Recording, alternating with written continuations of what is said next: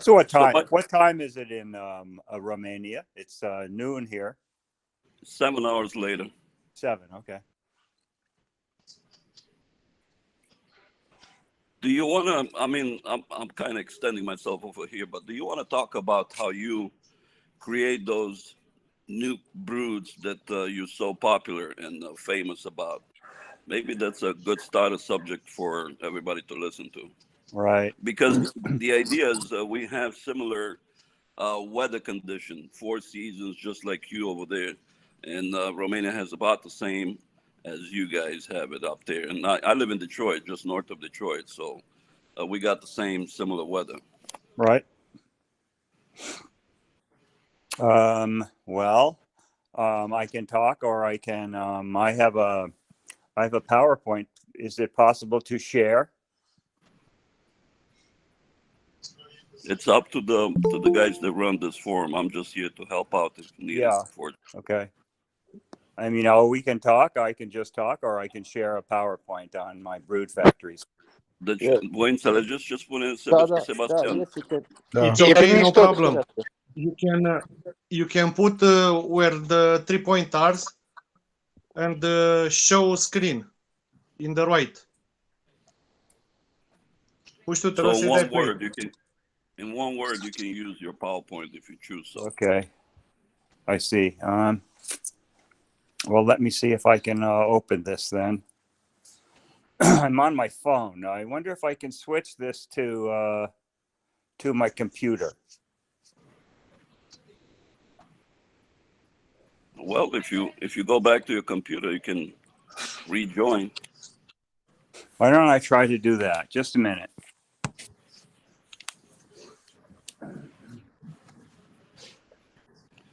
Deci acum eu sunt aici ca să întreb ce vreți voi, nu intervin, nu zic nimic. Dacă voi înțelegeți limba engleză, e ok, dar dacă aveți întrebări specifice care vreți să întrebați și vreți. Dă-i viteză, întreabă tot ce-ți vine până cap, o să încercăm și noi, că după aia traducem noi, stai liniștit. Ok. Întreabă ce-i meniu în apicultură, un alt. Puștule, te rog eu, dă drumul și trimitem și mie link-ul de YouTube să-l pun peste tot. Mersi. Dăm link-ul de YouTube ca să nu mai ies din program. Deci ce l-am întrebat eu e sistemul lui popular de 3 nuclee de 4 rame cu care lucrează el, care lucrează foarte bine în clima rece a noastră, cum el în Vermont sau cum suntem voi în România sau eu aici.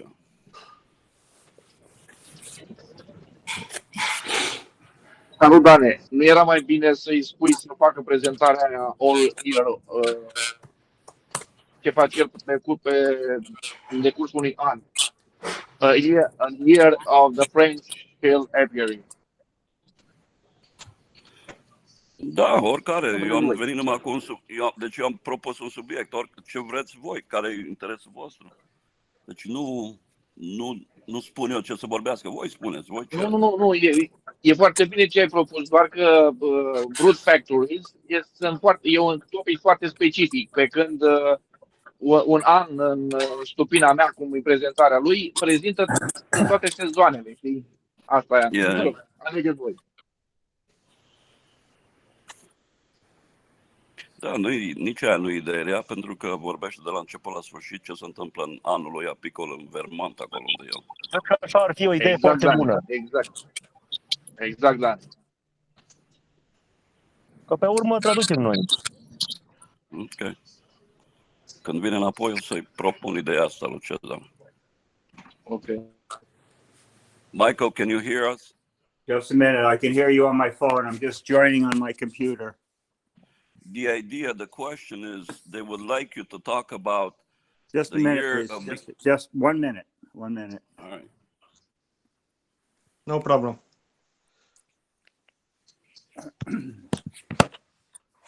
Deci ideea e că o să încercăm să facem traducerea la live mâine sau eventual mai traducem din când în când, dar îl lăsăm să-și expună punctul în engleză, punctul de vedere. Yeah. Just a minute, I have to get my microphone. I'm getting an echo. Just a minute.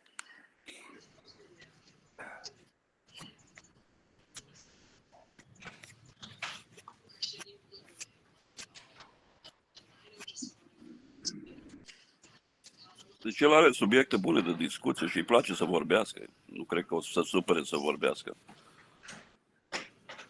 Yeah, just watch and listen.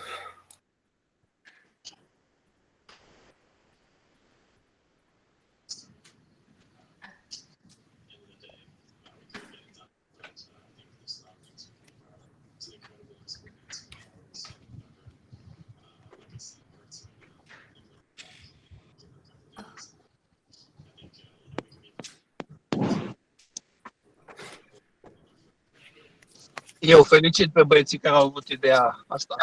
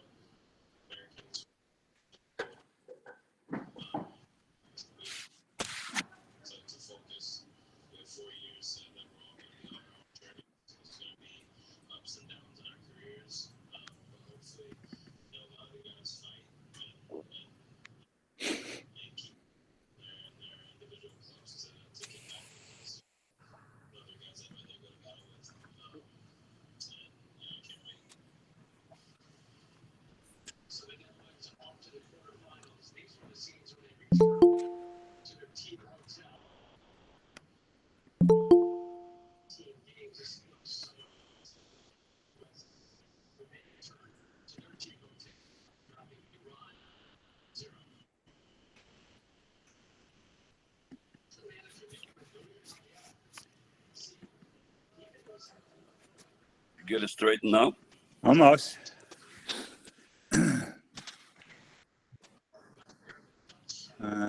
Not yet.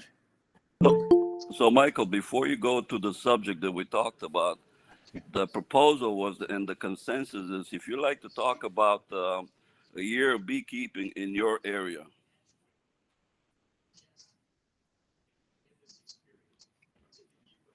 Ce s-a întâmplat cu el? Ești afară?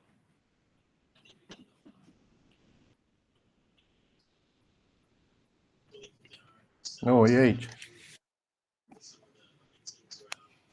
E conectat pe două dispozitive. Nu știu, Stuparu, a intrat și domnul Christophe. Hi, Chris, from Norvegia. Hello, Chris, if you can say hello to the group, the people, if you can talk, please. Hi everyone, hi David. Yeah, first, Thank you for joining us. yeah, first of all, Chris, we're gonna listen to Michael Palmer, and after that, maybe you can tell us something about your work. Okay.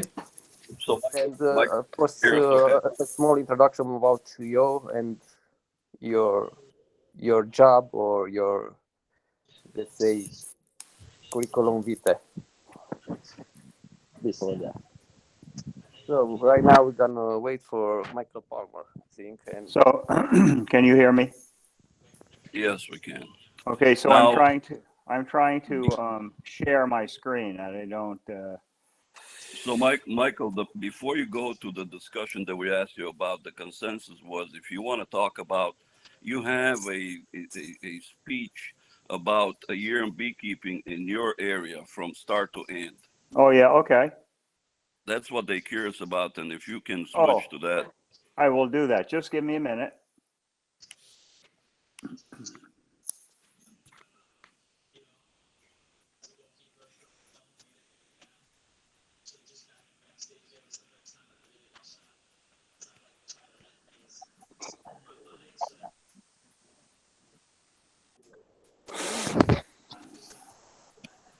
Christopher, it's optional to leave the camera open. Understand? Dan, Yep. So, Dan, poți să-i spui tu lui Chris că o să se urmeze după Michael Palmer dacă are ceva de, adică să prezinte. Okay. So, Chris, what Dave is saying that Michael Palmer was invited as special guest, and if you don't mind waiting after Mike Palmer is done with his presentation, if you have anything to add to that or your own presentation. yeah, That's fine.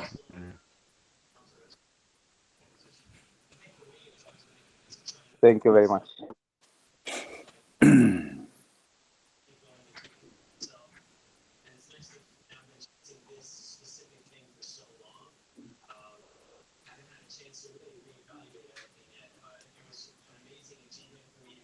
Come on, where is it?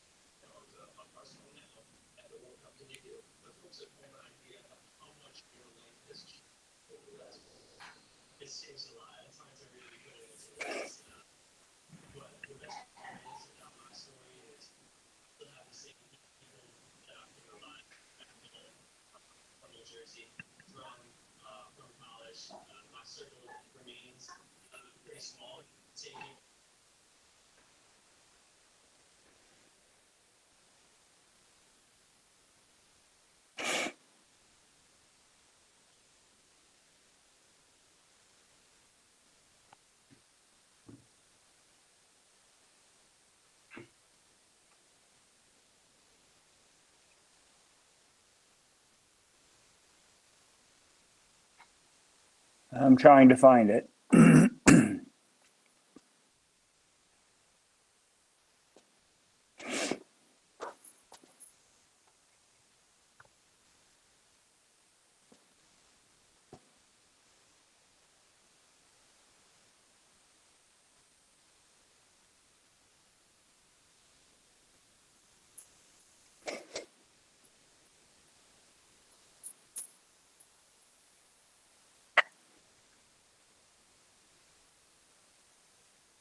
Okay, I found the presentation, and now I don't know how to share it. This is a new platform for me. So dacă cineva poate să-l ajute cum să share dintre voi care cunoașteți platforma asta. Dan, ajută-l cu platforma.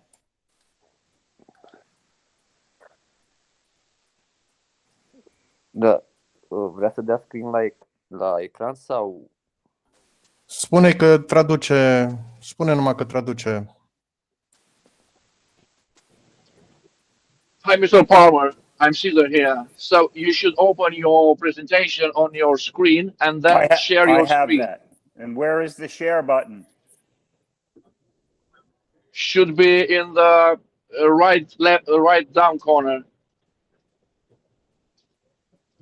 There are 3 points.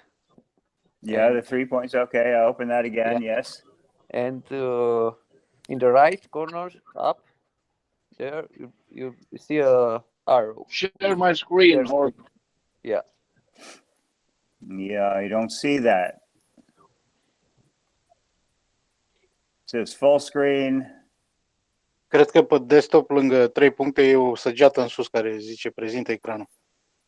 Hi, Mr. Palmer. Downside is an arrow inside a screen. It's like a symbol. Okay, and so yes. Yeah, so you must press that. Yes. And then inside that you must have a button where is a share button. Well, it says your entire screen. Yes, Present. exactly. Yeah, exactly. Okay, very good. Just a minute. Press that and accept.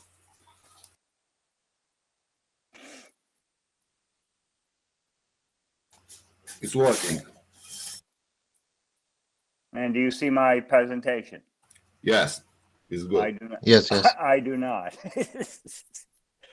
Oh, let's see here. I don't see my screen. So be careful what you're showing us. I can't remember it in my head. Let's see. Why can't I see my screen? Right here. Yes, it's working. Yes.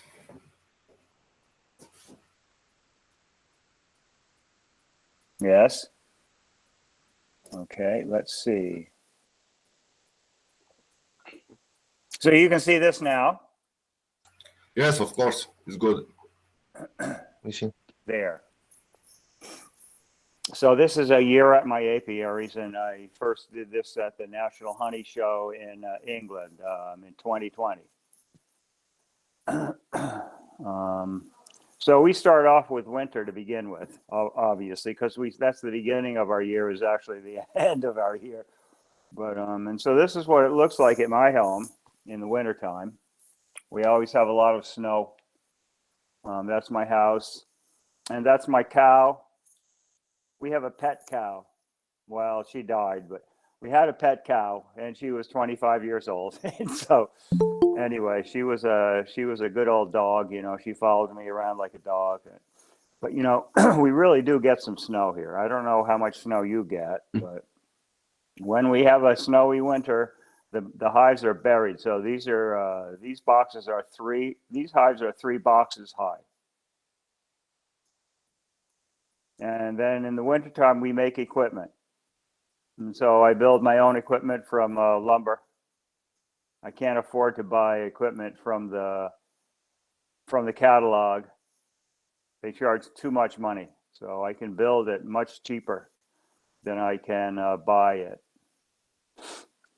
And so in the early spring, the things that we have to do, first we have to check the cluster size and check the food levels.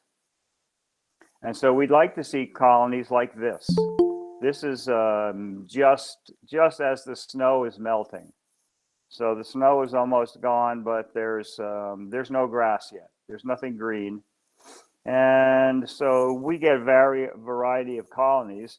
They vary in strength from, from the one on the left, from the photo on the left. It's a nice tight cluster.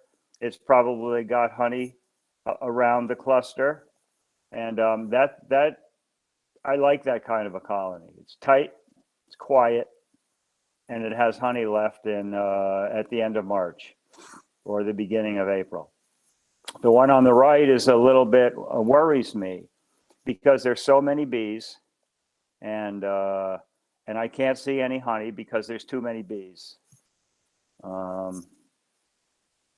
So what I do is I stick my hive tool down into the comb on the edges of the cluster, here and see if there's any honey on my hive tool. And if there is, then it's probably okay for now. And if there isn't, I have to feed them immediately.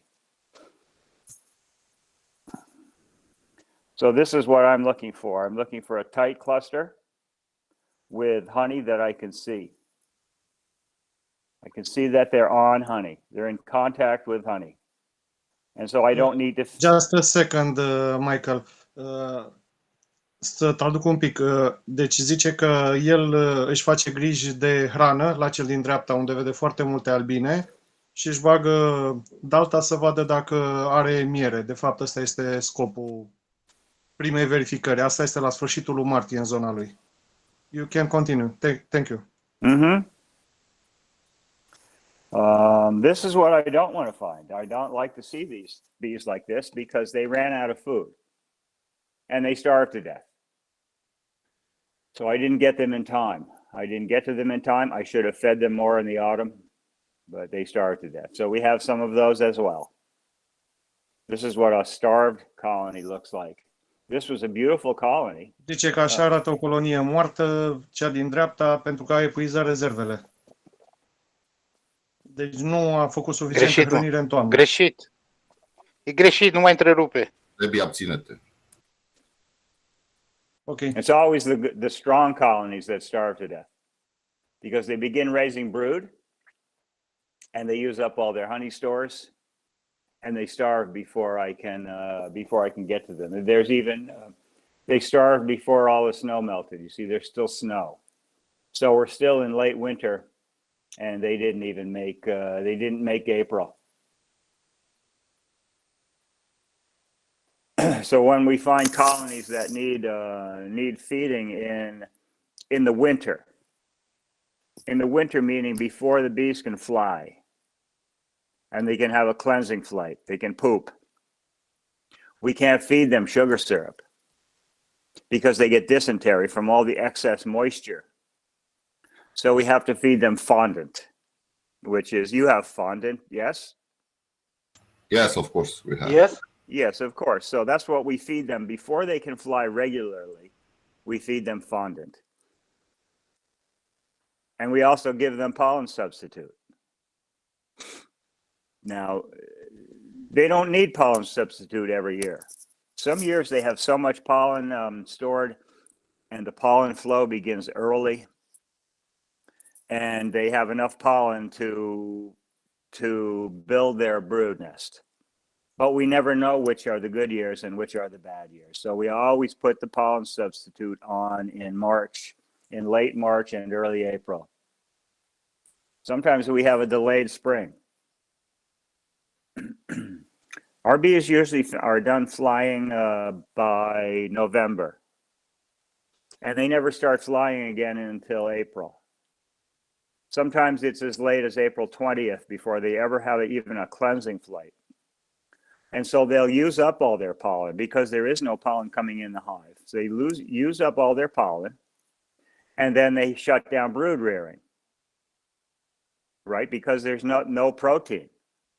So by giving them a pollen substitute, a protein, they continue raising brood until natural pollen comes. And they really like it. I mean, look at them eating it. The percent of protein of the fondant. This is protein. How much? 20, 25? Oh, The question maybe. is, what's your mix? What is the mix? Well, I buy it commercially, a powder, and I mix it with sugar syrup and vegetable oil to keep it soft. And you downgrade it to what percentage of pollen or substitute protein? Well, there is no pollen in this. Well, if you were the formula would be 17 pounds of sugar syrup, 2 to 1, 6 cups of vegetable oil, and 25 pounds of powdered pollen substitute. And I mix it, I put it in a cement mixer and mix it. I don't know what's in there. It comes from Man Lake. It's called Ultra B. It's a reasonably good substitute for pollen. Ultra B is very popular in Romania too. Is it? Yes. As soon as natural pollen comes, the bees won't touch pollen substitute. They don't like it that much, but they need it, so they'll take it. But once they can fly regularly and the pollen starts coming in the spring in April or maybe then they'll ignore the pollen substitute. So we have to get it on early. We have to get it on early in March when it matters. And by the middle of April, when the pollen starts coming in, it's all done. They're done feeding on it. But one thing that you can do is you can make your own pollen comb. If you trap pollen in the summertime and put it in a freezer, put it where it will freeze. Then in the springtime, you can pour it into an empty brood comb and work it into the comb, into the cells with your fingertips. And you can make a pollen comb of pure pollen. And if you put that right next to the brood, they'll use it amazingly well. But you have to plan a year ahead and trap your pollen in the summer. Then we get our first cleansing flights. So, they've been going for 4 months with never a cleansing flight. And on that first day, when they have their first cleansing flight, it really gets messy in the apiary. There's bee poop, bee feces everywhere. It's on the snow and it's on the lid. And I recommend people wear a hat on the day of the first cleansing flight, because if you don't, you will be covered with bee poop. See, they even land on the snow. They land on the snow because they need water. And we have a warm day and the snow is melting and they suck up the water and they take the water and back into the hive. Michael, the question is, how do you assess when to put the pollen patties considering your area without creating dysentery or diarrhea, because you know the protein is gonna put a lot of weight on the gut of the bee, and you need that cleansing flight not far away from the time you put that substitute. Yeah, I would say mid to late March, and it's just because things are warming up, and you know they'll get a flight once in a while. I think that's the time to do it. I have so many bees, I can't just go on the perfect day and do it all on one day on the perfect day. So it takes me a while to do this. So we start a little early with some, and we finish a little late with others.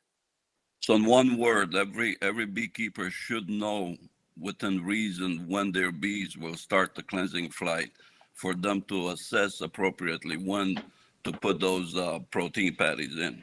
Yeah, I would because say that. what weather differs from one area to another. That's correct. So you have to know your area.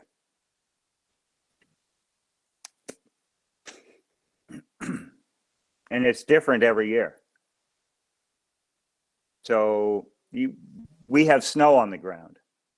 So it's very easy to tell when the first cleansing flight is, because the snow is covered with bee poop. So we know it's very easy to tell. The bees need water. And there's a lot of the water they get is on the lid of the beehive, because as the snow and ice melt, they can go, they can just fly outside the hive, land on the lid, and take the water home with them. About this time of year is in March. The maple syrup producers start to boil sap. Sap is running in the maple trees. So this is a special time of the year here in Vermont. So everybody's making maple syrup. The days are getting warmer. We got days in 50 degrees Fahrenheit and more. And so the bees can fly, and this is the time they have their cleansing flights.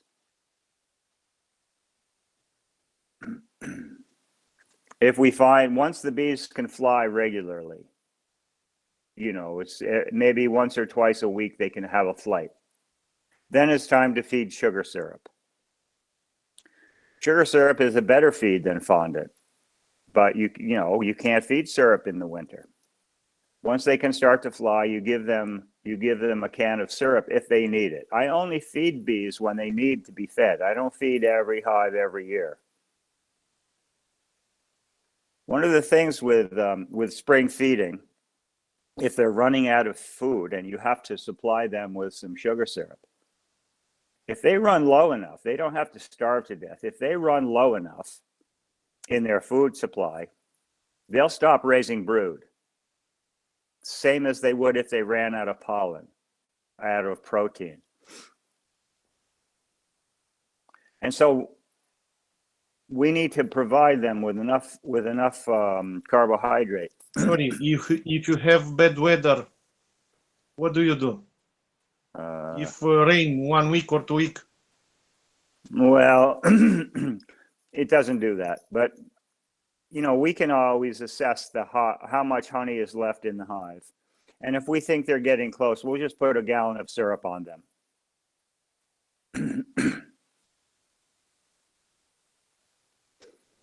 And then our first trees start to bloom. This is, we call this poplar. It's not poplar. It's quaking aspen. It's Populus tremuloides. You probably have this tree as well. I know for sure, sir, in Detroit you have this tree. You know, so it's really that's right. In Romania, it's called plop. Plop? Yeah, they do have it a lot, and we have it too. And sure. It does provide good pollen. Yes, right, and it's one of the very first of the season. We also have another one called speckled alder. It's an alder. You have alders. I'm sure you have alders. I don't know which variety, which species of alder you have, but they're a very early pollen. So this is when they start to gather pollen from poplar and speckled alder. that's about time to stop feeding pollen substitute. And then the maples bloom. And I know you have maple also. Maple is really the first nectar flow. Yes, maple is the first nectar flow of the year. And I've seen the bees make surplus honey from maple trees. It doesn't happen all the time, but when you have a strong colony and warm temperatures, the bees will store nectar from maple trees. But otherwise, it's pretty much, it saves many colonies from starvation. It's a very good nectar flow very early. So when the bees really need it, there it is. And then we have willow. You also have willow. These are pussy willows, we call them. Different species. We have 2 or 3 different species of pussy willow here. But that is perhaps the best, earliest pollen flow. And it provides nectar as well. But and you can always tell when the bees are starting to work pussy willow because the pollen is bright yellow. You know, maple is a pale yellow. And all of a sudden the speckled alder, the alder is olive green. And then all of a sudden, loads and loads of bright yellow pollen come in. Then we know that the pollen that the pussy willows are yielding. And that's pretty much the end of the winter for me. I mean, once they make it to here and they're able to gather pollen and nectar and they start to build their brood nest, that's pretty much the end of the season. So I blocked up the entrance on this nucleus colony just to see what would happen. And look at all the pollen that's coming in. You see the bright yellow? That's willow pollen. I'm not sure if I see any orange. I don't see any orange yet. Orange would, of course, be dandelion. But so then we also... I think you got stuck in one of the screens with the poplar picture. Okay. Can you see this one? You're still on that front. Really?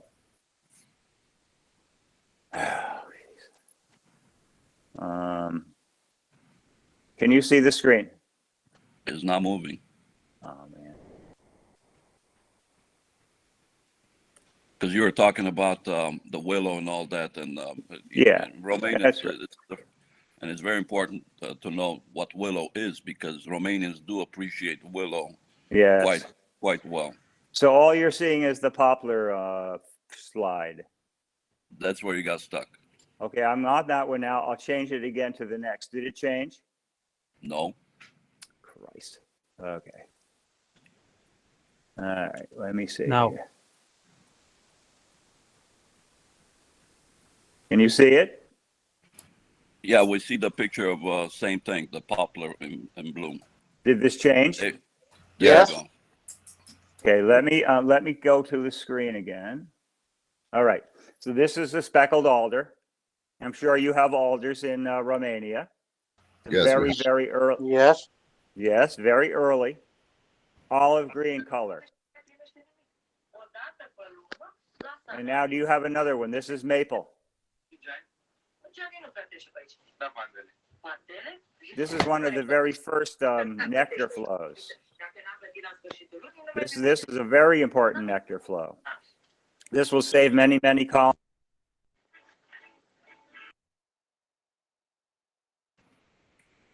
Michael, Nu, am oprit din greșeală. Eu am oprit din greșeală. Dan, te rog frumos.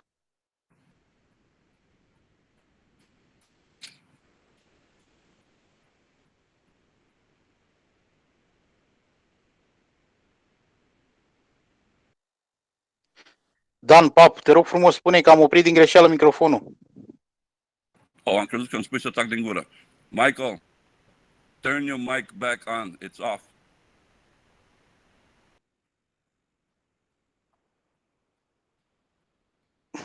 De la hang, de aici trebuie să-l deschidă, nu din desktop.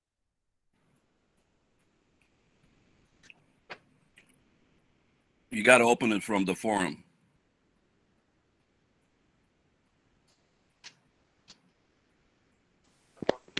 All right, I got it back. There you go. Let me see now. Let me see if I can get back to here again. 1 second, Michael. Yeah. Pușcule, spune-le ăștia să-și închidă microfoanele, cum au fost Andrei. You're good to go, Michael. Now, can you see the willow? Yes. Okay, very good. Thank you. So this is our willow. We have two different species, or 3 different species here, but so it extends the bloom period of willow, which is a really important pollen plant. I plugged up the entrance of this nucleus colony just to see what was coming in, and you can see how much bright yellow willow pollen there is. So next we have to check the overwintered nucleus colonies. We've gone through the production colonies, and now we have to look at the nucleus colonies. So these are nucleus colonies in about 2 stories high. Each box has 2 nucleus colonies, and each nucleus colony has 2 boxes. So there's 4 combs over 4 combs. You can see each nuke box sits on an empty box. This is just a hive stand. There's nothing in that box. It's just to keep them up off the ground. You Michael, I know that it's not popular to interrupt you, but I think this question is very important. Yeah, okay. Do you produce any cumulative honey from the willow, and do you sell it? And if you sell it, how much per however form you sell it? No, I don't harvest honey from willow. There's not enough. The bees aren't strong enough. The weather isn't good enough, and the nectar isn't strong enough. So no, we don't harvest anything from willow. From maple, yes, maybe sometimes a little bit from maple. But the first real honey that we harvest is from dandelion. And dandelion can be a very good flow. It can be, we can make 2 supers off of dandelion apple. So that's actually a better time of year for us. So these are the wintering nucleus colonies that we have to treat them the same way as the honey production colonies. They're the same, they're just smaller, they're miniature. And so they look like this. And we do the same thing. We make sure there's enough food, that there's enough bees. And if they need, we always give them protein.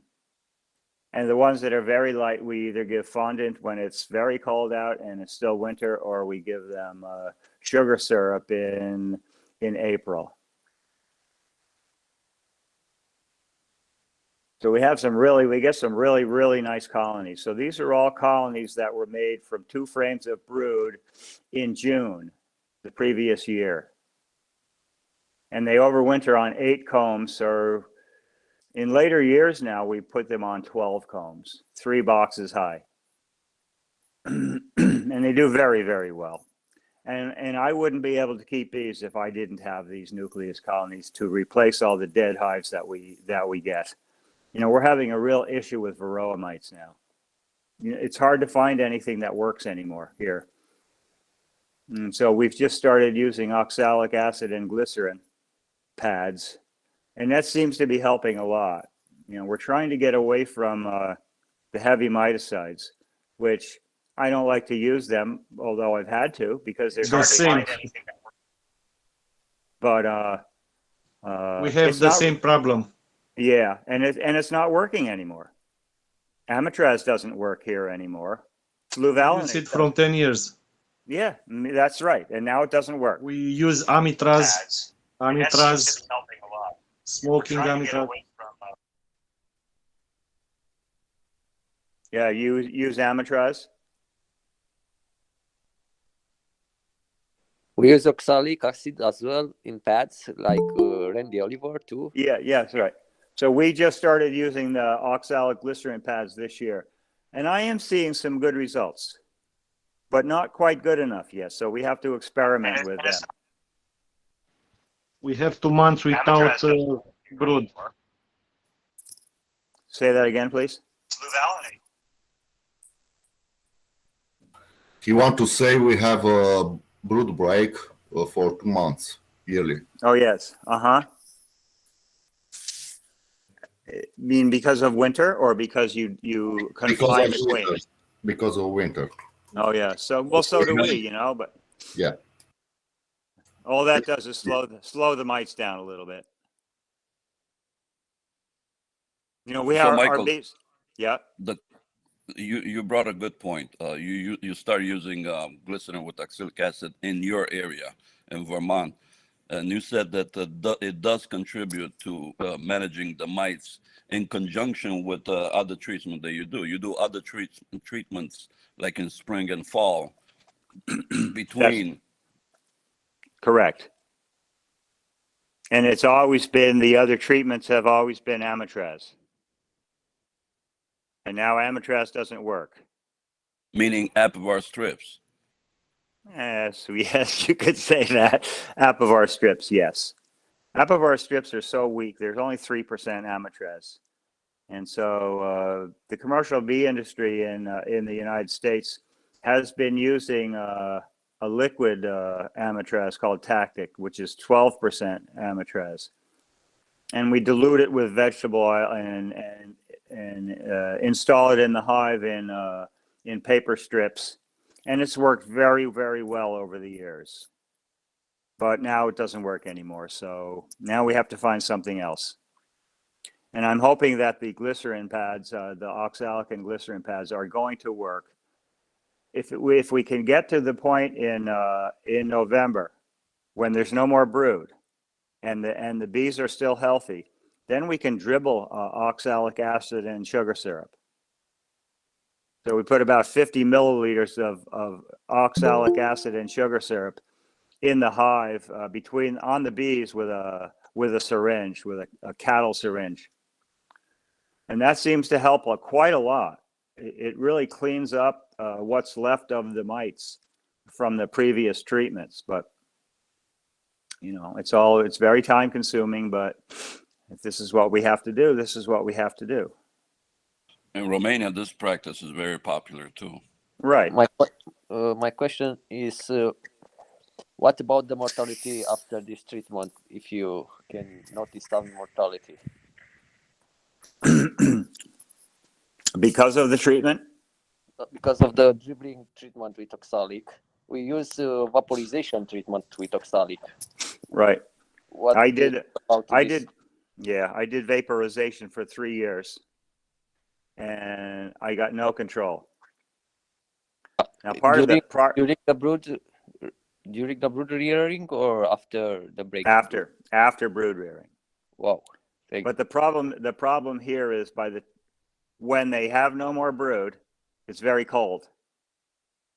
And the clusters are very tight. It's too late. And it's too late because the clusters are tight and the vapor doesn't penetrate the bees so it doesn't touch the mites. But at least with the dribble, with the sugar syrup, it penetrates, it goes in the cluster. And so I think that's going to help much more. Thank you very much. Mm-hmm. And then we get, we start our spring flows. This is called colt's foot. I don't know if you have this one. This is a beautiful plant. I never realized they even worked on colt's foot, but they do. If they need to and there's nothing else, they'll go on colt's foot. So then we unwrap. See, I wrap my bees for winter with tar paper, felt black, 15-pound black felt, and this is for the solar gain. So on a cold winter day, it's usually sunny, and the sun shines on the black paper, and it helps warm up the interior of the hive a little bit. So the bees can break their cluster and bring some honey in from the outside, from the combs that are to the side of the cluster. Michael. Yeah. On this topic, I want to ask you a question. Have you noticed any issues with moisture trap between the tar paper and the hive body itself? A little bit. When do you think they start raising new brood? Here in Vermont, in probably end of March, beginning of April. Yes, I've seen a little bit of moisture under the wrapper, under the tar paper, but it's under the tar paper and it's not in the hive. And if you notice that all my hives have upper entrances. Now this yard is this apiary is production hives on the bottom and a nucleus and 2 nucleus colonies on top. This is the way I used to winter.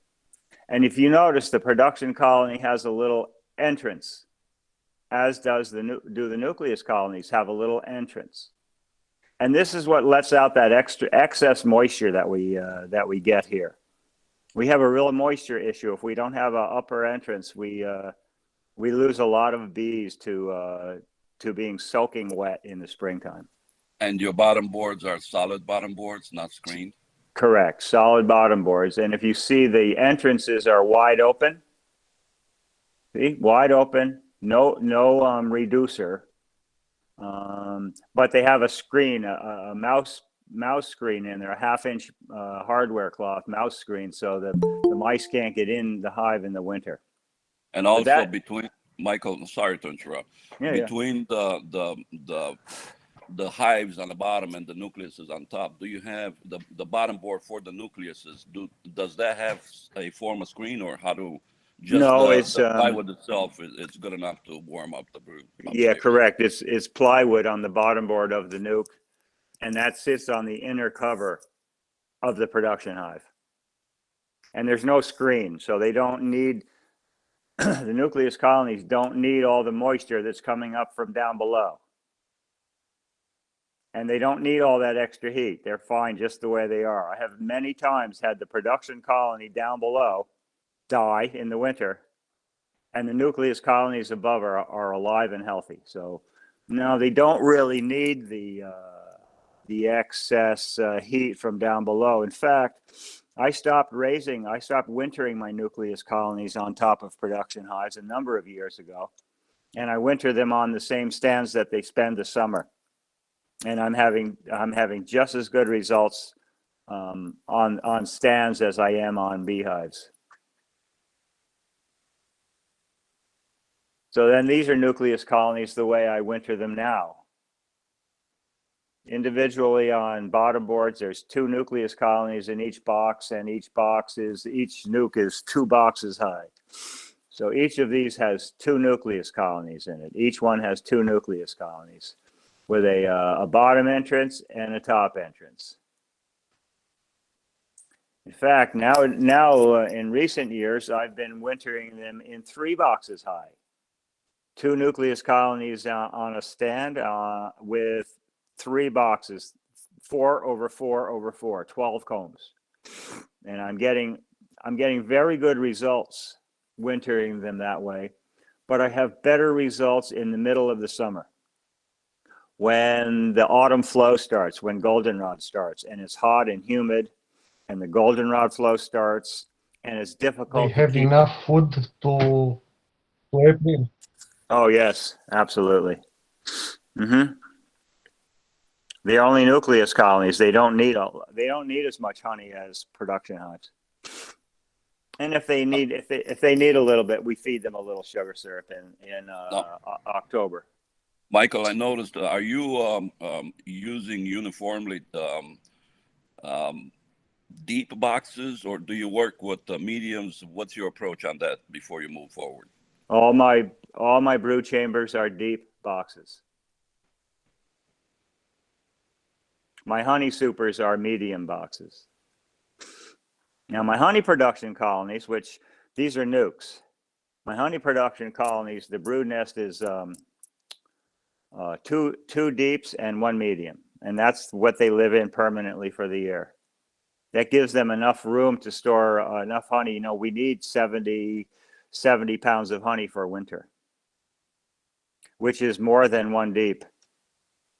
And if we only have 2 deeps, they put so much honey in there that there's no room for the queen to raise a proper winter cluster.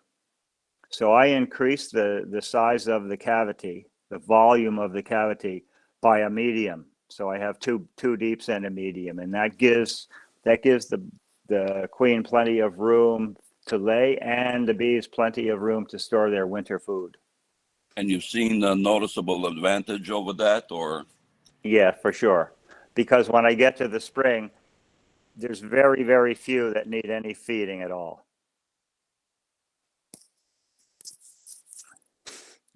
70 pounds of honey is a lot of honey, and sometimes even 80 pounds. So, that helps the colony, I think.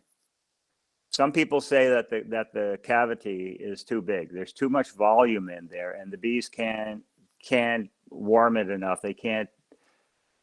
It's too big for them, and I don't believe that. The bees are only in the top of the colony. The bees don't heat the inside of the hive like people heat the inside of their houses. The bees only heat themselves.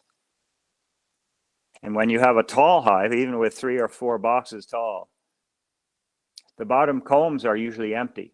So that's clustering space. That's space beneath the cluster that helps with ventilation. It helps with spring expansion. So I like to have a larger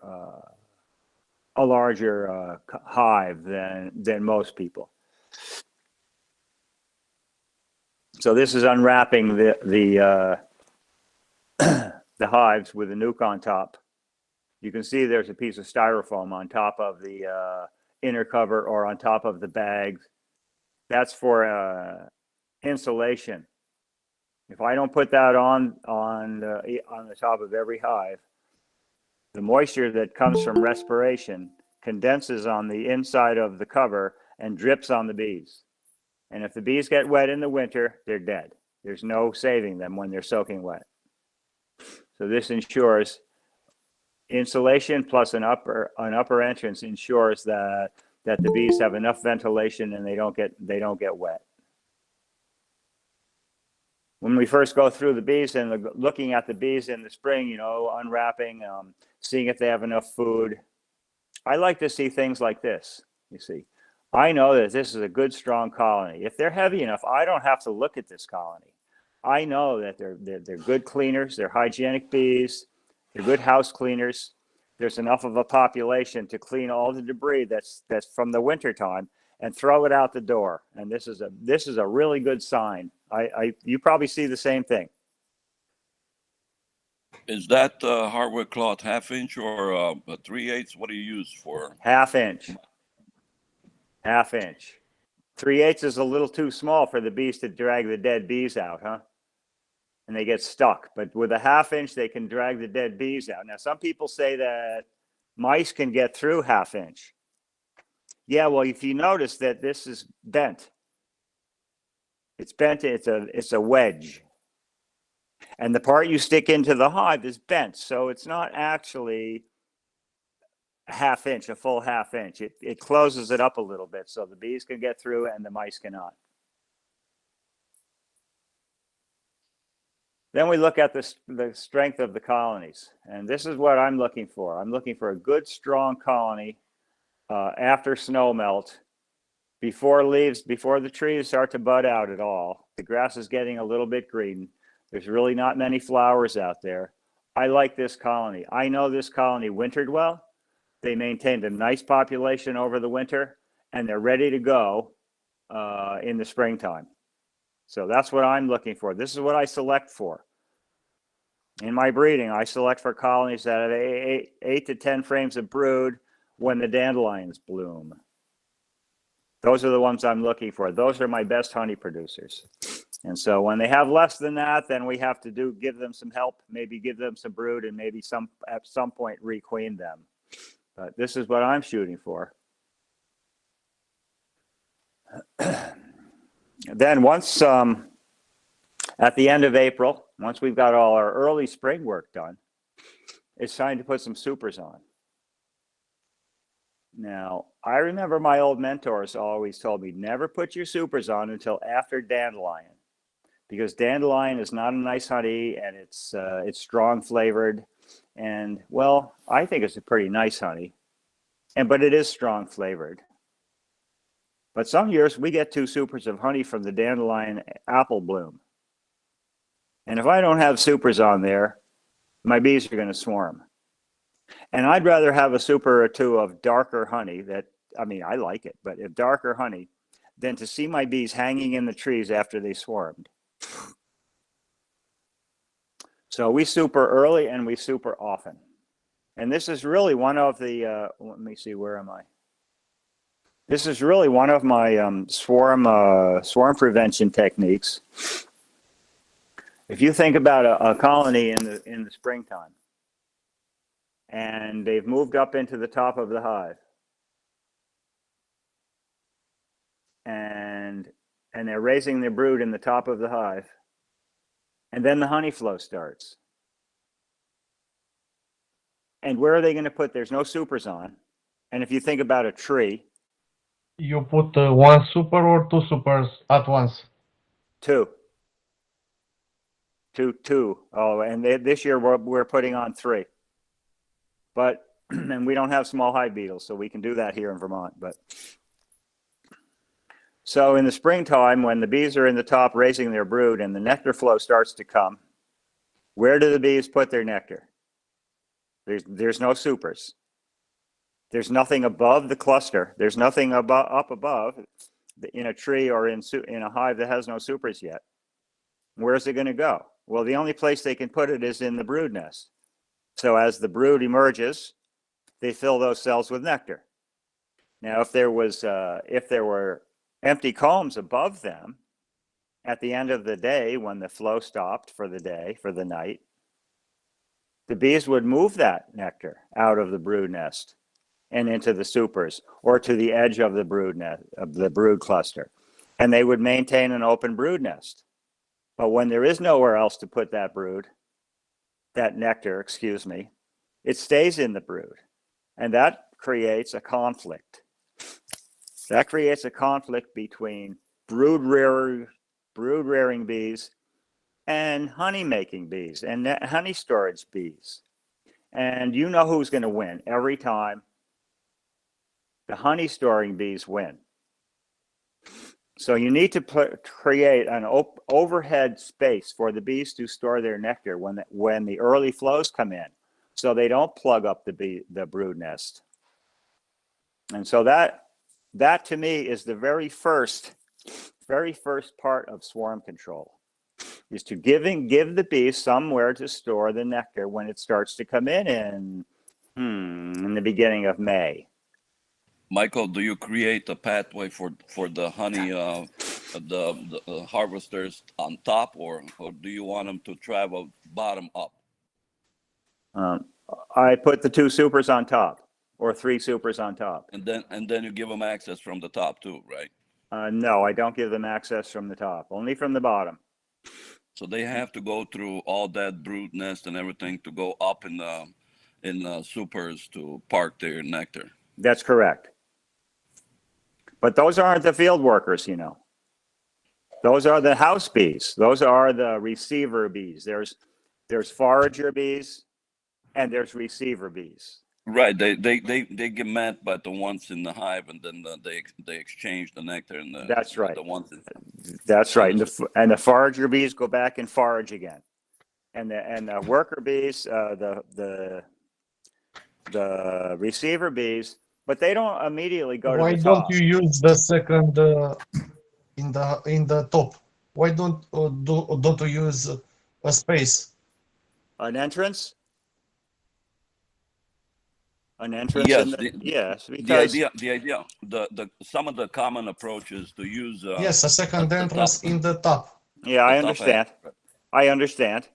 And I found that anytime you have an entrance near the honey supers, either a hole like that, or an entrance up here, maybe a rim with a notch cut out of the inner cover. What do you call it? Do you call it an inner cover or a crown board?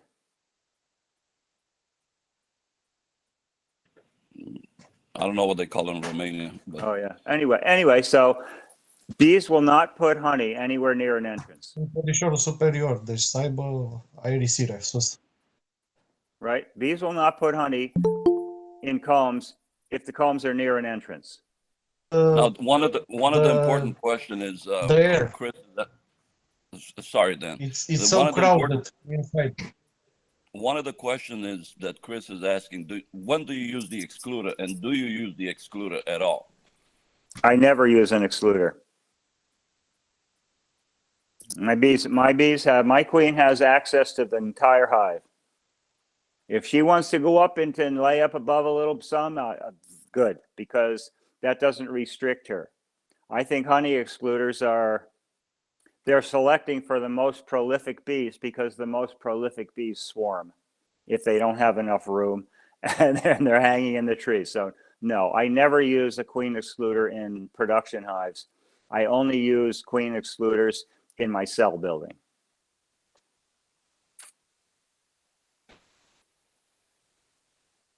So then it's time to transfer the nucleus colonies. So we get a couple of supers on all the production hives. We may have 200, 300, 400, 500 production hives. We get a couple of supers on them just to take the pressure off so we can go do other work. And we have to transfer the nucleus colonies either into 10 frame equipment for me to use or into smaller boxes for shipping, to sell them. So we've been using a lot of these cardboard nuke boxes like this thing here. This is, I think, folding up the cover. One of my employees, you can't transfer the nucleus colony into a shipping box if you didn't see the queen, because sometimes that queen will be hiding in there somewhere and you'll miss her and you'll ship a nucleus colony with no queen. So it's very important to locate the queen before we transfer or as we're transferring. Extra combs go in 10 frame boxes. Nucleus colonies, sometimes nucleus colonies are as strong as production colonies. Sometimes these nucleus colonies that have 8 or 12 combs of combs, they'll have 8 or 9 frames of brood.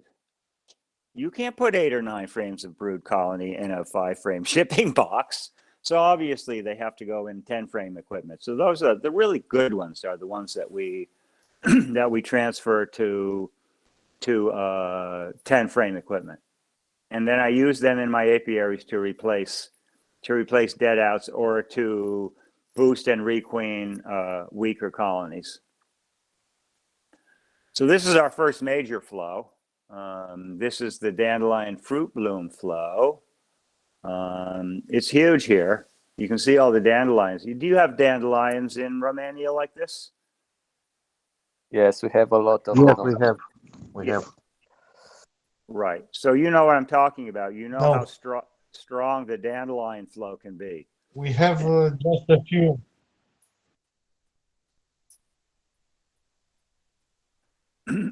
Yeah. So yeah, we really do have a lot of dandelions. I died and went to heaven. See. What a huge bee we have here. Yeah.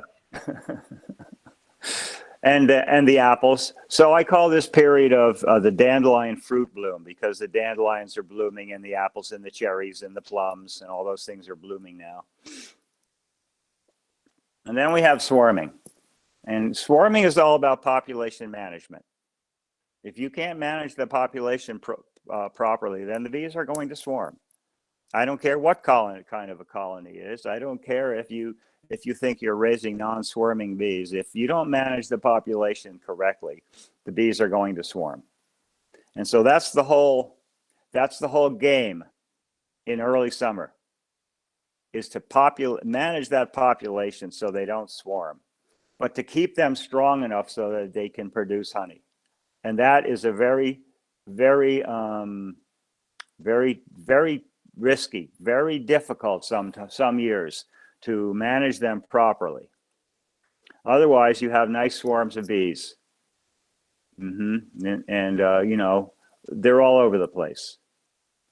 And so even how about this one on the electric fence?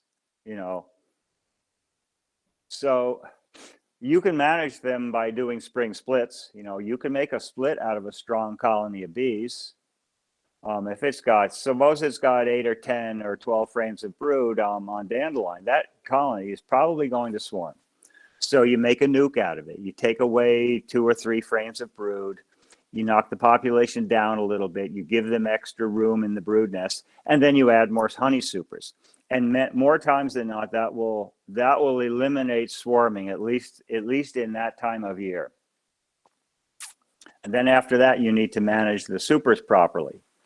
But what's the difference if you have a strong colony as far as honey production? What's the difference if you have a strong colony that swarms or a strong colony that you made a split from? It's going to be the same thing, right? You've just decreased the population, and it takes population to make honey. But at least when you make a split, you know where the swarm is. You know that it's in your beehive, and a lot of times the swarms just fly away. So I understand that, but you are going to decrease your overall honey production if you rely on spring splits to manage population. Sometimes it's the only way you can do it. So what I like to do is I like to manage my bees through management. I like to control swarming through management. You know, early swarming, proper swarming, reversing of brood chambers, always trying to give the queen and the bees the ability to move up onto empty comb, to store nectar above the brood nest. I'd rather do that first.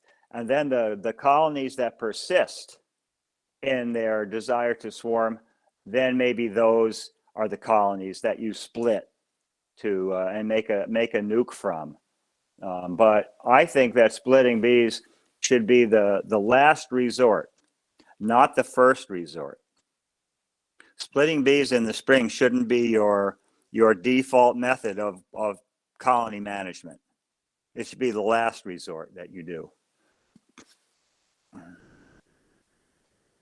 So reversing and equalizing, well, when do we do this? Well, once we put the supers on, and we can go deal with some nucleus colonies, we come back and now they've built up into the supers. They're doing well in 2 supers of honey supers already, and they're getting very strong. And at that point, the same thing happens as if you had never put any supers on.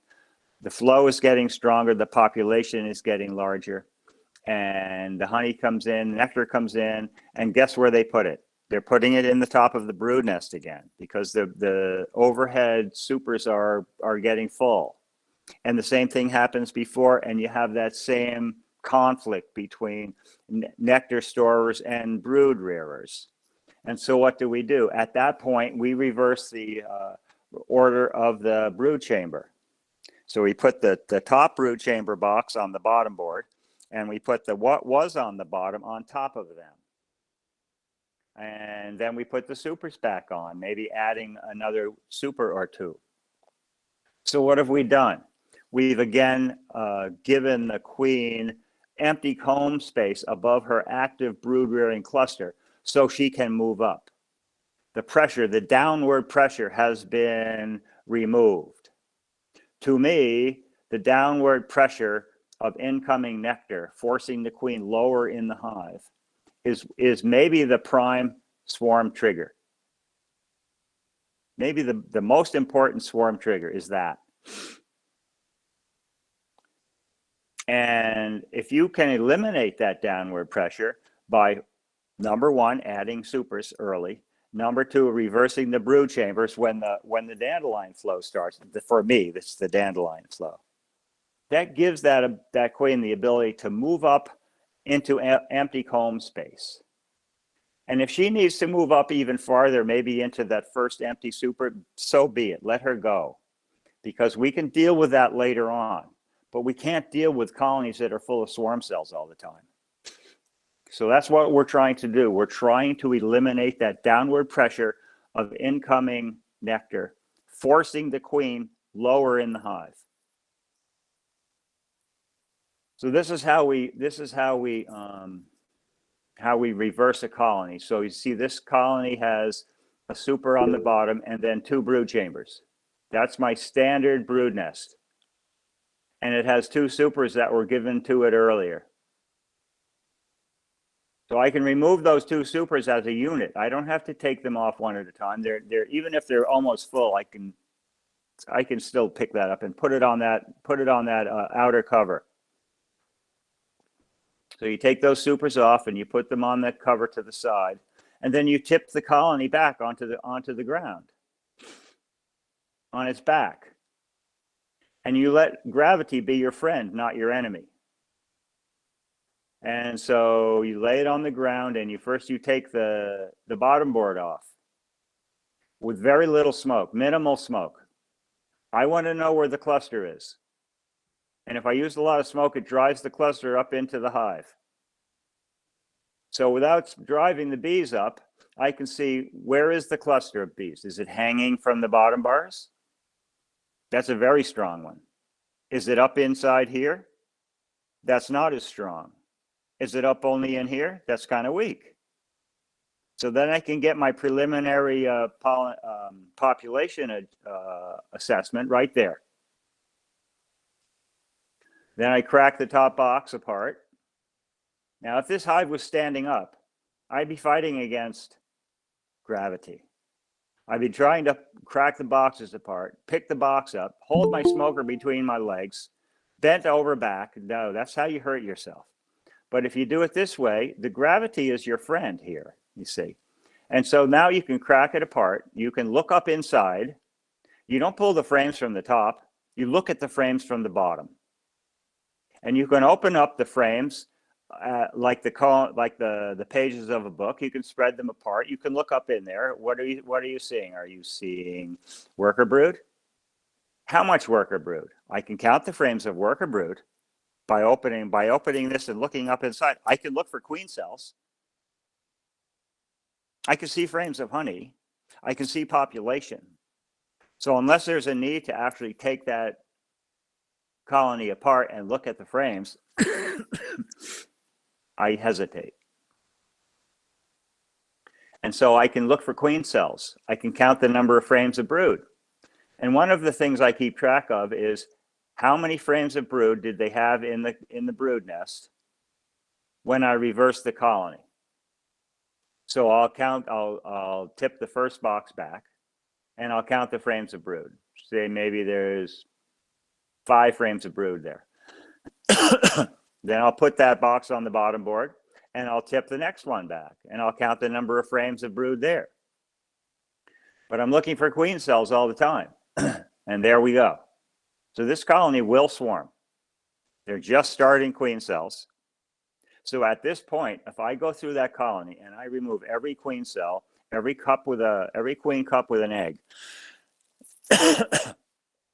and I reverse and I add some more supers, most colonies will stop their swarm preparations.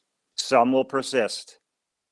And those ones that persist, when you come back the next week, those are the ones that you probably need to do take a split from, excuse me, to give the bees, give the queen more room. Other than that, I like to let them go because I'm looking for colonies that have a lower propensity to swarm. And if I split every colony in the spring that's got any strength to it at all, how am I going to select for colonies that have a lower propensity to swarm? I don't think I can do that. But if I let them get as strong as they can be, the ones that will swarm and the ones that won't swarm begin to show themselves. And then I can manage those colonies as needed. So then I've put the top box is now on the bottom. The middle box is going back on top of what was the top box. Now it's going back. We clean it up a bit. We've looked for queen cells. There are no queen cells. We put the super, which was on the bottom, remember. Now it's back on top. Well, there's a lot of empty cells in that white super. And she can move right up in there. And we added another super on top because the nectar flow is increasing. And so that's a properly supered and reversed hive of bees for here in my area, of course. The second time around, so what have we accomplished? Well, we've accomplished comb space above the cluster, nectar storage space above the cluster. This is what they need. So then we have to evaluate the queen. So we do this a lot at this time of year, especially if it's a colony that has to be looked at anyway. It's got a queen cell in it. There's some reason we want to look at it. We'll look at those and we'll evaluate the queens, the queen pattern and the volume of brood. And we're looking for at dandelion bloom, we're looking for colonies that have 8 to 10 frames of brood. We're looking for patterns like this one.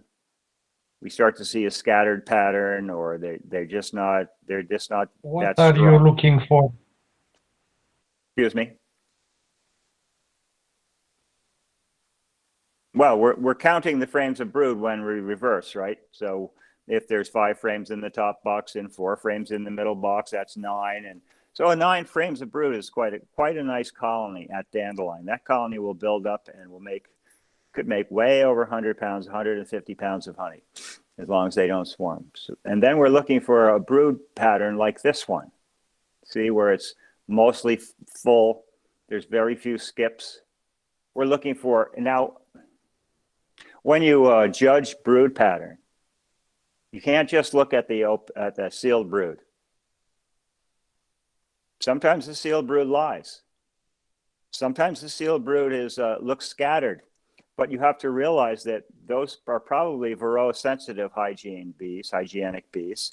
They recognize when there's an actively reproducing female Varroa mite under the capping, and they'll open the cappings and butcher the pupa and throw that reproducing female Varroa mite out of the cell and stops her from reproducing. So we have to look at the unsealed brood as well. That unsealed brood pattern is just about as good as it can get. Look, see all the larvae that are next to each other, they're all about the same age as the one next to it, right? It goes from older here, almost every cell, as you go towards the edges, they just get a little bit younger and a little bit younger and a little bit younger. And by the time you go way out to the edge, it's all eggs. That's what I'm looking for in an open brood pattern. Open brood patterns become sealed brood patterns like that. If you see a discrepancy somewhere, you got a beautiful open brood pattern, but then you get a sealed brood pattern that's terrible. Well, there's something going on and you need to investigate. It could be a brood disease. It could be hygienic bees. You don't know until you look, right? You see a brood pattern like this, this is an issue. These bees need a new queen. She's a terrible layer. I'm surprised that they haven't superseded yet. It looks like the photo on the right, maybe they're getting ready. Maybe they're starting to say, hey, we need a new queen. Let's make a new queen, and then they supersede. This is a scattered brood pattern. You don't have a nice brood pattern like that or like that. You have a scattered brood pattern. You got empty cells and capped cells and older larvae and younger larvae and eggs all scattered together. She's not performing the way she's supposed to perform. So this is a colony who could probably benefit from a new queen. This is another one. This is a terrible brood pattern. If you expand that, this might actually be European. Disease. Yes, European foul brood, probably. But also it can show it's a failing queen. An inbred queen can also show similar shotgun, they say shotgun brood pattern. So this one should be requeened also. First, make sure it's not European, but yes, this one should be requeened also. Or this one. This one is she's slowing way down in her brood rearing. Obviously, she made a beautiful cluster of bees. Look at the square inches of where the brood was or would be. But as the brood hatches, the pollen is coming in. She's not getting there quickly enough.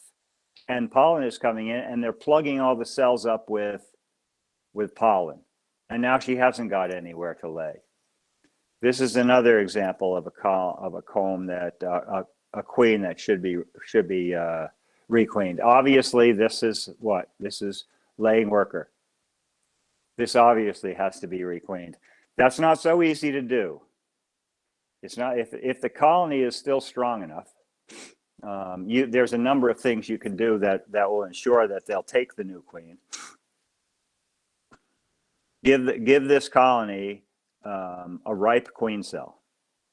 You know, most laying worker colonies, they're trying to raise a queen. They'd like to raise a queen, but they have no fertilized eggs.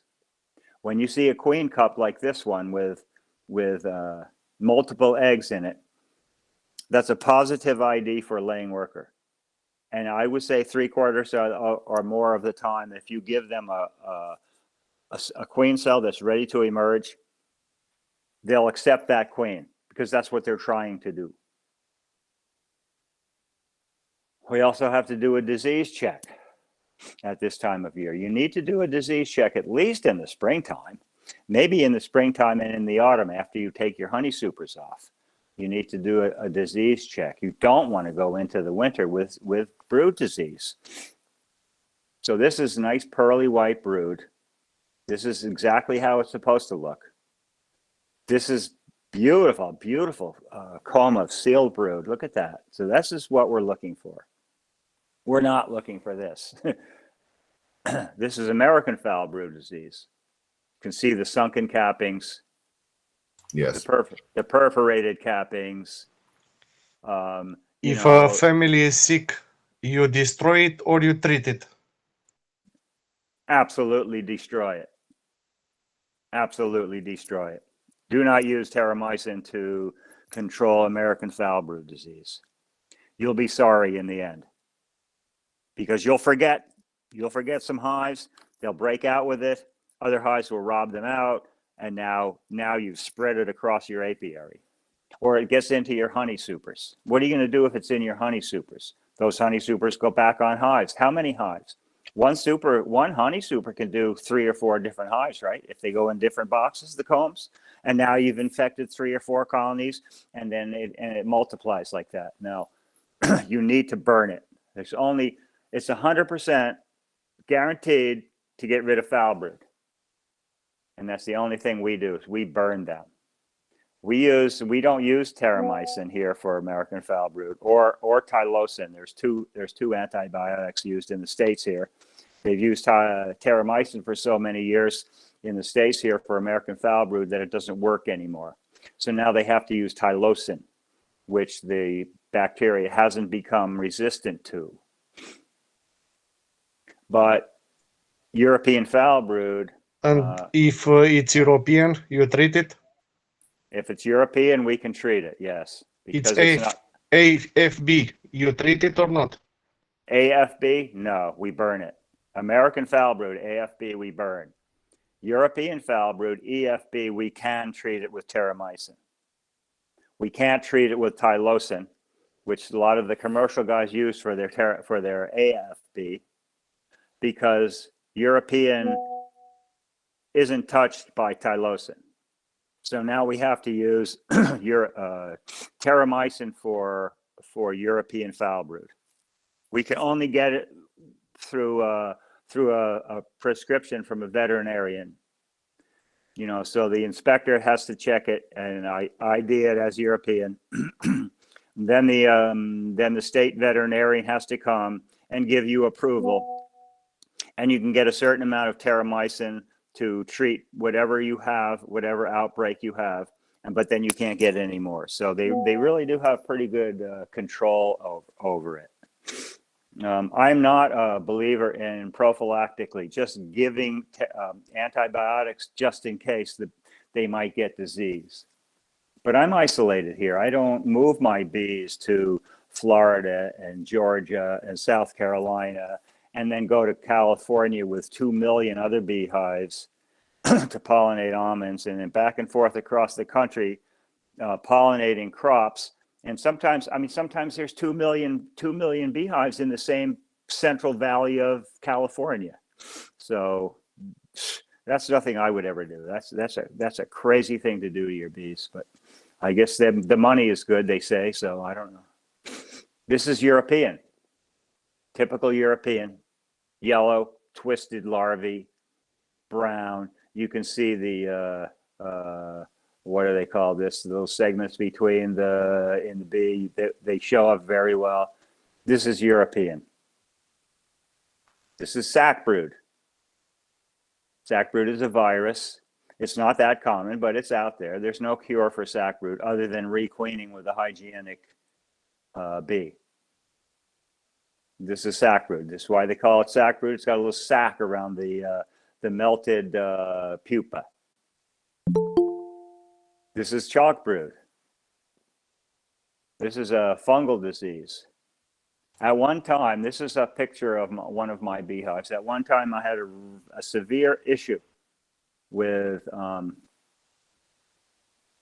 chalk brood. I had many. Michael, sorry Yeah.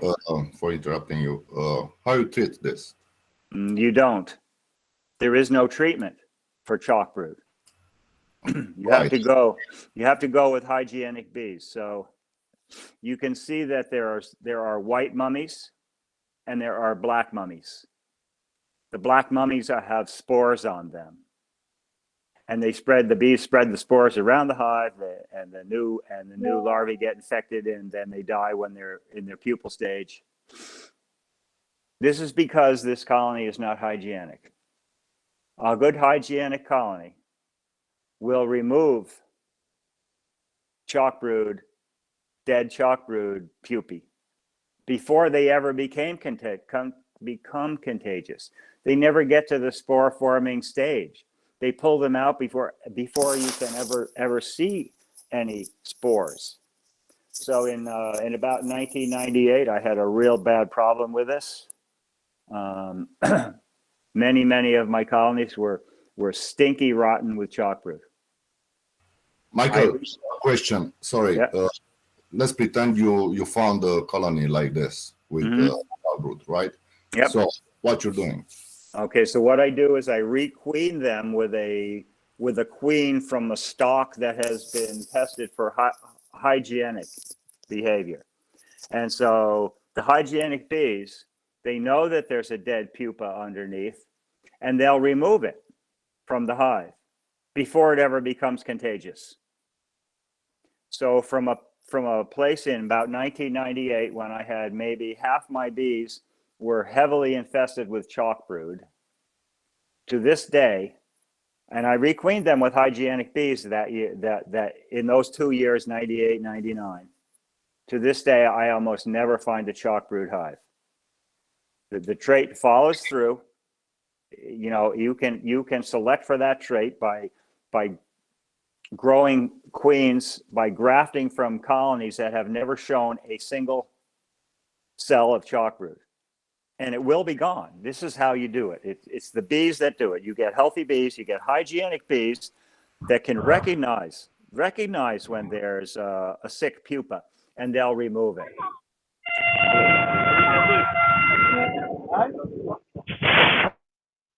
So before requeening, you remove the frames with the chalk brood? No. You just remove the queen, the old queen, and give them you give them a new queen that's been selected for being highly hygienic. Okay, thank you. And in a month, my bees went from piles of mummies on the bottom board. A month later, I couldn't find a mummy. Gone. Good. In 1 month. Mike, I got a question, Mike. Yeah. So the idea is, any expectation that you might come to this, you keep hygienic genetics in your apiary at all times? Are you looking for hygienic queens at all times? Yeah, for sure.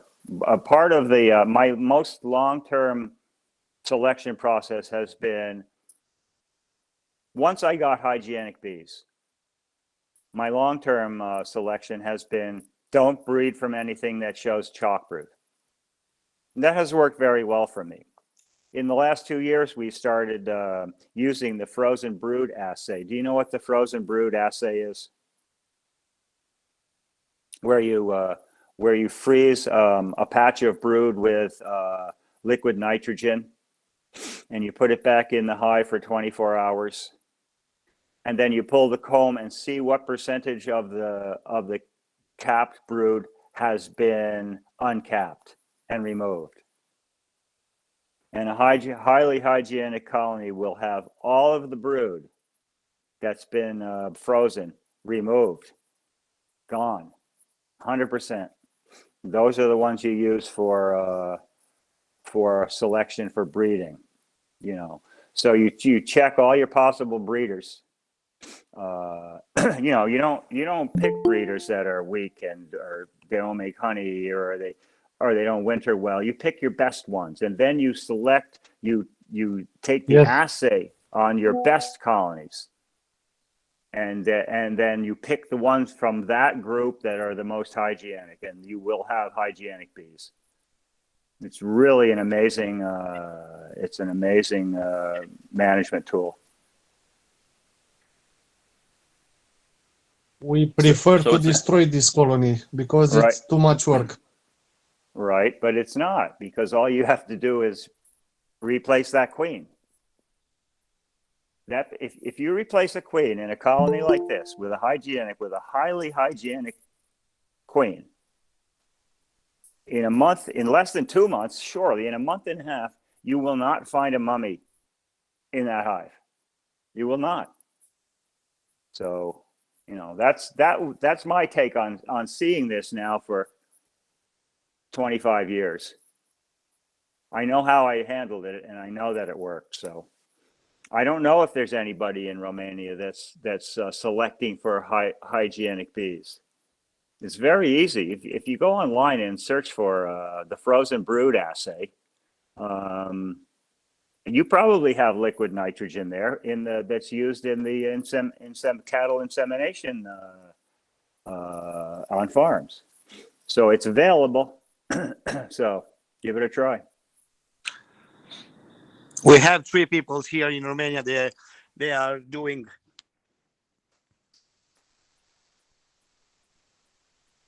Say again. We also have 2 or 3 people here in Romania. They are doing the pink test. Oh, the pin test. Yes, by frozen. Yes. The frame. Well, they stick pins in Yes. the pupa, and then the bees. Now, some people say that's not really a fair test because it alerts the bees, because of that pin prick. It alerts the bees that there's something wrong. I know some people insert the pin from the backside of the comb so that they don't disturb the capping. But the frozen brood assay is just, I don't know. I think it's a better test. So I've never done the pin test, but I've read about it. And some people say it's not as good, but I don't know.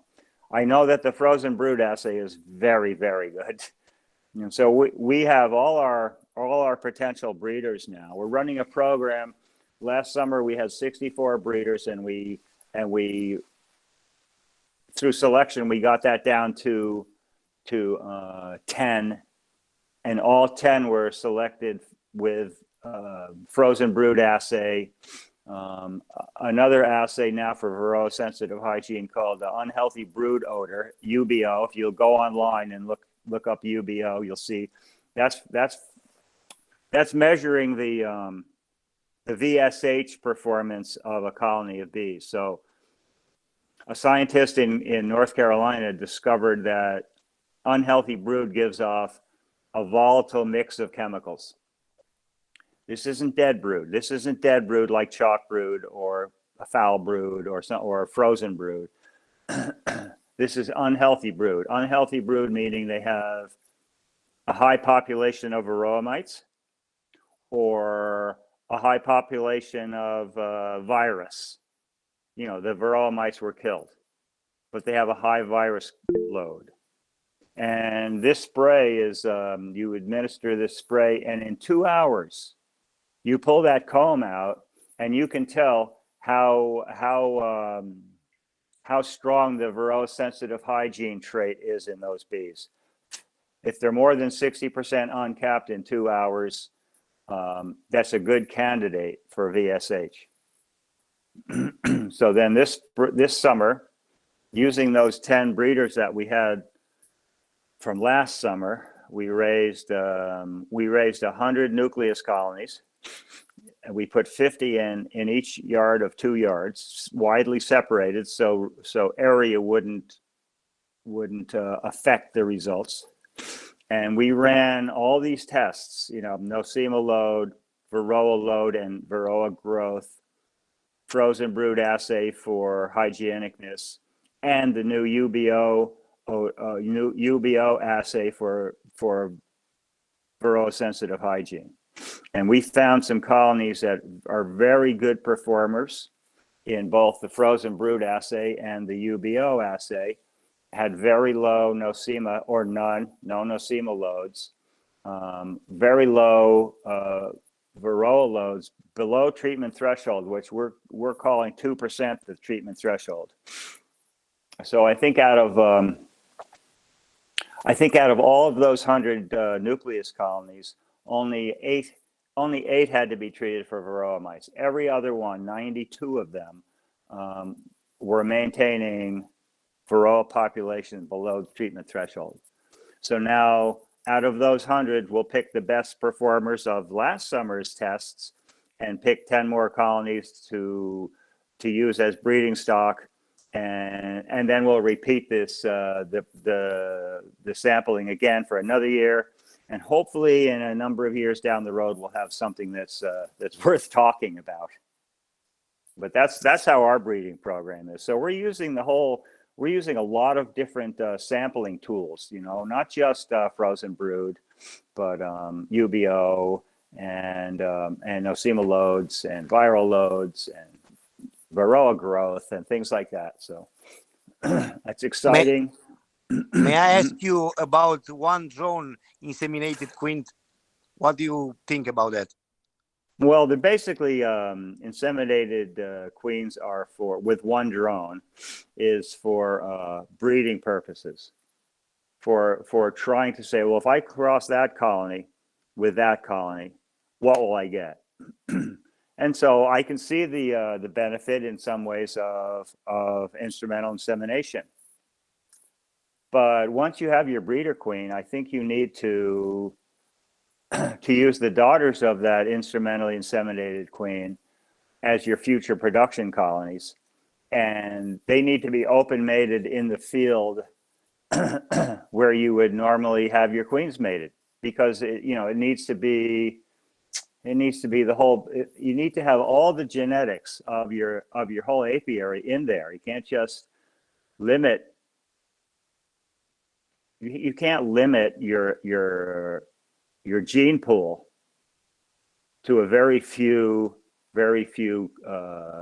stocks, so I don't have an isolated mating yard anymore. I tried doing that. It's very difficult here because we have so many hobby beekeepers with a few hives of bees, and then the big commercial guys with thousands, and they're all around me. So, and for me to be isolated, it's hours and hours drive to go put the cells in or to catch the queens. So rather than being isolated, I try to flood my area, my mating area, with as many good colonies as I can, and a whole mix, a whole range of what I've been selecting for. I don't want to take my bees, my breeding stock, up to the mountains someplace. What did I leave behind in the valley? There's genetics that are left behind in the valley that are every bit as important as what you're selecting for. So that's my theory on instrumental insemination and how to run a mating yard. So then once we've got our disease check, we're about ready to start setting up cell builders and start raising our queen cells.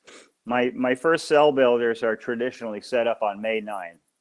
So I like to start that day because it gives me, I can get my first queen catch will be on the 13th of June. It gives my help a day off on July 4th, which is, you know, our national holiday.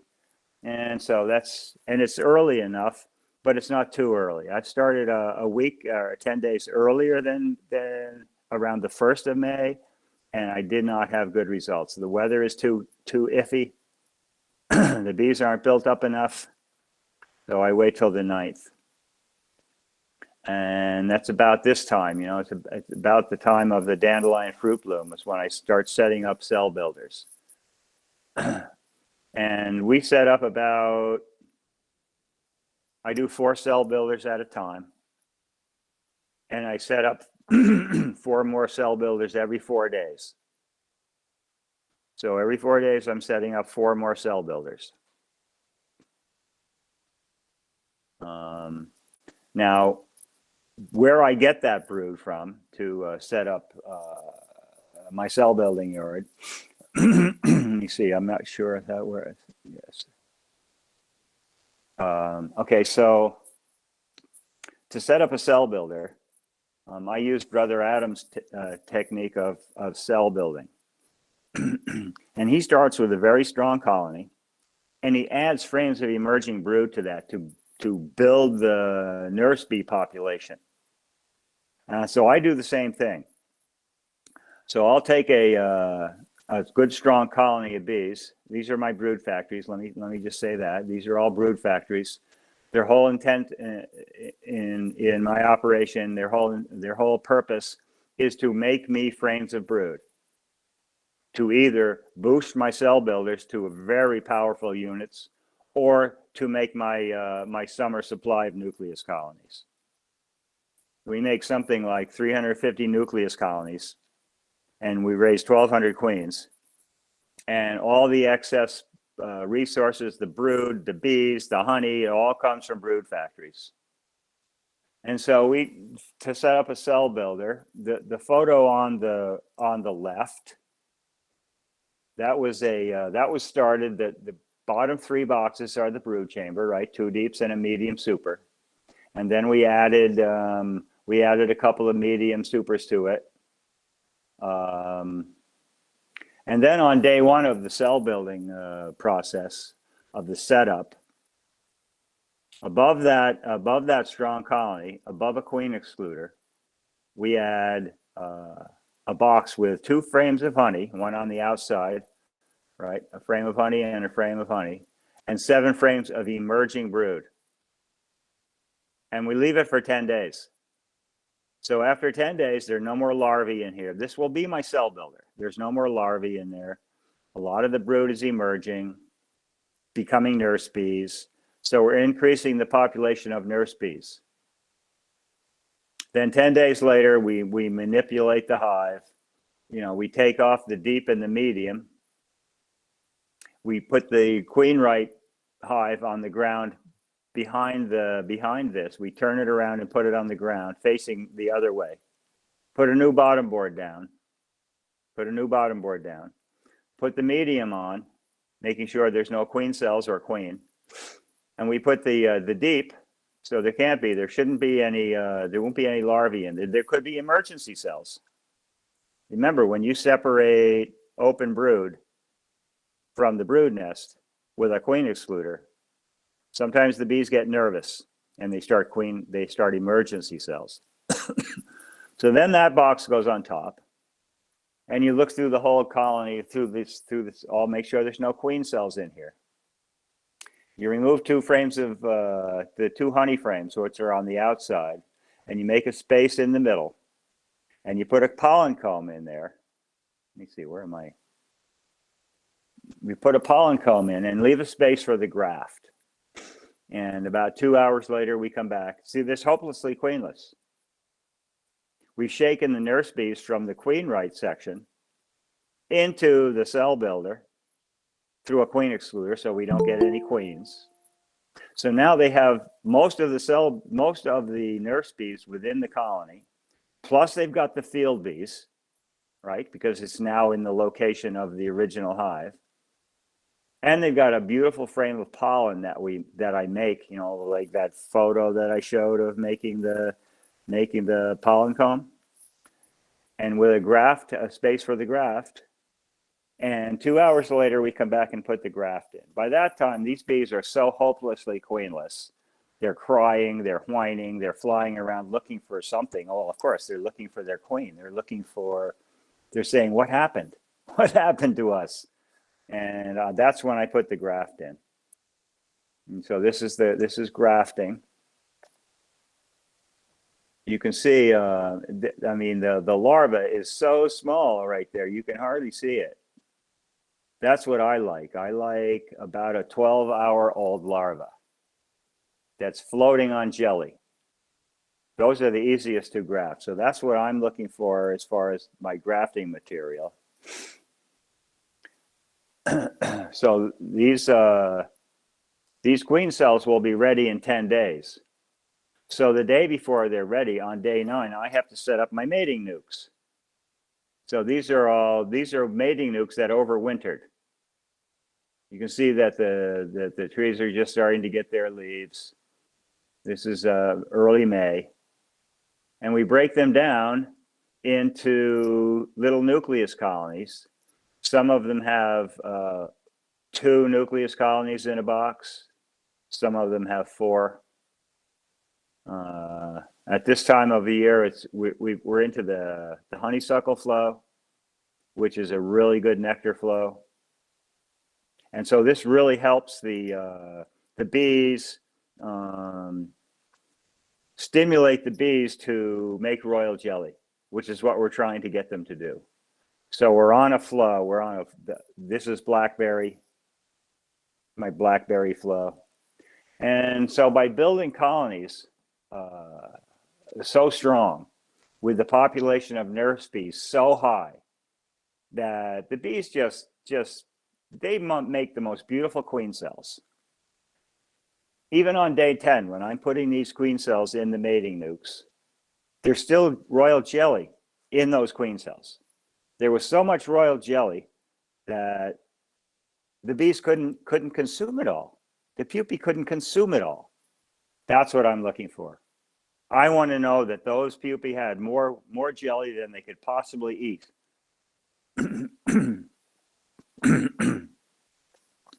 So we get our first queens about June 13th.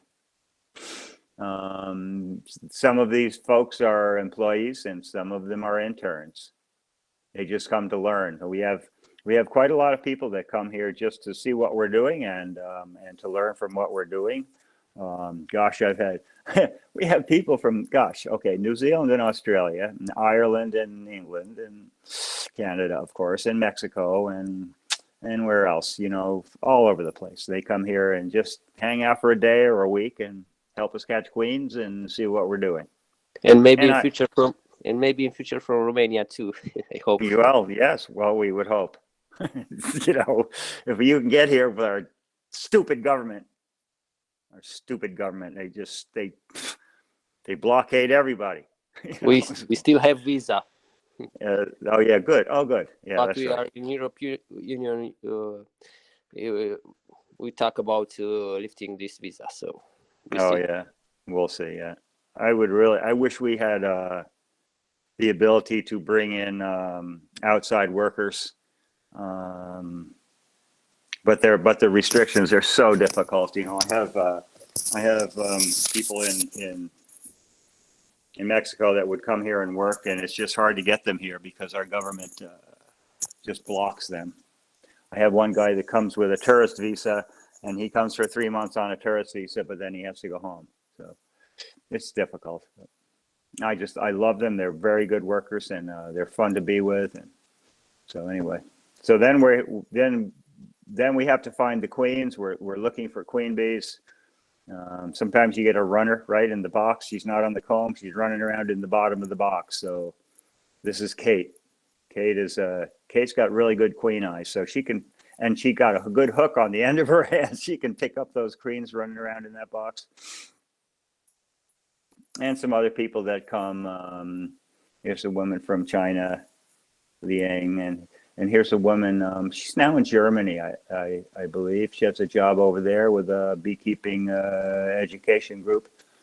She was the editor of American Bee Journal for a while. So she comes here and just to hang out with us. We're all good friends. Then we had to catch our queens. So this is the first queen catch. So we have 128 mating nukes in each group, and we have 4 groups. And we catch one group every 4 days. So we'll start on the 13th of June and the 17th of June and the 21st of June. And we get around 90 or 100 queens on each catch. And then we have to make nucleus colonies. So we start making nucleus colonies for overwintering. This is about the time, this is our sumac. Do you have sumac? No, we didn't. Okay. This is a really beautiful honey plant. It's called staghorn sumac. And the honey tastes a little bit like vanilla. It's very, very good. And then our clover. So this is our prime honey producing time. And this is when I like to raise my queens. Because I know that the resources are all there, the pollen and the nectar flows are there, so that the bees can really take advantage of what's out there, and they can raise really nice queen cells. And we get big fat queens. I had a guy from Mexico that came here, and he really didn't speak English, but he just helped us catch queens. And he'd go find a queen and he'd go, giganta, or enorme, enormous, and gigantic. Yeah. And so, yeah, we raised some really fat queens. So I like fat queens, I'll tell you the truth. I like queens with big fat butts, and so that to me is a good one. But so when we start making nucleus colonies, again, we're harvesting brood from the brood factories. And so every nucleus colony gets made with a frame of honey and a frame of open brood and a frame of sealed brood and an empty comb and enough bees to cover the brood and maybe onto the honey a bit. Just enough to keep them warm. Remember, this is summer for us, so it's not that cold out anymore. So the bees can take care of it. And they build up from 2 frames of brood to August when we put the third super on. Some of them have 12 frames of brood, 10 frames of brood, and they build up into enormous colonies, and then they shut down and go through winter. And so this is how I support my apiary. I couldn't afford to buy bees. With all the bees that die nowadays from Varroa mites, I could not afford to buy bees. I would be out of business, or I'd have 10 hives of bees. Michael, yeah, you're talking about clover honey. Do you put any emphasis on basswood, linden trees? Because in Romania, it's very popular assortment of honey. Yes. Basswood, linden is a very good crop here, but it's not dependable. And so it usually blooms the last week. There's almost an ornamental type of linden called little leaf linden. That's imported from somewhere, I don't know, Europe somewhere probably. And that one starts about the 3rd week of June. And then our American basswood, Tilia americana, starts about the 1st week of July and goes till about the middle of July. And it can be a very good flow. Oh my gosh, it's one of my favorite honeys to use for making comb honey, because it's very slow to crystallize and it just tastes like candy. It's just so beautiful, the minty, and it's really nice honey. I seen the basswood flow before save my honey crop.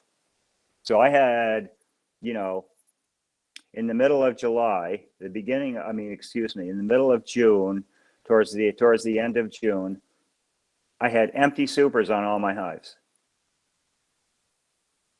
Nothing was happening.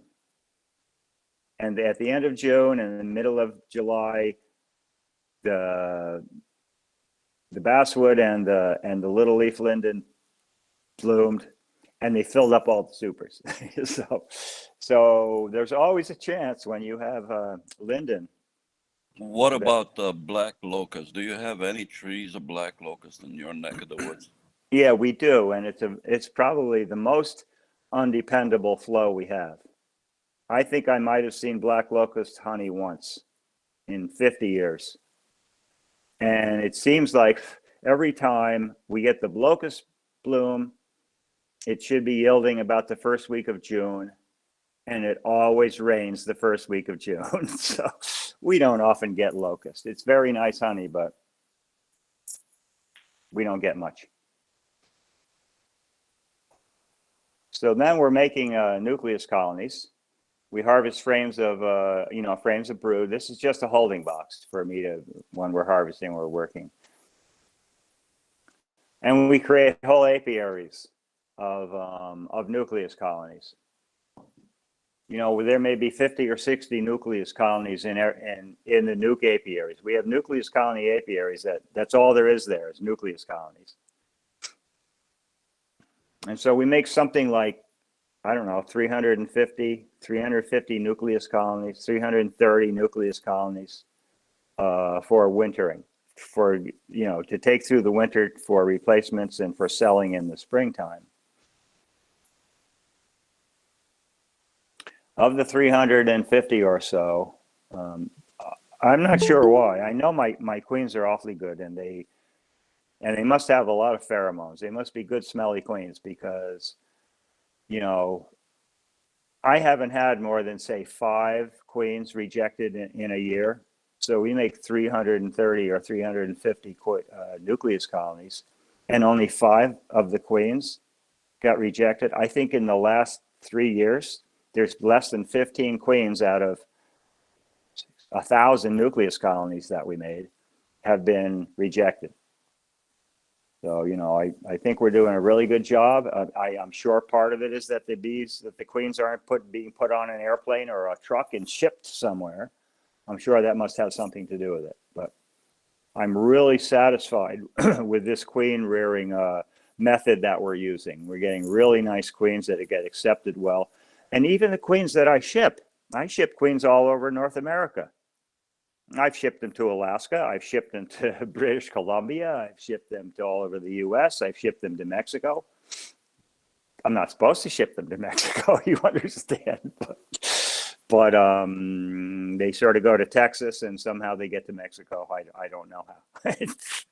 And they even like my queens there. So they say they're a little slow. Well, yeah, because they're more Carniolan than Italian. They like Italians down there. But of course they do. It's a southern climate. So then we have to go around and when we're starting to make nucleus colonies, we're raising a lot of queen bees. Somebody has to go out there and look at the production hives and maybe add another super or two, or maybe add our comb honey supers. So at this time we super for comb honey. And this is our Tilia americana, American basswood, and the American linden. They're a much bigger tree. They're a very big tree. They're maybe 60 feet tall, and they're covered with blossoms. That's what I'm going for when I super for comb honey. So I'm supering for comb honey about the middle of June.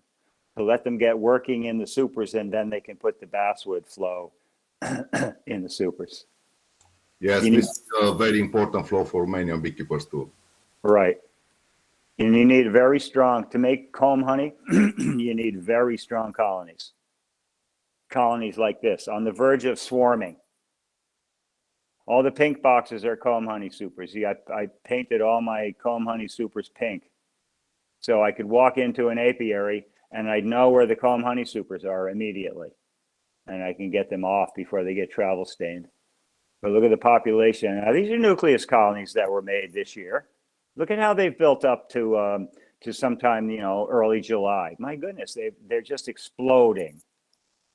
And that's what they do. Nucleus colonies are amazing, especially in this vertical configuration. So there's 2 nucleus colonies here, 1, 2.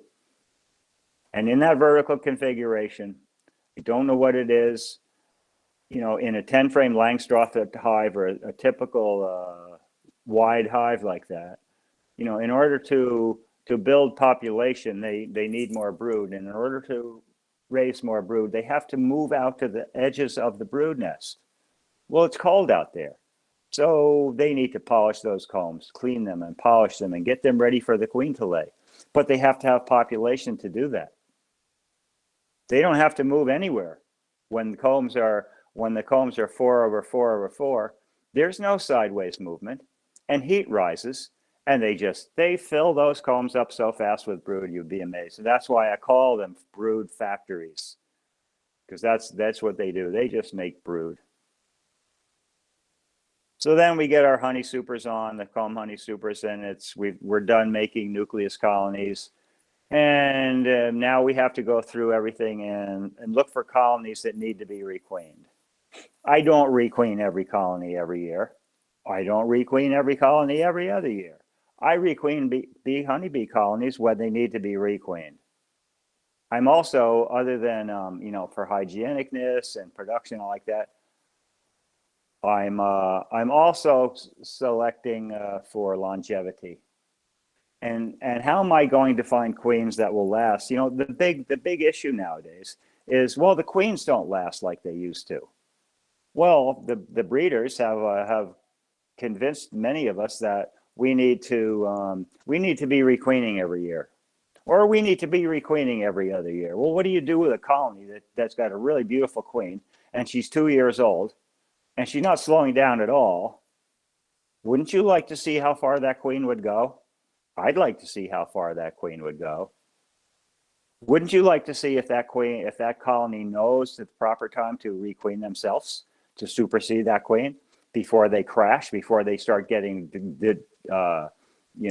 diminished populations? They're going down, and then they requeen? No, I want them to requeen before they need to be requeened. So I can't select for those colonies that for longevity or for proper supersedure. I can't select for them if I'm requeening every year. And how am I going to select my breeding stock if I requeen every year? So I don't do that anymore, but I do requeen. I have to requeen. So if you were to identify the colony to be requeened, why are you requeening? A bad brood pattern, right? Or a poor producer. Those colonies, they build up okay, they just never make any honey, not like the rest of the apiary. They're not making 3 and 4 and 5 supers of honey. They're maybe making 1.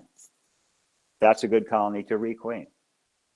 Chalk brood, and if there's a chalk brood, one cell of chalk brood in a hive, they need to be requeened. And if they have a really bad temper, people come here, it doesn't take them long to lose their gloves. Doesn't take them long, maybe even to lose their veil, because I do select for good temper in my bees. So I have very few colonies that have a bad temper. So those are all the reasons why I might requeen a hive of bees. So I can requeen a number of ways. I can requeen with a nucleus colony. I can requeen with a regular queen cage. Pull the cork off the candy end, get rid of the old queen, put the cage in, wait for a number of days and go back and check to see if the queen is laying. Okay, that's one way.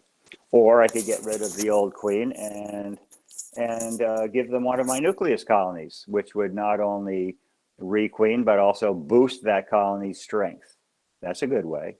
Or I can use a push-in cage, and I'll talk about that. So the push-in cage is a wire mesh cage. It's got 4 sides and a top, but it doesn't have the bottom. Made of 8 mesh hardware cloth, 1/8 inch mesh hardware cloth. And and you find the old queen and you remove the old queen from the hive. And then you find a place and you brush all the bees off the comb. You don't want any bees under the cage. And you find a place on that comb where there is some nectar and emerging bees. Very important, nectar and emerging bees. And you put the queen, you locate the cage where it's going to go. You put the queen under it and you push the cage into the comb up against the midrib so it doesn't fall off. And you put it back in the hive like something like that. And you leave it there for 4 days. And then you come back and you pull that comb. And why do you leave it for 4 days? Couldn't you leave it for 3 days? Well, you could. But how many times have you gone through a colony and you pulled out a queen, or at some later date, or maybe even right then, you see there's 2 queens? You'd be surprised how many colonies have 2 queens. So if you leave that cage in there with the new queen under that cage for 4 days, and you pull that comb out, are there going to be eggs outside the cage? No. Why? Because honeybee eggs hatch on the 3rd day. So if you do see eggs outside the cage, you know there's a second queen in that hive. And that gives you the opportunity to go through and get rid of that second queen. Now, there's no bees under that cage, just the queen. But there's bees emerging. So when those bees emerge, you know, they've never seen a queen. The only queen they know is the one that's under the cage, and they immediately love her and feed her and groom her, and she starts to lay. One of the problems with getting a queen introduced to a colony, you remove that old queen, and you put that cage, that wooden cage in there, and you're expecting that colony to accept that queen after they had a queen.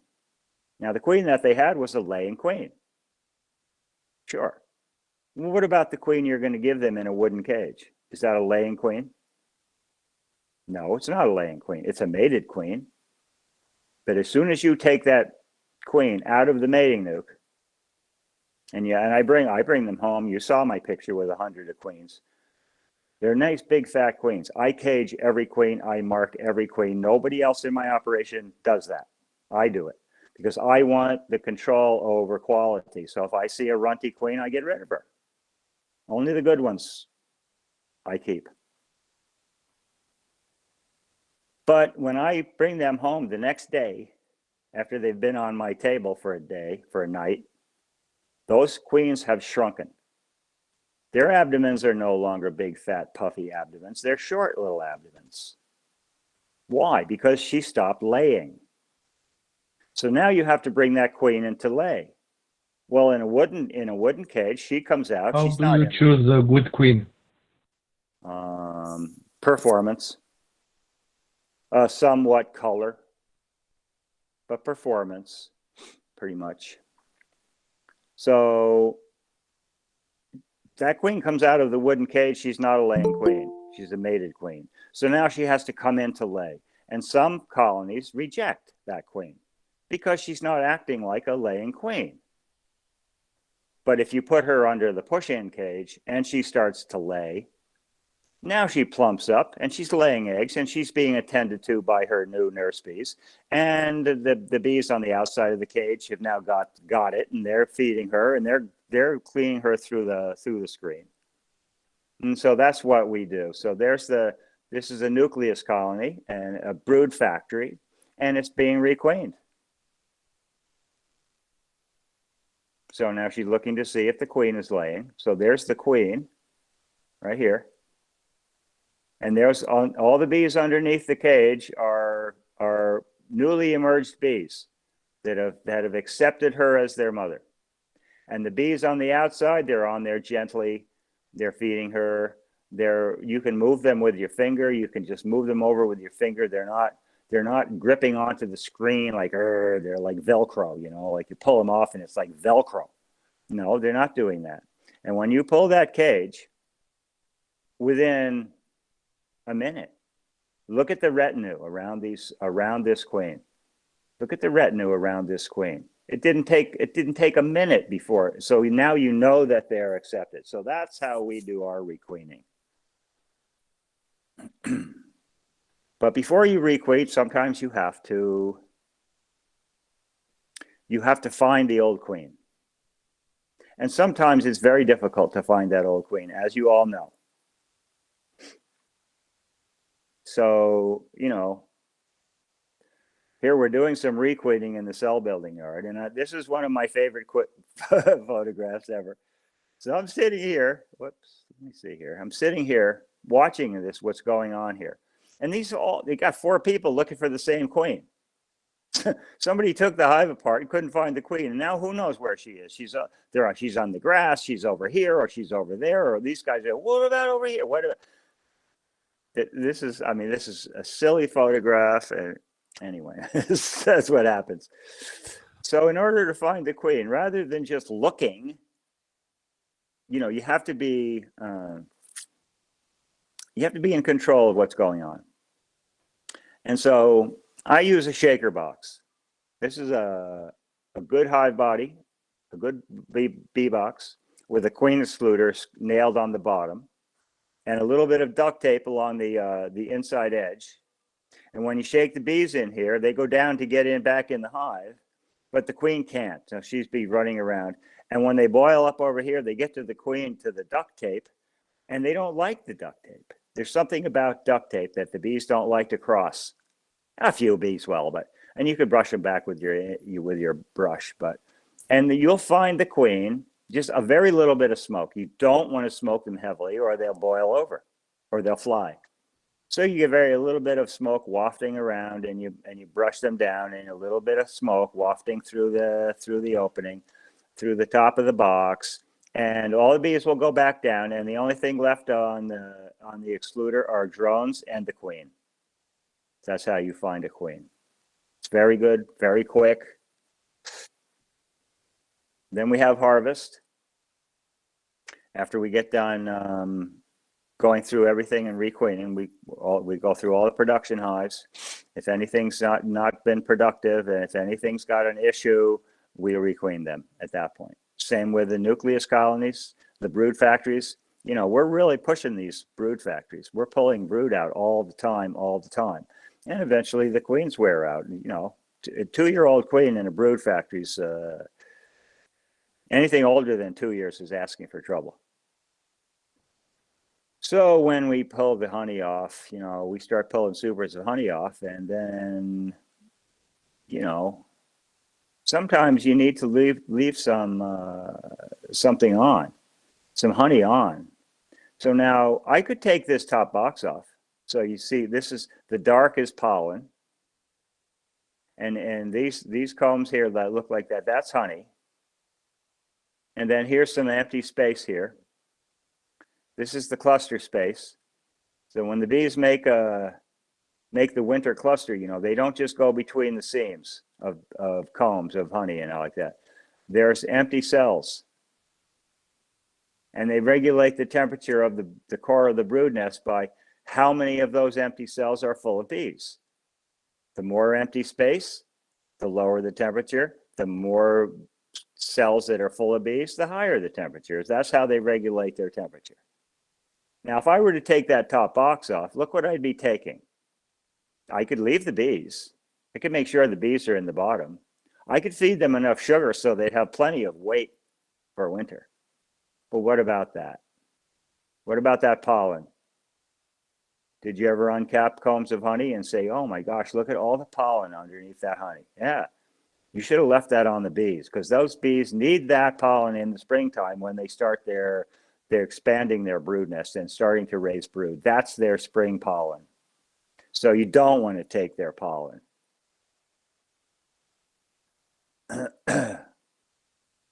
Yeah, so this is harvest, and I used to use deeps for honey if I had to. And I use up all my mediums. And then I put a deep on top, and there'd be an 80 or 90 pound box up on top that I'd have to get off, and I work alone a lot. So I developed a way of taking boxes of honey off the top of tall hives that I didn't kill myself. But so now we have this issue, we've got, as we take the honey crop off, we have to deal with Varroa mites. We need to deal with Varroa mites as soon as possible once we get the honey crop off. And you can't let them build up. And even then, we try to go at the end of July and the first half of August, and even then we lose colonies. And they looked great in June, and they look great in July, and we take the honey off by the middle of August, and we put a treatment in, and you get into October, we fed them. We get into October to dribble oxalic and sugar syrup, and all the bees are gone. And another colony has died from varroa mites. And it's so discouraging, but we're doing the best we can. So here's a typical colony that's crashing from varroa mites. This is what it looks like. A lot of people think the bees, there's no bees here. The common popular belief now is the bees absconded. Well, honeybees don't abscond in my climate. They don't abscond in September and October and November. They died from varroa mites. The worker bees get sick.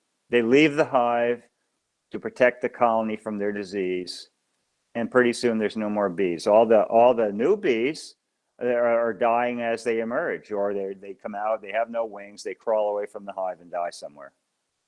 So that's varroa mites. It's typical of this. You can see these are some bees that were pulled out of a dead colony from varroa mites, and they got shriveled up wings from deformed wing virus. They got flat, stunted little abdomens. Look at the size of this abdomen, and look at the size of a normal bee's abdomen, a healthy bee's abdomen. It's huge. Look at the size of the wings. They go back all the way to the back of that abdomen. Look at these wings. There's nothing there. That's varroa mites. We do sampling. We do alcohol wash, which I think is probably the more accurate method for sampling varroa mites.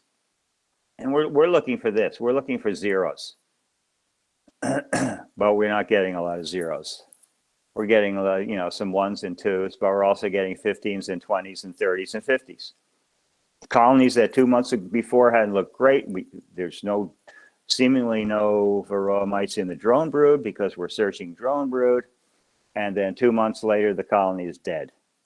I think a lot of mites are coming back to the colonies from bees out in the neighborhood that are crashing from varroa mites, or some of these commercial guys with thousands of colonies coming back into the neighborhood, and they take their bees south to Georgia and Florida and Texas and whatever, and then they can treat down there, and they can gain control of their varroa mites. But in the meantime, the colonies that die up north here, my bees go rob them out. Or there's mites on the flowers. When you have an apiary that has a high mite population, some of those bees are bleeding off onto the flowers, and then my healthy bees from a colony will go there, and that mite will jump onto that bee, and that mite will be brought back into the hive. So, they call it mite bombs over here. Is that not everybody is controlling their varroa mites as they should. Please, a quick question. Those two jars have a screen between them? Yes. Thank you. Mm-hmm. Yep. There's the covers from the two jars have a hole. The cap, the covering part is cut away, and a screen is put between them, 8 mesh hardware cloth, and then with hot wax or something, they're hot, plastic. They're melted together so they don't come apart. So then we get our autumn flow, which is purple loosestrife, which is a European plant. Very good honey plant. Our government doesn't like invasive species. And so they released a beetle. In Europe, this beetle is the prime predator of purple loosestrife. So they released the beetle over here, and it just about wiped out our purple loosestrife. It took a pretty nice honey flow and ended it. But in the last few years, I noticed that it's starting to come back. So, and we're starting to see purple loosestrife honey again. When you look in a brood comb and you see the nectar, it's green like a leaf. And the pollen also is green. I think you have purple loosestrife over there. You must. But so now it's coming back again. So I don't know if the beetle maybe couldn't live here. It was too cold or something didn't happen, but I hope we're done with that beetle. I really do. We have a lot of species plant species here that are invasive.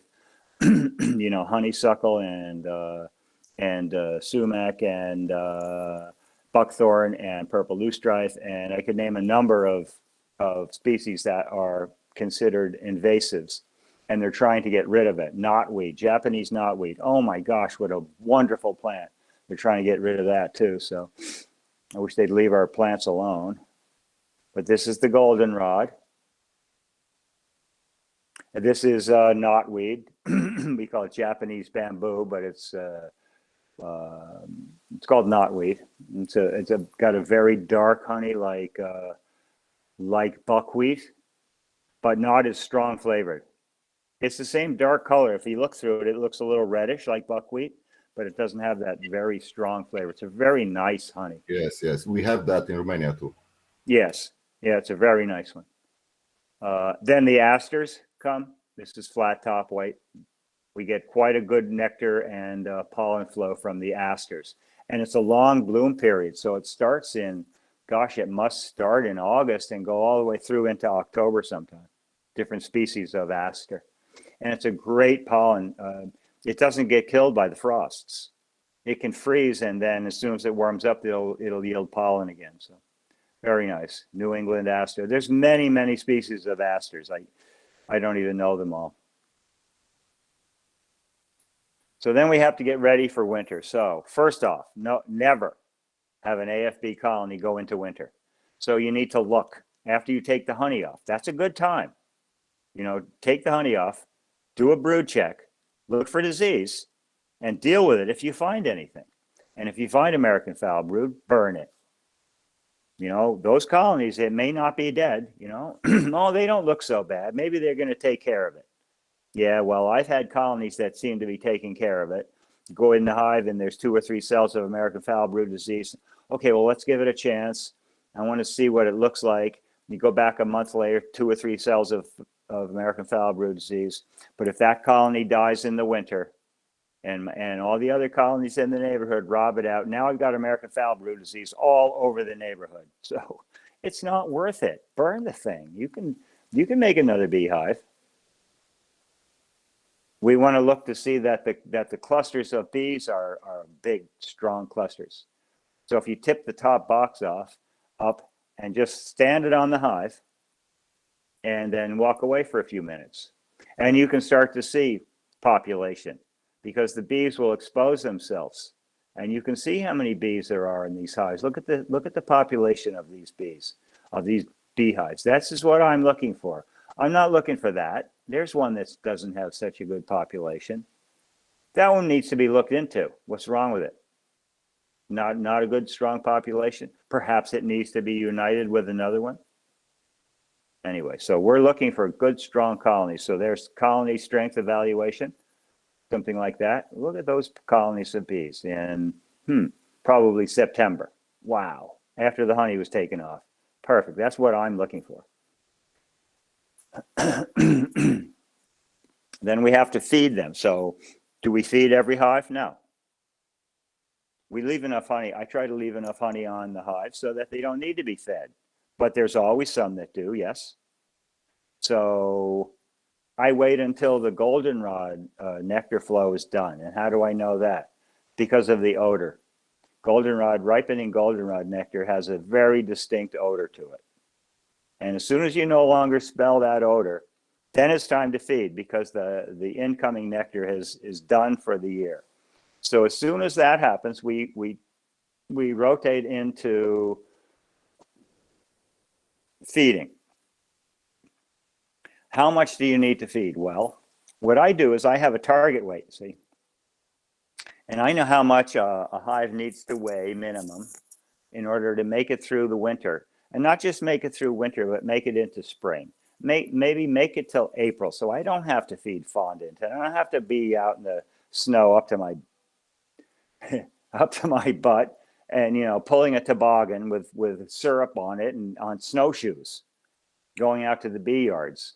So I make that target weight high enough so that I can get to the point where I don't have to slog through the snow.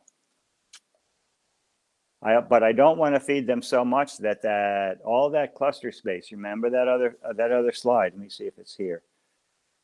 No, remember that other slide that had and you remember the clustering space in the middle of the cluster. If I feed that colony so much syrup that all that clustering space gets full of food, that acts like a heat sink, and it draws the bees out of. They can't cluster properly. And so that draws some of the heat out of those bees, and they struggle to maintain the temperature, internal temperature of that hive. So rather than overfeeding, which is the tendency, is to overfeed, I weigh every beehive. And how do I achieve my target weight? I have a scale something like this, and the plywood sits on the hive stand, and you tip the hive sideways, and you slide the scale under, and then you tip the hive up onto the scale and read the weight. And put the hive back down, pull the scale out, and write the weight on the back of the hive. My target weight for 2 deeps and a medium is 155 or 160 pounds. For instance, this hive has an extra medium on it, right? So because of the weight of the woodenware, I'll weigh the hive and then subtract 10 or 15 pounds for the weight of the woodenware, and then get my adjusted weight. It's very accurate. You can feed just what they need. You know, if you do the tipping method where you pick up the back of the hive and this is heavy. And, if you have very many bees at all, it's not long before every time you tip a hive, it feels heavy. So I needed it more. So you tend to overfeed. Well, you just give them an extra gallon just in case. Well, if you have 500 hives and you give them an extra gallon just in case, you just wasted 500 gallons of syrup, which is a significant amount of money, especially with sugar prices the way they are. It's craziness how much sugar costs now. And we use paint cans, new paint cans, epoxy lined. If I need 2 gallons of syrup, I put the syrup cans on shims, little 5/16 or 3/8 inch shims, so that the feeder cans are up off the combs. If a colony needs 2 gallons of syrup, I feed it 2 gallons of syrup. I don't feed it 1 gallon and come back. I don't feed it a quart and come back 4, 5, 6 times. I feed it as much as they need all at once. This acts more like a nectar flow. If you feed them a small amount of sugar syrup periodically, they're not going to store it like they would nectar from a flow. They're going to raise brood from it. And so by the time you get back there and say, gosh, I fed these things 2 gallons of syrup, well, you only fed a little bit at a time and they used it all up. Rather that you feed it all at once, it's coming in so fast, they take it down, they put it away, they even cap it. They'll even draw a comb on it. They'll warm it up. So when it's a little bit cold, it's a little too cold to feed, they say maybe in the mid 50s or something at night, and it's going to slow them down. Well, it doesn't, because you put the cans directly on the frames on shims. The bees cluster on the can and warm the syrup in the can and take it down better. I can put up to 5 gallons of syrup on a hive all at once with cans.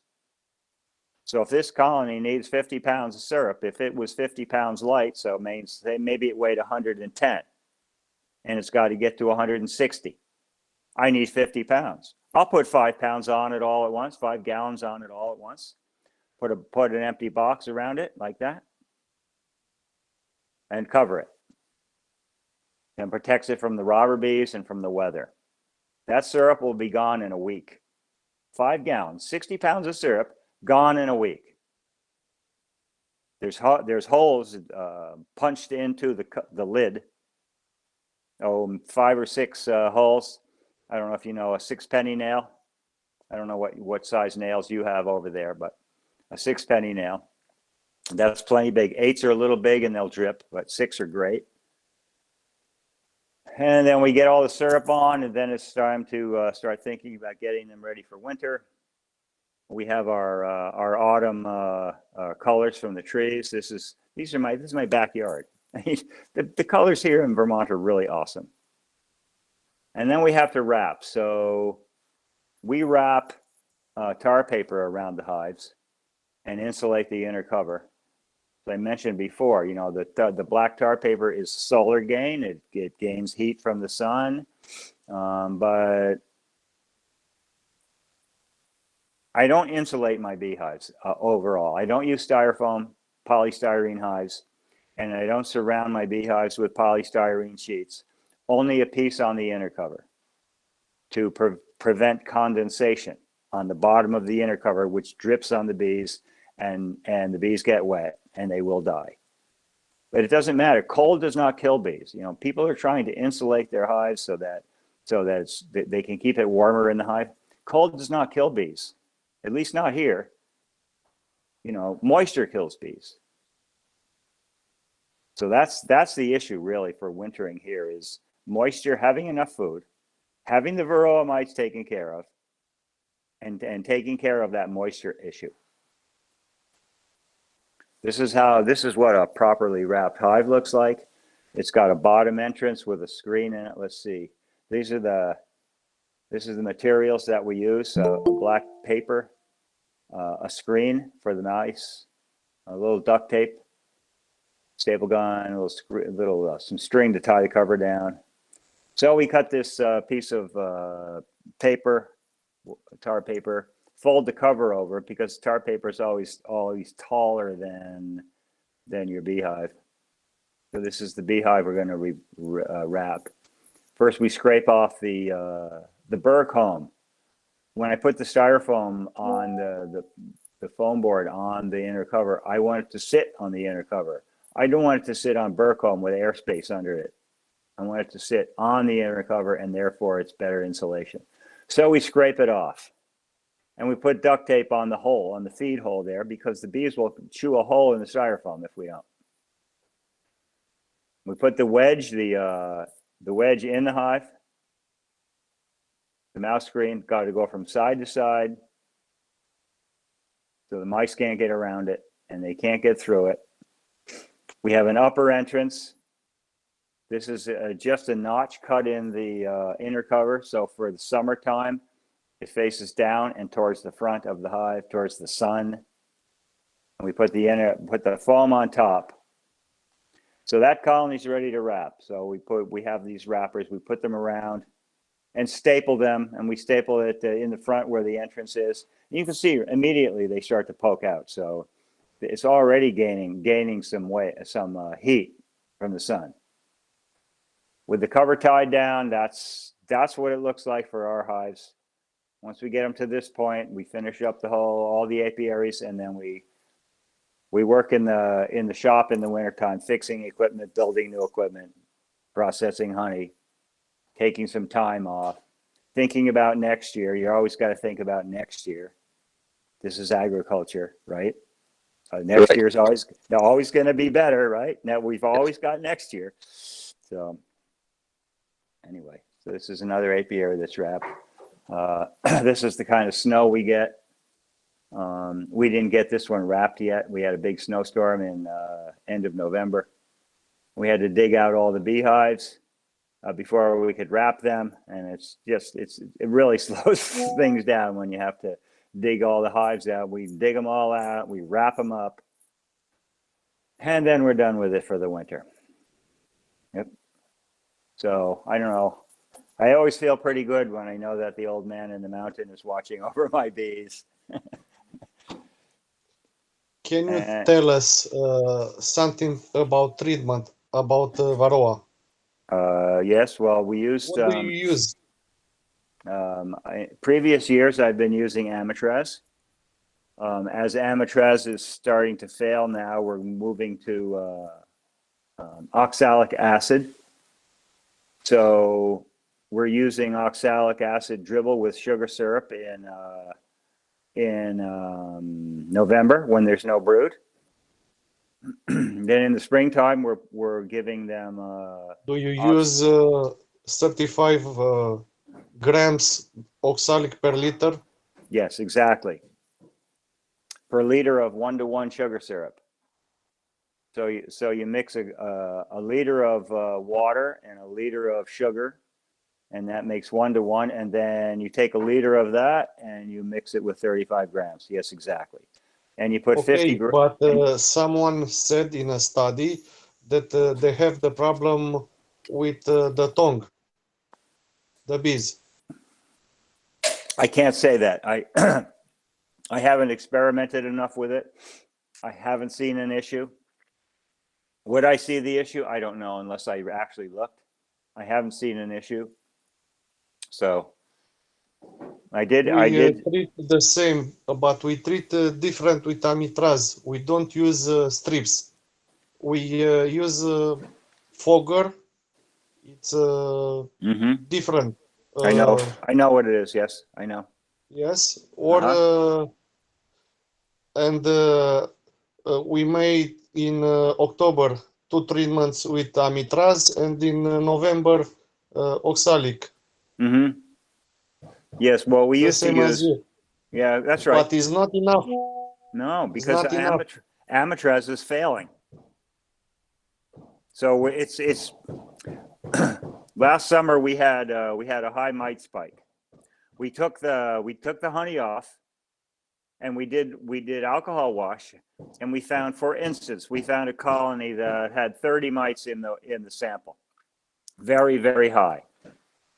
We treated it with, has in winter 400 mites in 300 bees. That's what, jeez, oh no.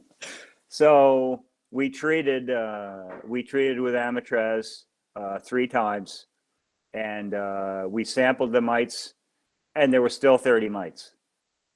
So that to me means that amitraz is no longer working.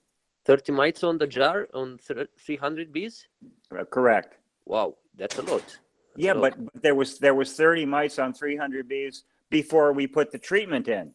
Ah, okay. And when we took the treatment out and we were done after 21 days, there were still 30 mites. Wow. So that to me means it's not working anymore. Oh. Michael, do you play around with Epigard at all? I seem to have a good success with Epigard in the Yes, fall. I think what we're going to do is we're going to initiate another treatment starting this year with Thymol, which is what Apigard is. Apigard is Thymol and whatever.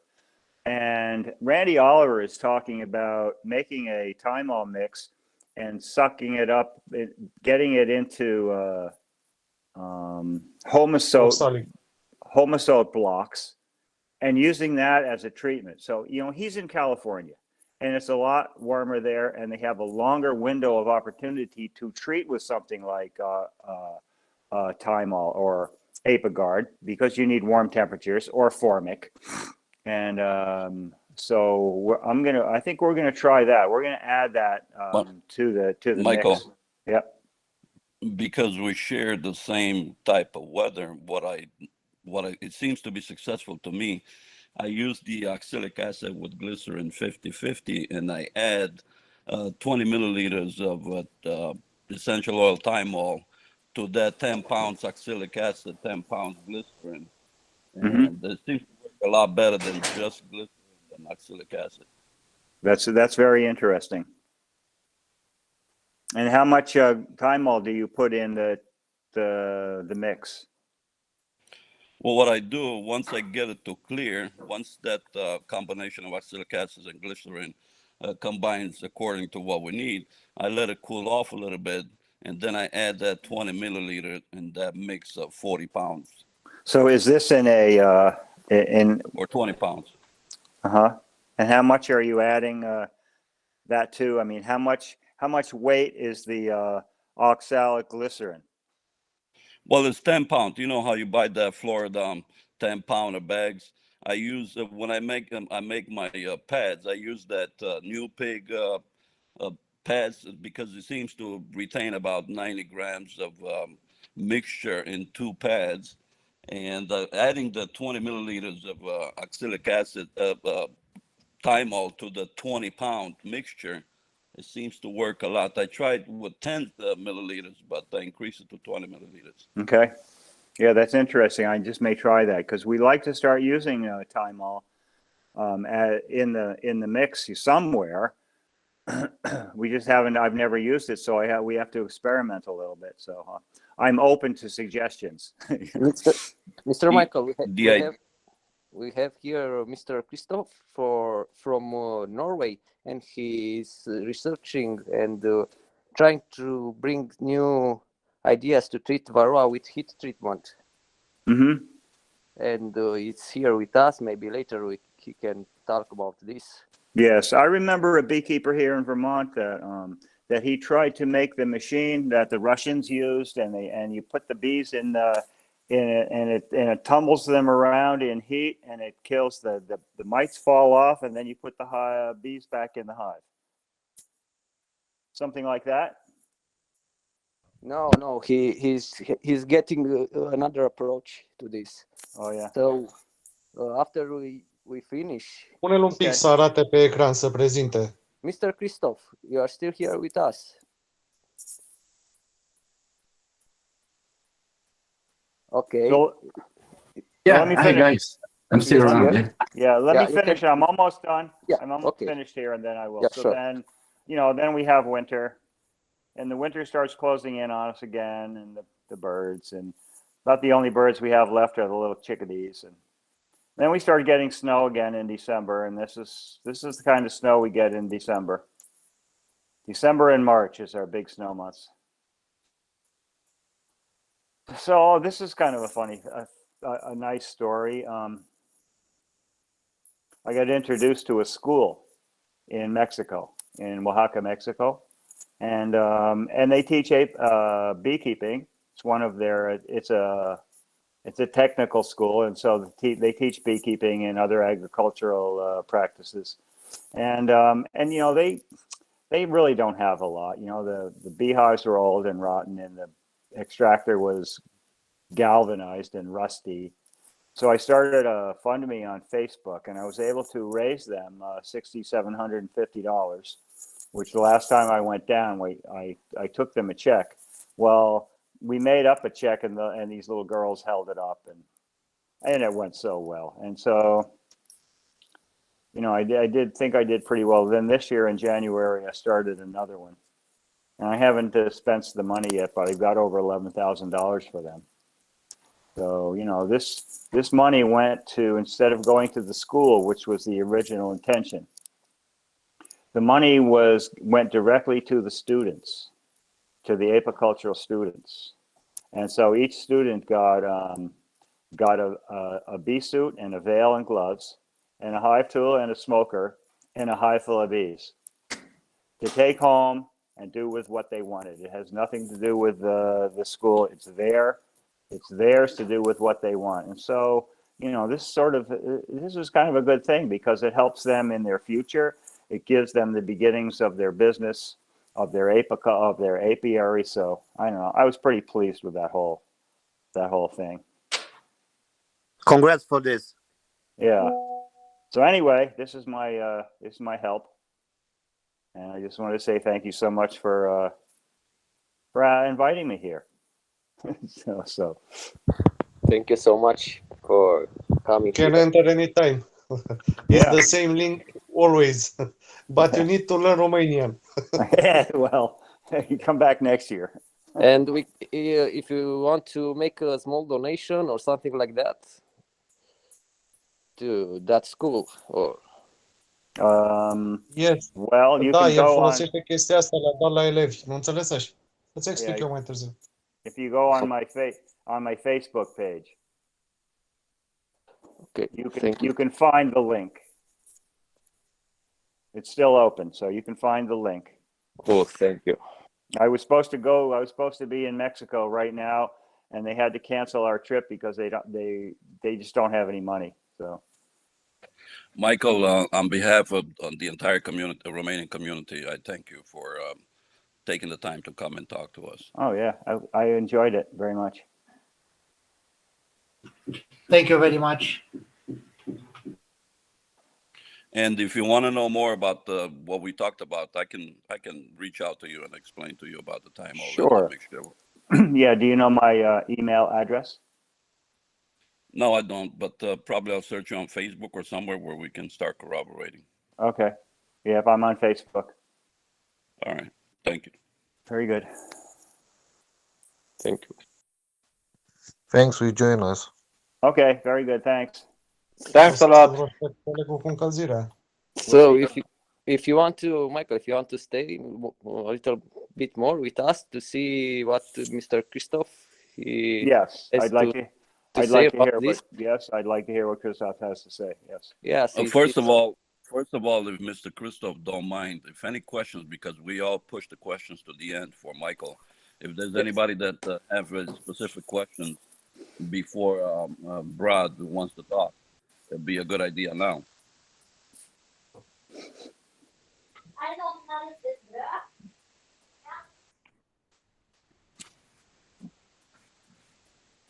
Michael, do you keep in touch with European beekeepers? Some in England, and I have a friend in France, Richard Noel, who I keep in touch with all the time. Yes, he's in England. He was your student. We Yeah, like that's right. So you know Richard, yes. Mr. Palmer, I have a question. You say in a movie you have something like 50 and something breeder line. Why so many? And you buy stock every time. I'm not sure I understand you. He says that you have so many breeders. Why? I have, well, because I don't want to limit my gene pool to only a few. And so we have, this year we had 10 breeder queens. And we grow nucleus colonies from all 10 breeder queens, and then we sample the daughters, and we try to find the best daughters, and you know, the more breeding stock you have, the better you are to find something that's worth using in the future. So, you know, I don't have 50, I have 10. So with VHS, you think we will have a future? yes, I do. I think it's a very important trait. I don't think we're there yet. I think we can.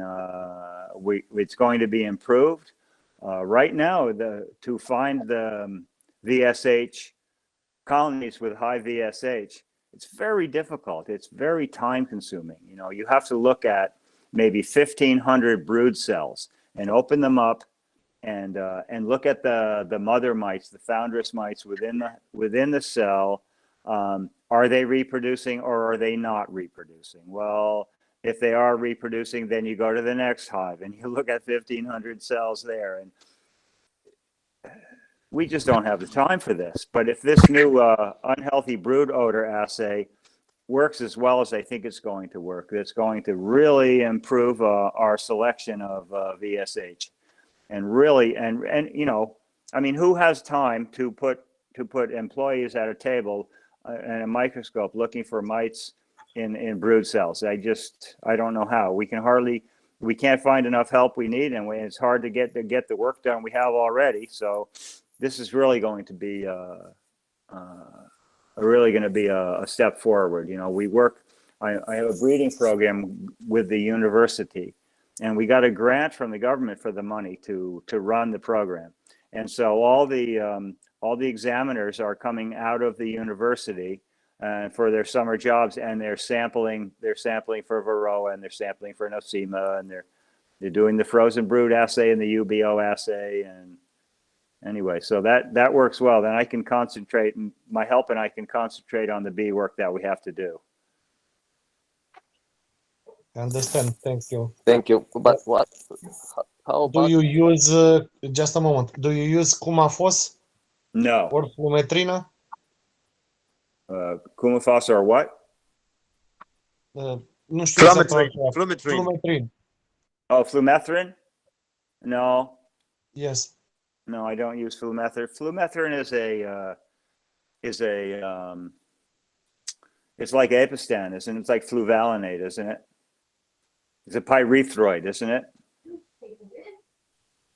I think it's Yes, in 2 years it's unusable, but yeah, 2 years that's right. is very good. Yeah, I think it's the same thing as almost the same chemical as fluvalinate, which you could use it 1 year now. We used it for 10 years and it was wonderful. The farmer used them for the cows before. Right. That's right. That's right. And they also used Amitraz for cows before, for ticks. Yep. You know your dog, your cow. We have a friend who have a daughter. He saw the movie 50 times. Yeah. It's with us here, but he doesn't know English. Oh. Aurel. Yep. Mr. Palmer, one more question for you. How do you stabilize that genes? Because you say your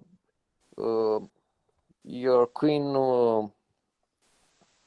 it's free to, you don't use artificial insemination, so right, stabilize that high. Well, I mean, first off, I have I flood my mating area with my own bees, and I select every year I select from the best ones, and then it's been 20 years. So in 20 years, by doing good selection, in 20 years, I've got some. Excuse me. I've got some. After 20 years, I've got some stocks that are very pretty much set, and they breed true. So, but it takes time. That's all. It just takes a long time. How important is the drone? Very. You know, half. Very important. And so I flood my area with my best colonies. 70%, it's okay? I don't know. Or is too much? I don't know percent. I just flood my area where my virgins are being mated with as many different stocks as I can. Good ones, you know, good ones that I've been raising for many years. And so I have a very good mix of drones, right? I have, I'm not trying to mate all my queens with 5 drone mother colonies. I've got hundreds of drone mother colonies in my area, and my virgins are mating with, so they're mating with a wide range of different drone genetics, right? And I think that's a better way than isolation, where you limit the number of drones. Well, I always wonder if I'm doing isolation, what am I leaving back in the valley? What genes am I leaving back in the valley? You know, there's colonies that have genes that are good genes. It's just because they're not such great queens. Well, we need all of those drones and all of those genes. And so what happens if we only select for, say we select only for Varroa resistance or something like that?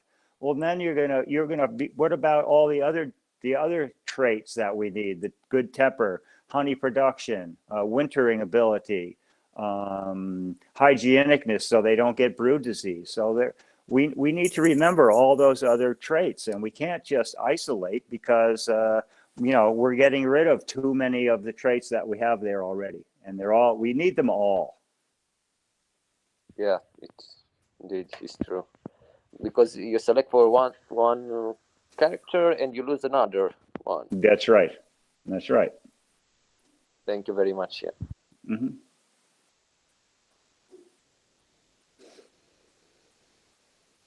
Johnny, if you have time.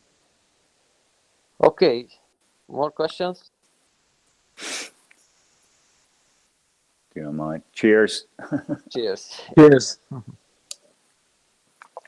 So, if you don't have any questions, I think we can go on with Mr. Christophe. Yes, maybe Mike will close the presentation. I have a question about the sugar. What do you think?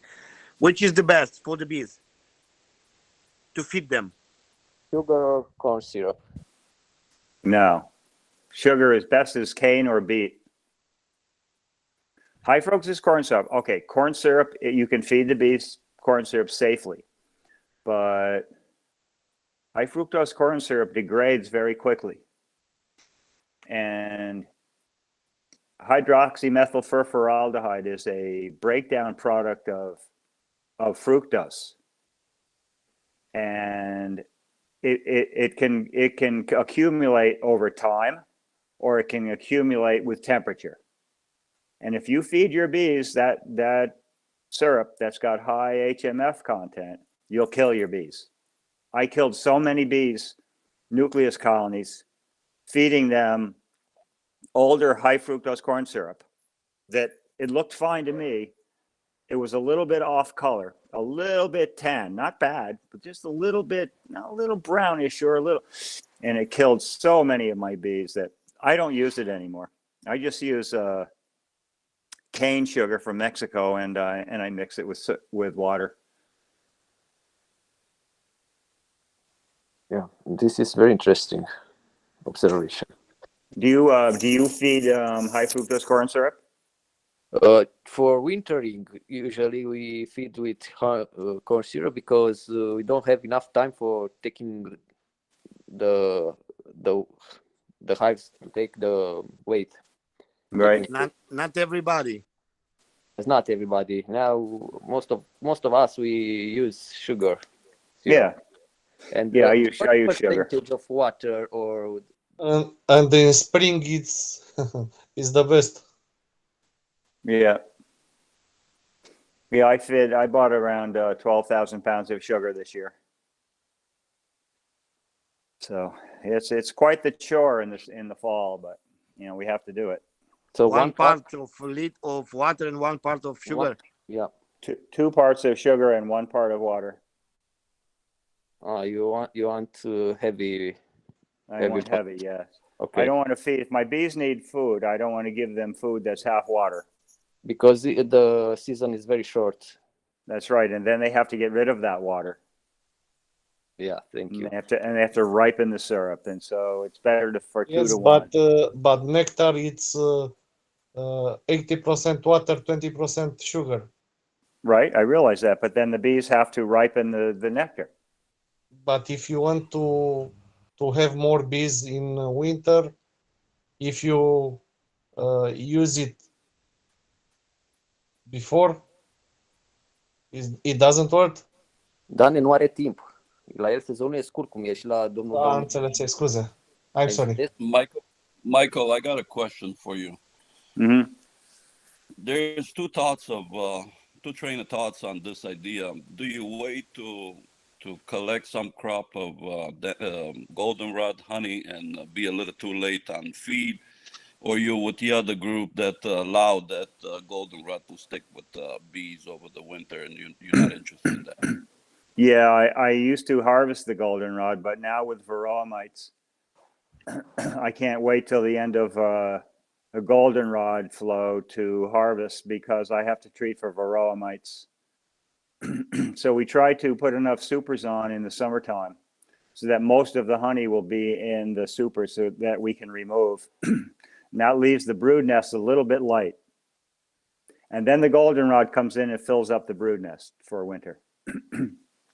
So I believe my bees winter very well on goldenrod. Some people say that goldenrod is dark and there's a lot of minerals in it, and the bees don't winter well on goldenrod honey. But that's, as far as I'm concerned, in 50 years, I have not seen an issue with having the bees winter on goldenrod. Well, because you feeding syrup alongside with the goldenrod, it dilutes the potentness of the goldenrod. I do the same thing you do.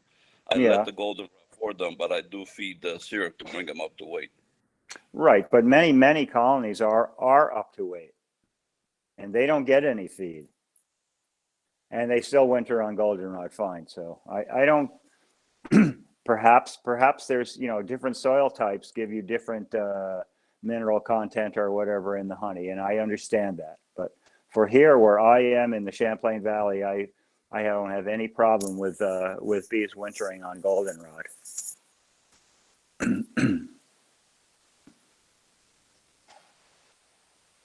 right, sir. I think it's time to turn it to Mr. Christophe because he's been waiting patiently for us. Yeah. Thank you, Christopher. Hey, thanks. Hey, no, it's just I have this travel tomorrow during the night, actually, at 4 a.m., so I need to pack my things very quickly. You can open the camera if you want, or not. Depends on you, Chris. Yeah, I'm not in pajamas yet, but you don't see me now? No, Do you see yeah, me? yeah, it's okay. And do you know how to share the screen? Yeah. Did you Yeah, use yeah, it? Yeah. Okay. Thank you. I'm familiar with So this. if you can say something about you and your project and your collaborations, and yeah, just an introduction, short introduction, and after that you can show your screen. Okay. All right, all right. Well, David, first, good to hear from you again. I suppose it's a long time since. So, so we a year ago, was it? Or almost like 2 years ago already, we met David digitally. So you've been following a bit what we do. So my name is Christophe. I started a company called Bee Futures 3-4 years ago, and we are focusing a lot on Varroa mite, actually fighting the Varroa mite. But also we developed also technologies taken from the London hospitals, actually, to also boost the immunity of the bees with the light.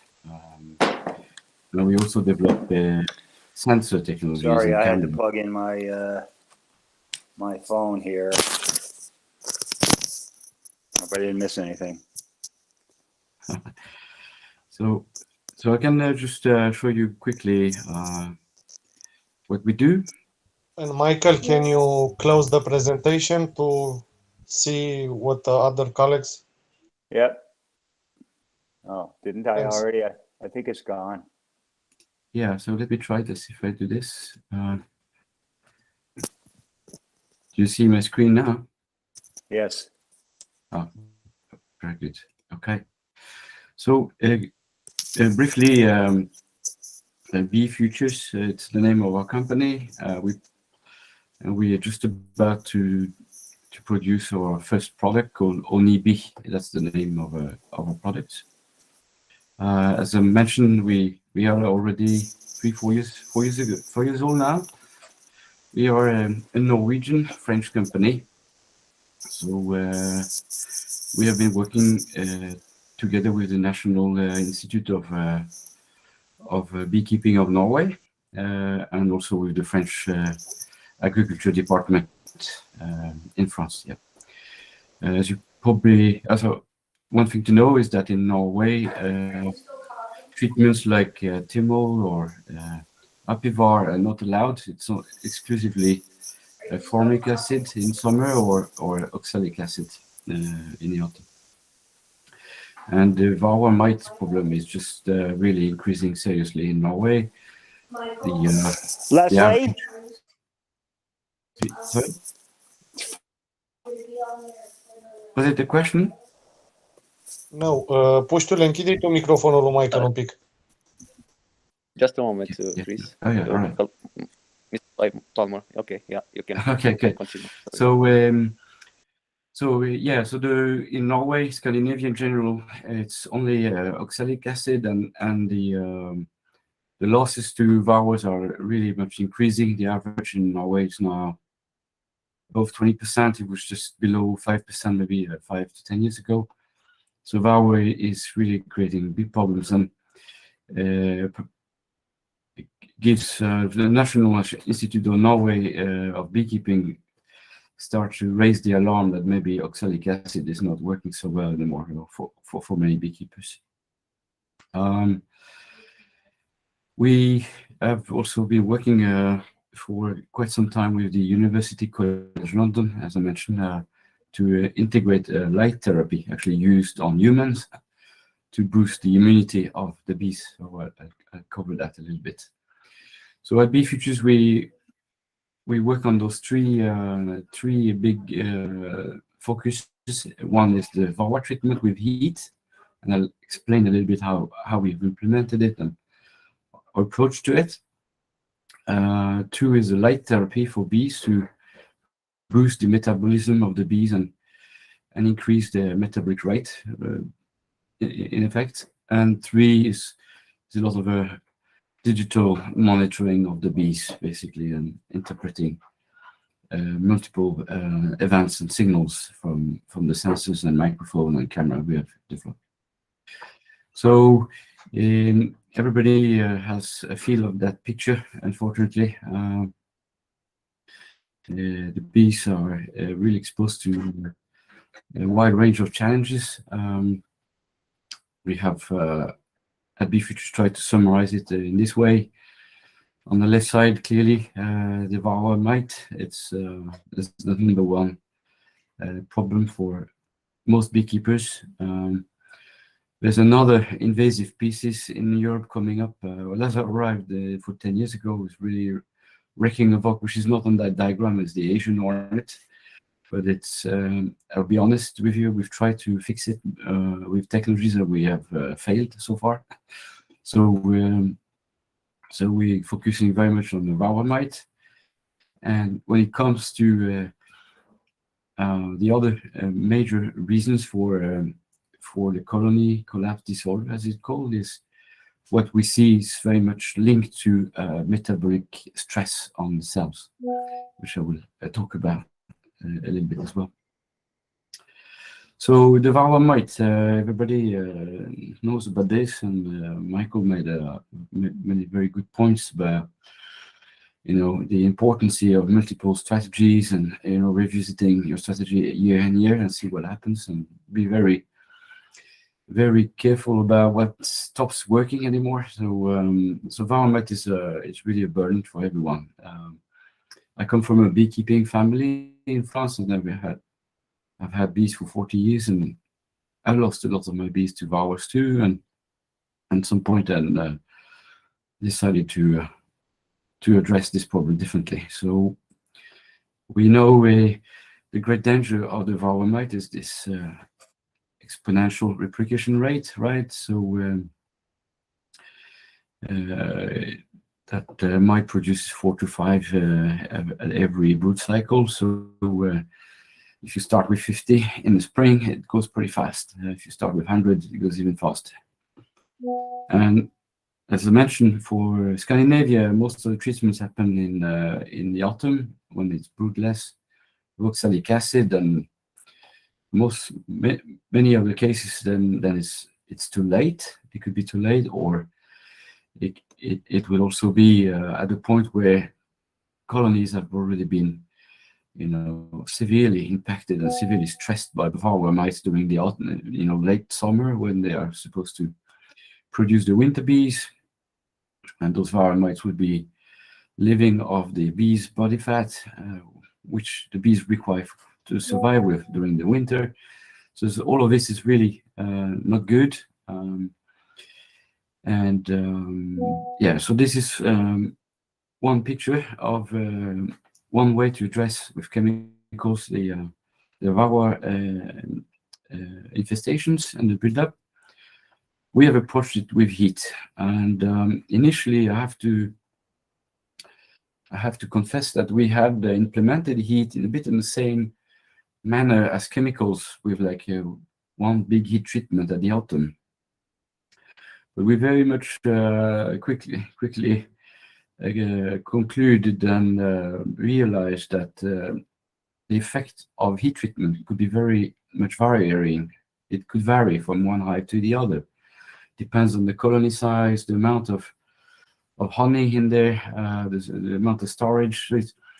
The inertia, basically, of the hive and the configuration of every colony and hive is varying a lot. And when you treat from one day with 17 degrees plus, and another day could be 9 degrees, like in Norway, it could be in October, it's very much varying, then you'll have a bit different results of our treatment, and we felt it wasn't sufficient as a safety, as a secure way of getting rid of the Varroa mite. But then we realized by just repeating it months, every 20 or days, every month basically, then we achieved what we were after. This was to just cut this exponential growth. So now we actually start right from the start of the spring. You know, as soon as we see bees flying and the dandelions are out there, and we see the colonies starting to build up, then we will treat the bees with the heat immediately. And then we will do, so that will typically in Norway will be mid-May. In France we will start earlier, probably start at the beginning of April, and then we will do 2 or 3 treatments before the big hive flow.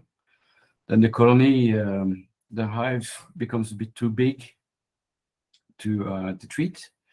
So and there's no much danger anymore. We have already kind of lowered immensely the infestation levels, and then we will start to treat them again after the honey pool and all the flow, and then getting them ready for the winter. So how does it work at Bee Futures? So we've created a device. It's called the Honeybee Base, basically, and it is basically a hive bottom board. A bottom. It's a bottom. One moment. How long is the season in Norway? When the bees are out from the winter, and when they enter in the winter? Yeah, which is a moving picture actually at the moment, which is also one of the big challenges these days with oxalic acid, because traditionally you'll have your first snows in mid of October, and bees will start to go into cluster mode by beginning to mid October, and then when you have a clean winter, the snow will start to melt late March, mid-April. You could even have snow all the way to mid-May, but you could claim that the spring is starting mid-May, almost by the day of the national day in Norway, which is the 17th of May. This is when really things are blooming. Now with climate changes, I can say 2 weeks ago it was still 17 degrees under the sun in one of our apiaries, and we even had a colony that not swarmed but absconded because we didn't like so much the oxalic acid treatment. I think we have a lot of colonies in control with oxalic acid, and one of them actually escaped the hive by a nice summer day in November. So that was really shocking.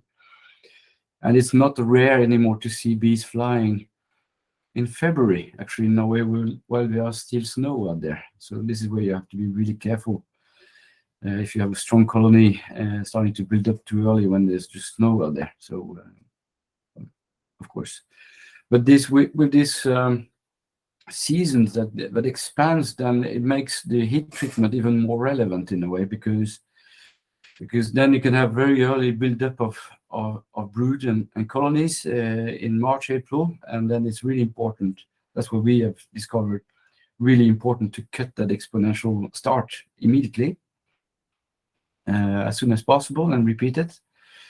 And again, then in the autumn, you don't know how long that autumn is going to last. So and we basically treat as long as it is at least 10 to 12 degrees Celsius out there, and the bees are still active. So this hive bottom, it's a bit thick, as you can see. The entrance is there.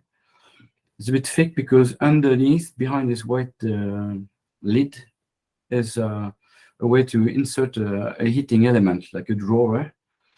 So every hive will be equipped with this new bottom board, which is made of EPS, basically, polystyrene, like a Scandinavian way of hives. It's very light, actually, a base. And this is a new entrance, but you can then slide in a drawer of heating, and you can move it around from hive to hive. So that's the main feature of the honeybee base, is that Varroa heat treatment.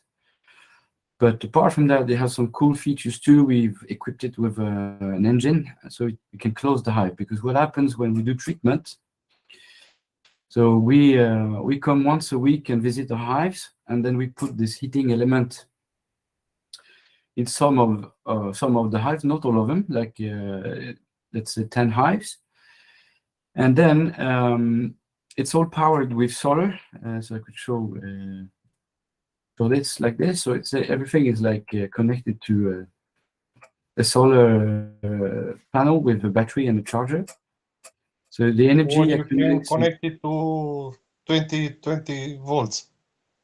You can also connect it to 20 volts. Yeah, of course. Okay. Yes, and that would go much faster, of course. But we have many apiaries that are just out there in the wild. So what happens then is that we just put the drawer in every of those bases, and then the energy accumulates in the battery, and then it will be distributed from one hive to the other one while you are away. So and when the treatment happens, basically the hive closes itself during the night or just before the sunrise. So it keeps all the bees inside the hive, and then the temperature elevates itself. So it's all controlled by a small computer in there and two sensors. So we have one sensor in the bottom and act as a fuse, and we have a sensor on the top. And that in that way we have full control of the dissipation of the heat. And that treatment will probably last 5 to 6 hours maximum. And when this is over, then the gate opens again and frees up the bees. Then the energy, you recharge your battery, and then the next day you can treat the next one. And then it will go like this automatically from hive to hive. So when you come the week after for visiting your hives, then you just move the drawers to the next hives. So that's how we have approached this. And by doing it this way, then we treat all the bees inside, so we can kill then the phoretic Varroas running around, but also inside the combs, right? And we don't need to push it too hard and too long because we repeat the treatment once a month, so we get there at the end. And that's the whole idea, is that it doesn't have the nuclear effect of chemicals of wiping out all the Varroas in one go, but we just reduce the pressure immensely, and as early as possible and as often as possible. So an infested hive in spring, for example, this is a treatment in May already, from a hive which was treated with oxalic acid the year before, then you could have something like this. You could have some fairly efficient success. And what we have also seen, so these are just samples of our hives. These have been tested with the National Beekeeping Association in Norway, and we can see different curves. These were hives we started to treat way too late, in fact, in the season. It was in September already. So that was the first time I think we had the system stable, so we could. I understand you reduce the population of Varroa that hive can support it. Exactly, but at some point, and what we see is that, for example, if I take the case of the hive 11 or the 41s, it just took one treatment to really almost get it to zero, and then another one a month later, and then we went down to zero completely. But some other hives took it a bit more, like 3 treatments, for example, to get it all the way down to zero. And what we saw is also curves like this, where even this one there. So the spike is, is the day of the treatment. So there's all of these Varroas falling down on the board. And this is at the numbers of Varroas per day average. So it's actually a lot more, right? So, but what you see is that it continues dropping for like a week later. And these are the Varroa mice that just are cleaned away from the combs when the new bees emerge from the cells. and clean, so then the dead Varroas in the cells fall down. So I could show you some other graphs of hives which have been treated for 2 years now. So it's quite, this is when it started to be more interesting to see over the course of 2 seasons what happened. So this is a hive here. We started in September, and it took 3 treatments to get it to the level we wanted. And then when we took them in spring again, and the levels were much lower. And when we took them in the fall of this year, you can see that the levels are much lower than what they were the year before. And these hives were treated with Apivar the year before, actually. And that we can see quite consistently in every of the hives that have been heat treated, at least a couple of times before summer and a couple of times or 2 or 3 times after the summer. Some are really successful, and some of them clearly are a lot more susceptible to Varroa mites, and they are constantly way more infested than the other ones. As you can see, this one in September was off the chart actually, but we brought it down to 0, and then by treating them again in spring, we brought it down to 0 again and much lower back in October compared to the year before. And these are hives that suddenly make it, but before maybe we will not have made it at all. So we have some other stuff like, so these are the control hive we do. And if you don't treat them very clearly, they die, basically, at the end of the day. Which in France we compare to Apivar, while in Norway we compare to oxalic acid. So we have kind of 2 sets of data here. And I could show you. So how many boxes can be treated at once? So so this box treats 1 hive at once. This one treats just one hive. But you need to have the hive with in just 1 box, or you can put it on 2 boxes or 3. So you need one of this bottom board in every hive.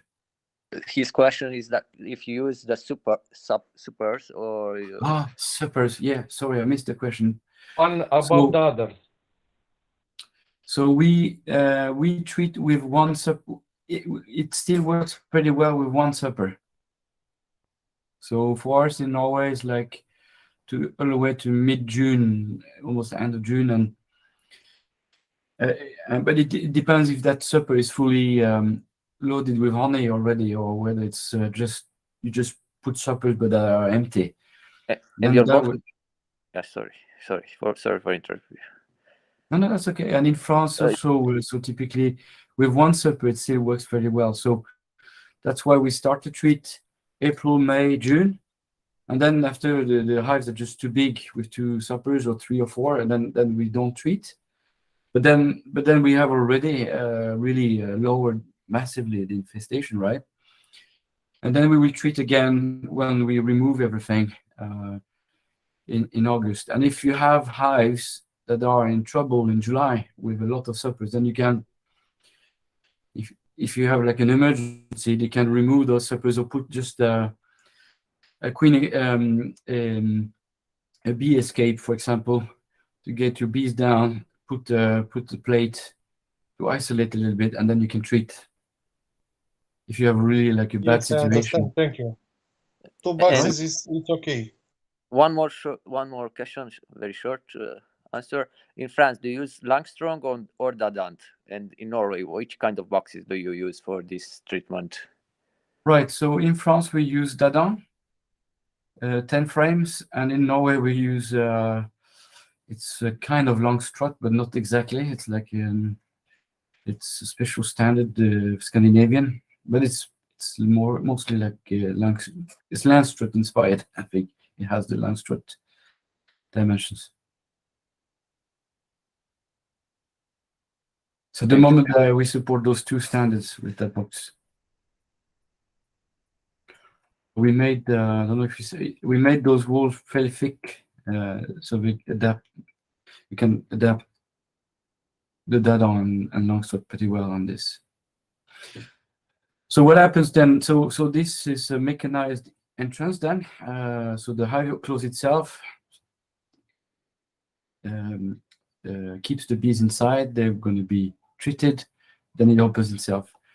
What we found quite cool about this is then we use also this gate, this robotic entrance for many other things. So if we have Asian hornet attacks, for example, then we detect them with we have a sensor with a microphone, for example, and then we can hear it coming. So we can bring down an entrance reducer. So you can remotely activate with your phone, basically. If there's a swarming happening, we also detect that with our microphone and sensors, and you can reduce that entrance with a queen excluder. So you can give you a bit more time to come and fix it if you have instead of climbing up in the trees, right? So it gives you a bit more time. And then you have this hive with a weight scale built in for as an option if that's needed. So we kind of try to combine what we think is meaningful thing to have as a beekeeper. And this bottom has, of course, then an inspection Varroa plate you can insert in the bottom here, and it has what we call a slatted rack. I think it's quite well used in the US, and in Norway it's quite nice also because we have cold winters, and it turns out to be quite good for summers in France as well with the heat waves that we have. It gives a bit more space, a bit more air actually in those hives in the very hot summer days in France now. Yeah, so we've worked 4 years on this with the National Beekeeping Association of Norway, and we've looked at the safety, of course, looking at the evolution of the brood. You know, I don't know if this brood qualifies to what Michael presented, but I think it's pretty good brood, this one. And then we look at you know, before and after treatment, making sure that eggs become larvae and larvae develops normally. We make sure also that the puppies come out quite nicely. So it has taken. If you have Varroa on the cells, does it kills there in the cell? Yeah. It does to some, yeah. Maybe not all of them, but quite a lot, and particularly the males and the young younglings. They don't support it. But the treatment, it's attacking the Varroa inside the cell, so it affects it, right? Yes, but also the phoretic, the one on the bees. So what you see after the treatment are the phoretic ones falling first, and then later you start to see the ones in the cell coming out and dead. So it's awesome. Because the big problem here is that you got Varroa in the cells, and they are in autumn a lot of Varroa in the cells, and if you attack the Varroa in the cells, it's awesome. Yeah, so that's definitely the target, right? And that's this is what we seem to be achieving now.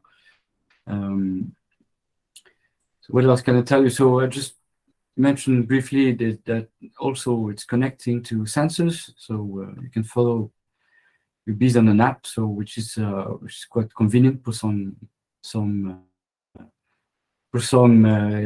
use cases, like if you lose your queen, for example, that is something we will detect quite easily. If you've been attacked by yellow jackets, or you know, if it's a robbing from other hive, but you know, if you're getting robbed, it's probably a dead hive anyway. But maybe you don't want to. You want to cut this so it will not spread the disease to other hives, so that you can close it remotely. Swarming, we are working on that also to detect, so we think that could be a nice addition. that I just presented. So basically, it's a solar panel and the charger. It connects to up to 16 hives. But if you have 220 volts, then you just need an AC/DC converter. Beekeepers in Norway use a diesel generator. It's not something we want to promote too much to use diesel, but it works very well. And that will allow you to treat more bees simultaneously, obviously. Yeah, The device can be programmed to get slower temperature. We have colleagues that in spring use heating their hives for a better development. That So, can be used in this way. So it could be possible, but it's not something we haven't tested this yet. But I'm sure It's the not beekeeper. designed to work like that. Well, it could. Antone, știi că face încălzirea în stup și pentru asta am întrebat. Actually, it could, because you can configure the temperature you want. There's another application we've seen is which we're going to spend more time next year. Is you can also help the bees to dry their honey faster, right? If you have solar energy, you can maybe boost that process a little bit, or as you said, stimulate the bees out of the winter, for example. Or if you come in sometimes it happens more and more actually in May, June. It's nice spring, and then suddenly you have storms and bad weather for like a couple of weeks, and they could be a bit slow to pick up again. That could be a way to stimulate that, but again, this is not something we have tested or at this point, but a beekeeper could try definitely. So can you manually set a temperature like 35 degrees on something like that? Yeah, so I'll show you actually the interface straight away. I'll go straight in the app. So you log into your system here. So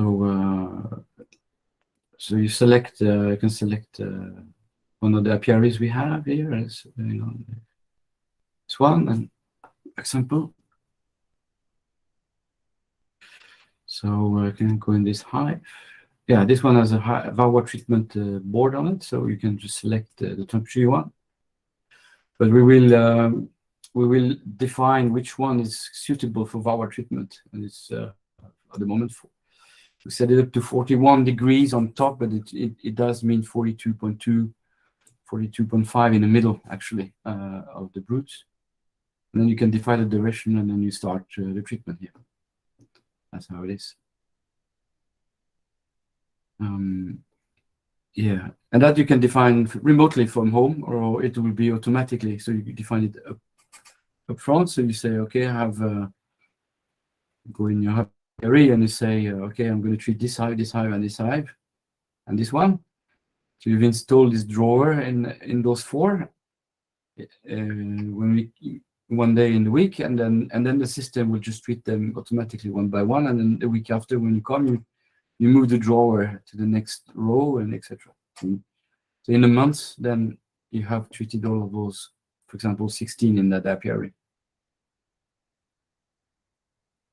That's the idea.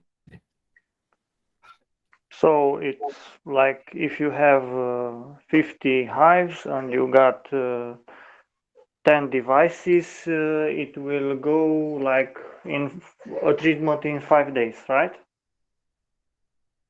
Yeah, if you have the power, then you can make it in 5 days. But if you do on solar energy, then you'll need a day to charge that battery. I mean, you can have a bigger solar panel, I suppose, but to charge even faster. But if you have a diesel generator, you can treat all the 4 in one go, right? So and in 1 week you've treated everybody. You could do that, I suppose. And after that, you I can have go a question. to another apiary and treat another 16 hives. So you don't have to buy another board for another apiary. Christophe, I got one question. As you probably heard, California, there's a lot of beehives theft. And somebody mentioned in the comments, how do you handle this? Do you put GPS in them? Because you have expensive gear invested in that. How do you handle protecting your investment? Yeah, so these hives, they need to be online. So they connect to, there's a box behind here, we call it the hub. That hub has a GPS on it. So if you take it, then we'll know where it goes. If you just take this one, then it will not work. It will stop working.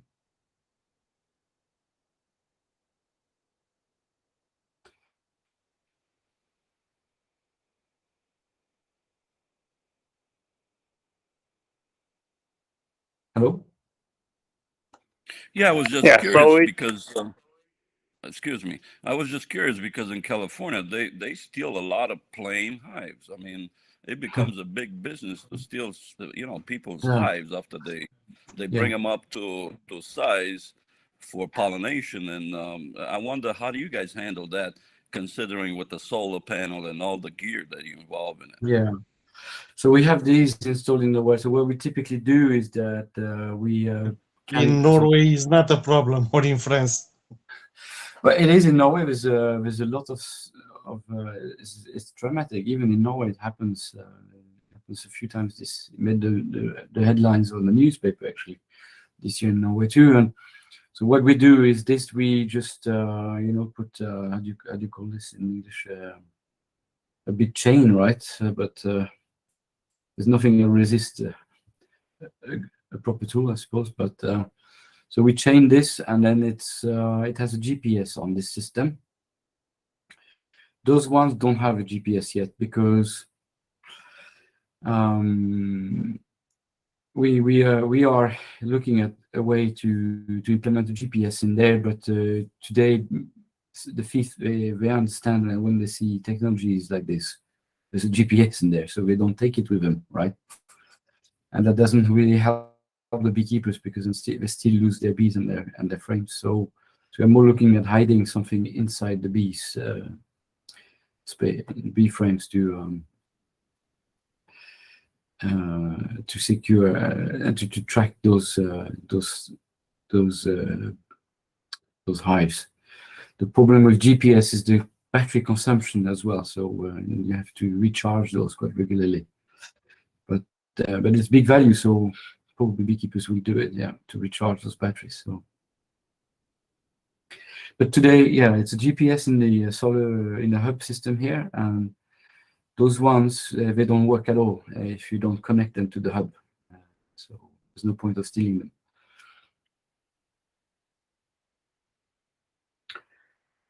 All right. So what I could say is that we are on our fourth year of development of this, and then we start to see some very nice side effects, I would say, which goes beyond to what we had initially thought. Actually, is first of all, you don't only achieve the fact that the bees are overwintering well, but you have actually healthy bees starting the summer before the honey flow. I start to discover beekeeping from the 80s again, almost on our bee yards in France. We see our bees in September, October much. I don't know. They look fatter. They thrive a lot more. And then what we see is that when this year, for example, in France, we have had an extended blooming. Basically, it was so warm all the way to November. It was still flowers out there, and those bees treated with heat, I think they took a much better advantage of the late flowering than the other bees, which were quite heavily infested by Varroas. So when it came to feeding them, the brood boxes were already quite full with nectar or with honey actually. So, but then I know there's also a debate that maybe it's not always a good idea to have bees overwintering with honey, because then they will poo more and maybe it will bring some more challenges. But they seem to be a lot more to have a lot more storage than the other bees. And we saw the same here in Norway. In Norway, we do pretty much the same as what Michael showed. We put buckets of sugar feeds, and we did it on the one treated with Varroa with heat, but they consumed just 3/4 of the buckets compared to the other ones. That one of those observations we start to make, which we're going to work a bit more on next year. Also, we start to look at body fats of the bees before the winter, as another metrics to assess the whole effect of this. Yeah, so I guess that's what I could tell about the solution. It's coming out to the market next year. I know David has been requesting demo units, and I think, David, we can make it next year this time. I hope so. Very soon. I hope to receive your board and try it. We were supposed to be ready this year, but with electronic component shortage, we got very much impacted by this. So, but now we've secured those components, so we will produce a few thousand units for next year. So we should get you some, David, for test. Right, and I think unfortunately it's a bit running out of time for me because, but I could tell us a little bit about this part that I think many of us have experienced. If you have your bees close to agriculture areas, they could be exposed to pesticides. Like Michael mentioned, in the US, there's a lot of transportation of bees, and we see issues, challenges associated with this. In France, we see more and more heat waves and very long periods of drought, etc., etc. And if you time those challenges with also quite disturbed seasons, as I mentioned a bit earlier, the seasons have kind of been redefined, I think, and that disturbs to plot a bit the colony evolution and the brood production, right? And these are graphs that have taken a bit from Randy Oliver, which whom we know. When you see those graphs of evolution and how it could be easily impacted by either a winter that just stops too early, or a spring that starts and go too early, back and forth, and it disturbs the bees. They go in cluster mode, and they are out of cluster mode, and cluster mode again, and they start to look for food that doesn't exist, and all of it is really impacting. It's a long presentation, but it's very much impacting those key moments in the colony buildup. And then if you add on top the stress of transportation here in Norway, typically towards late July, August for the mountain honey, and this is at the time when they're supposed to, to make the winter bees. I have a question.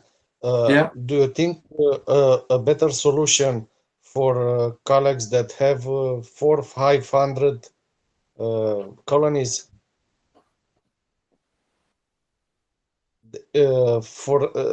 for example, for the time you need 6 hours to treat, you treat it just at night when all the bees is inside?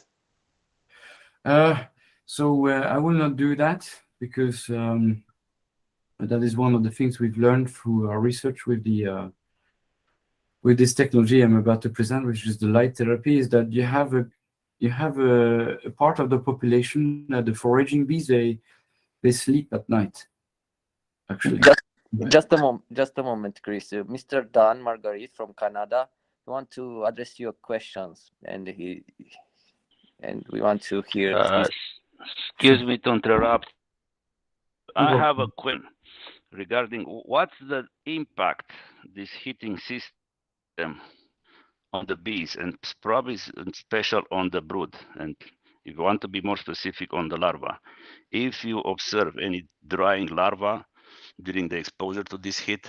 I no doubt that you're gonna kill the Varroa exposing with the heat, but what's the impact on the bees? What's the stress you put on the bees, and how the bees and especially the brood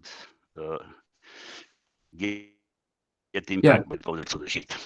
Thank you. Right. Yeah. No problem. So, you know, we have developed this in a very empiric approach. I can tell you that the first years, the 2 first years of our development, we did seek like higher temperatures with 1 treatment a year. So temperature could reach like 43, 44 degrees, and then even 46 sometimes, and then you can start to see impacts on broods. As I mentioned, because we moved away from trying to have like a one-time treatment a year to instead having a regular, then we don't need to seek the 100% kill rate on the Varroa mice, and then we could lower the temperature down to 42 degrees. And by doing so, we don't see any impact at all on the brood anymore. So I can tell you initially, yes, we've seen at 45, 46 degrees, you could see some of the open broods. We have never seen any impacts on eggs. They seem to be really, eggs are very robust and resilient. Pupae inside the seal comb have also never been a problem. The problem could be on those larvae here. So, but with the target temperature we now have at 42 degrees, we have no losses at all, actually, anymore. And that we have now thank you. For 2 years. Yeah. Okay. Yeah, but you know, it has been a point where we were wondering, right? Because the fight against the Varroa, it's never really a big 100% win. So we were kind of prepared that maybe it would be some side effects, but we seem to have addressed them now and mitigated them quite well. I think we have reached a good balance where we don't have actually brood losses, and we have very low infestations in summer, close to 0, and 0 when it comes to the winter, just with the heat. Tomorrow, and I think something we're looking at maybe as I think it could be a smart thing to combine this with oxalic acid at the end of the year, just to make sure that we don't promote Varroa mites that could resist to heat all the time, right? So I think a dual treatment strategy could, from the start, could be probably a good idea. That's also something we're looking at. And if your permission, I want one more question. It's any noticeable, or you in all your tests, you see any, how to say, bad results on queens? If any influence the heat is having on the queens? No, so we haven't. Yeah, good they question. Earlier than normal, or so the fertility impact on the queens. I was worried. Yeah, no, absolutely. There's been a lot of research publication, you know, showing that at certain temperature, the fertility could be impaired, and the spermatec could be damaged. I mean, we know that the boys, right? We should not have too tight hands.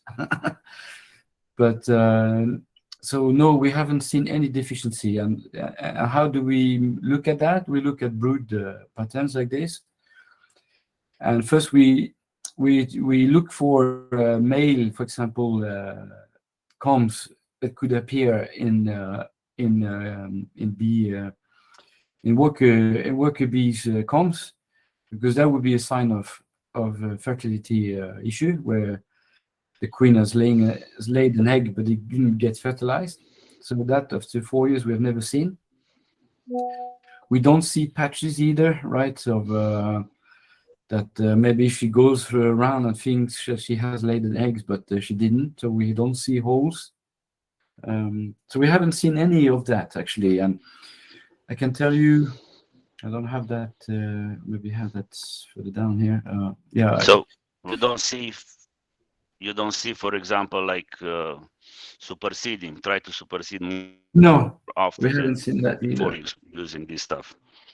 No, we haven't seen that, because what happens is that when the heat comes into the hive and builds up, it doesn't get 42 degrees into the entire hive immediately. It takes quite some time. It's all happening by convection inside the hive, building up to the top.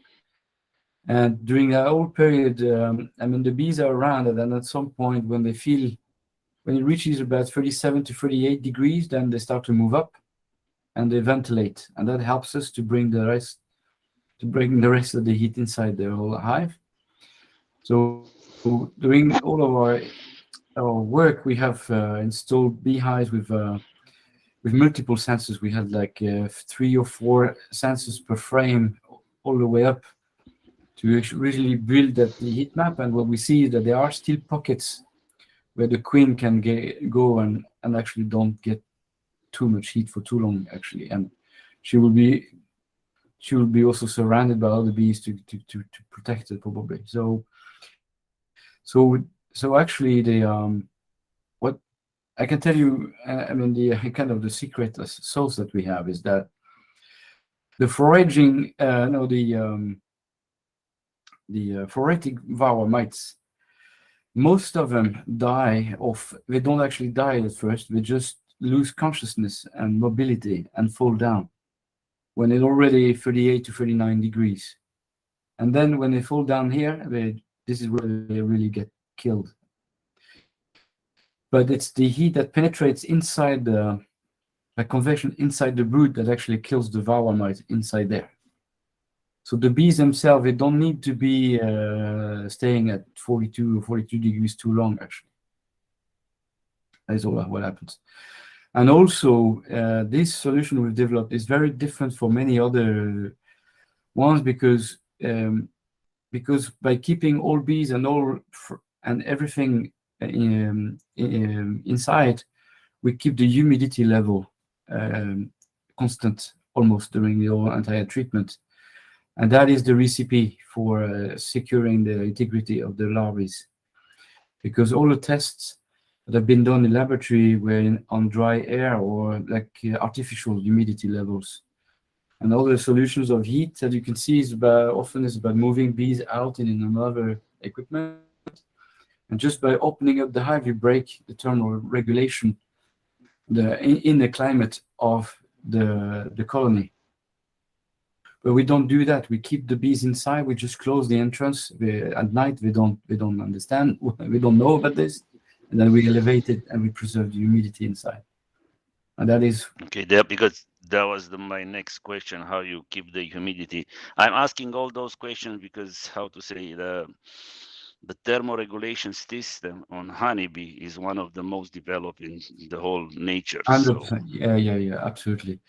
That's the way they react on the heat, on the cold, on the humidity. So my question was how you keep the humidity. So in that device, it's some sort of part of the equipment. It's holding the humidity constant in the hive during the treatment.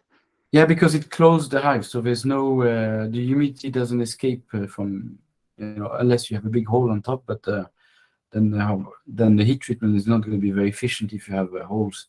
But it keeps the whole humidity inside the box basically during the entire treatment. So you will see a variation, but then they will recover. Let me see if I find in history of that hive, which is Did you test only on wood boxes? No, we tested on both wood boxes and polystyrene boxes. And which are more suitable for constant temperature?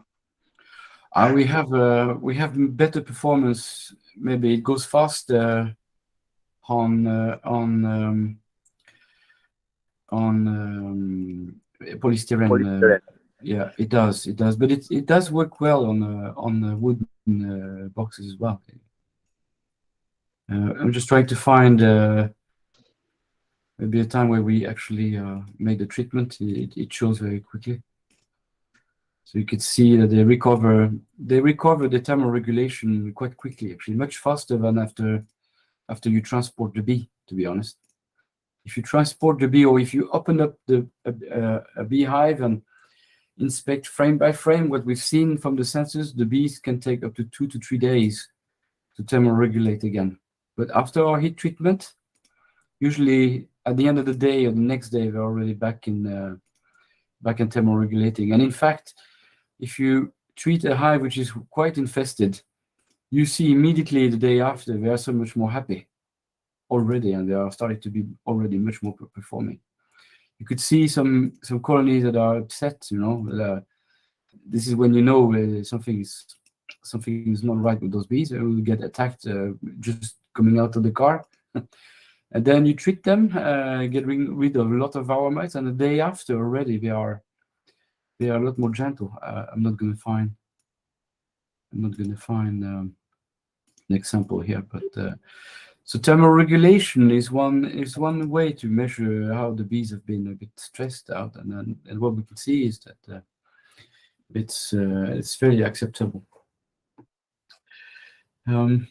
What else can I show you? So it's really interesting that you measure, at least in 2 or maybe more points.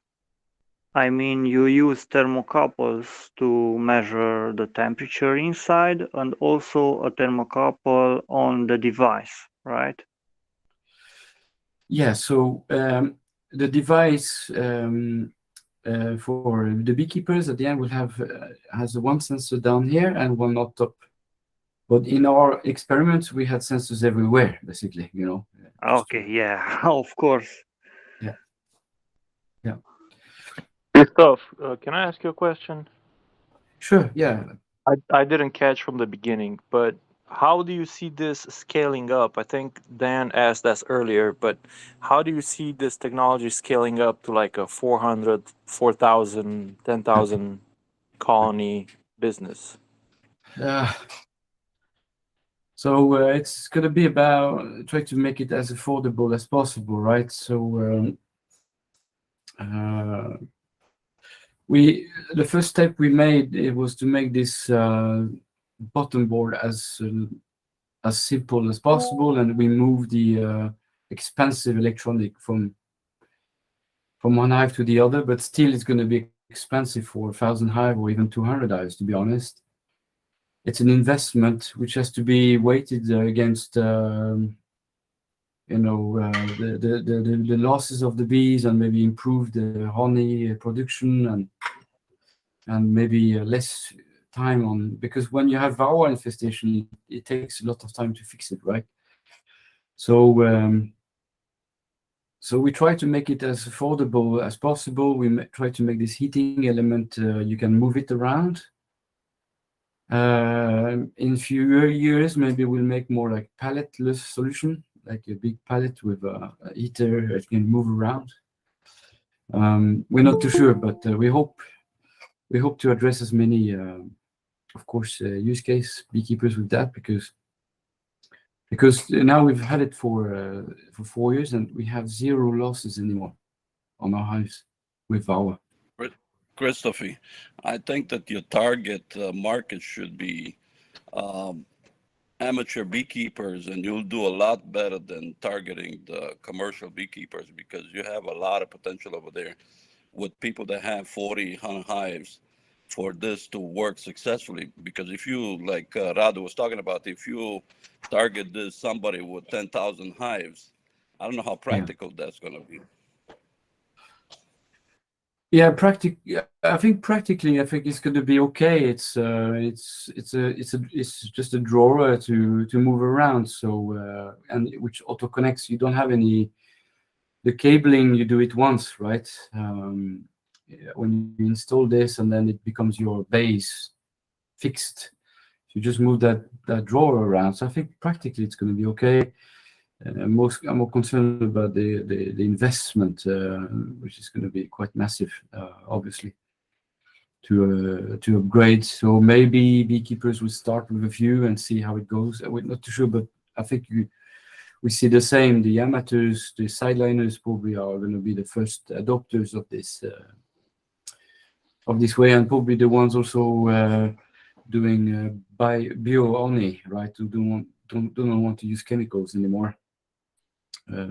Probably also. Just 1 second. I wonder if it's not, I just suggesting you, it's not a good idea to have this device, particularly just from Varroa, without adding all those different features like scale and test all kind of readers like that. Probably lower the cost, and they'll make it more suitable on the market for like medium Yeah, scale so that's thanks for the input. That's businesses or stuff like that.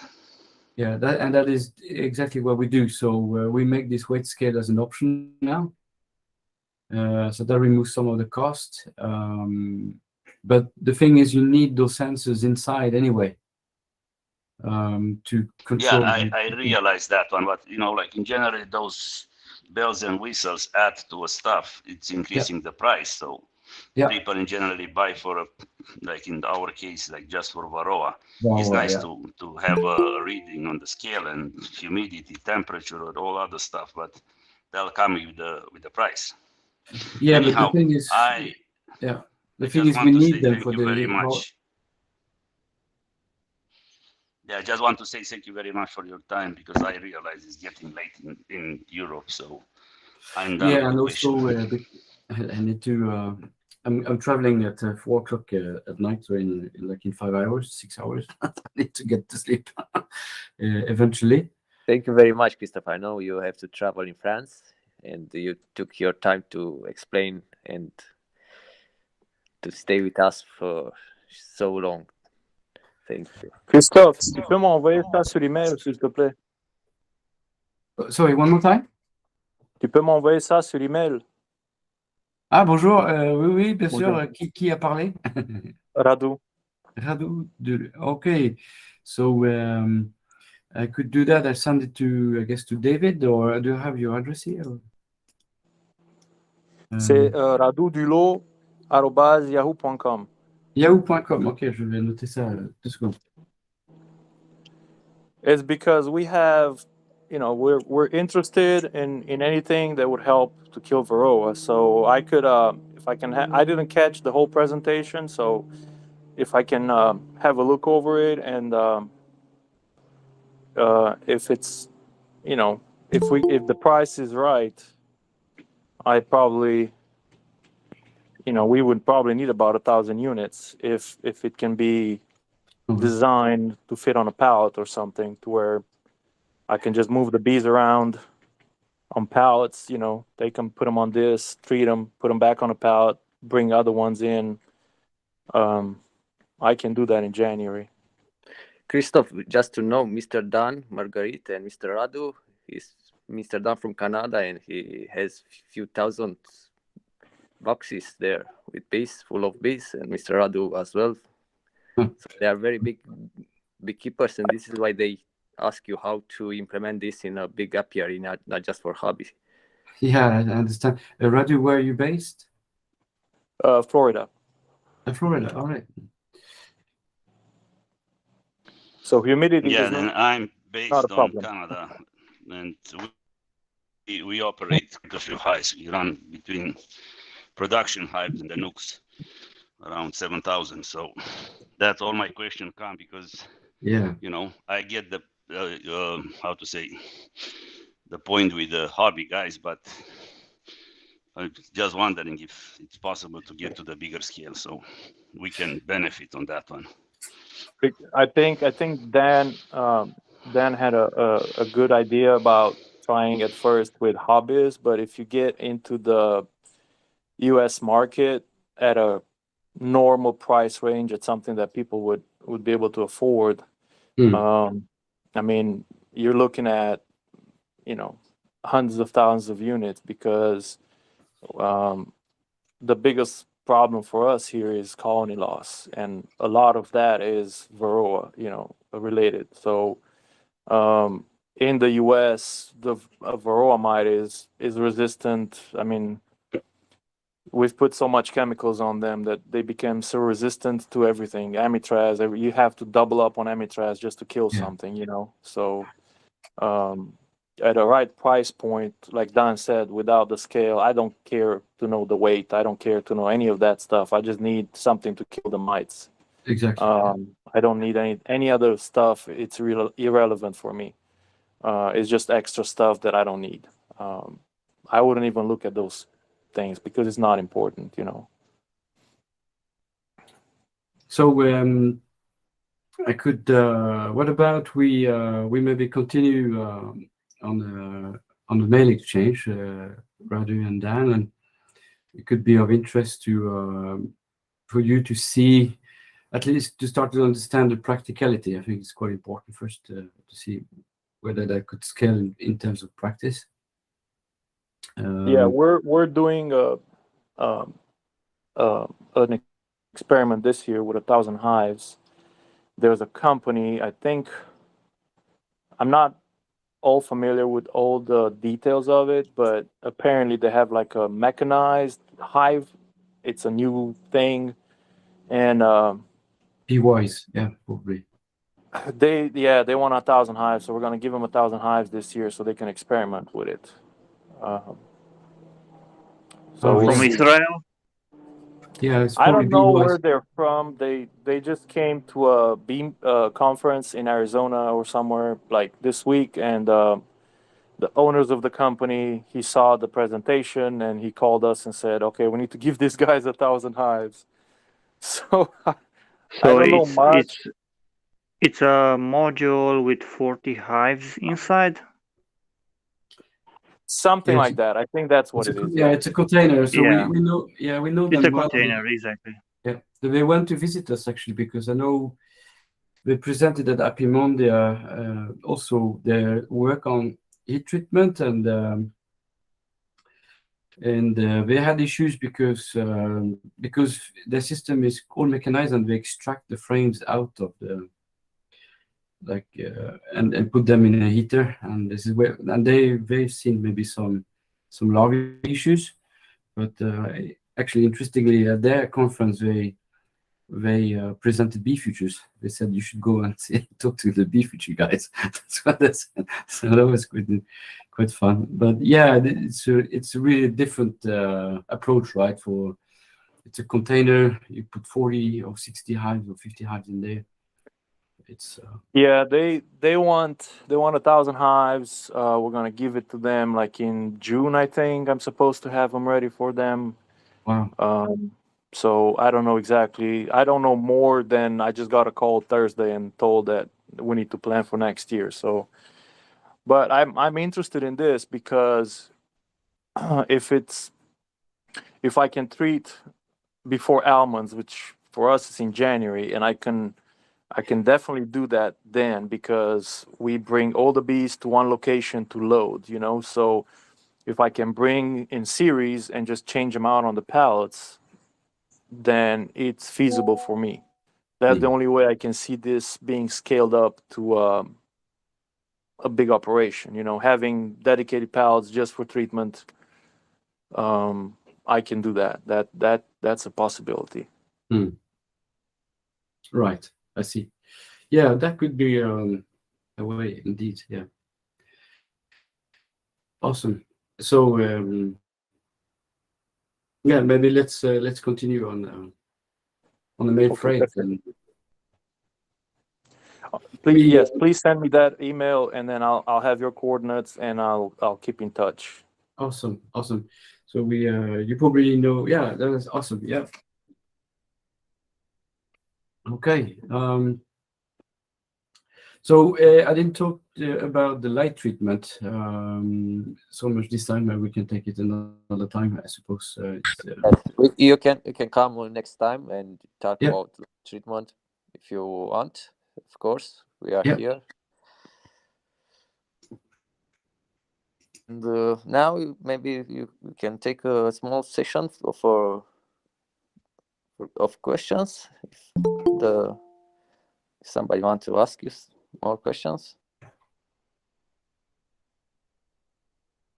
What is the light treatment? Here we go. So light treatment is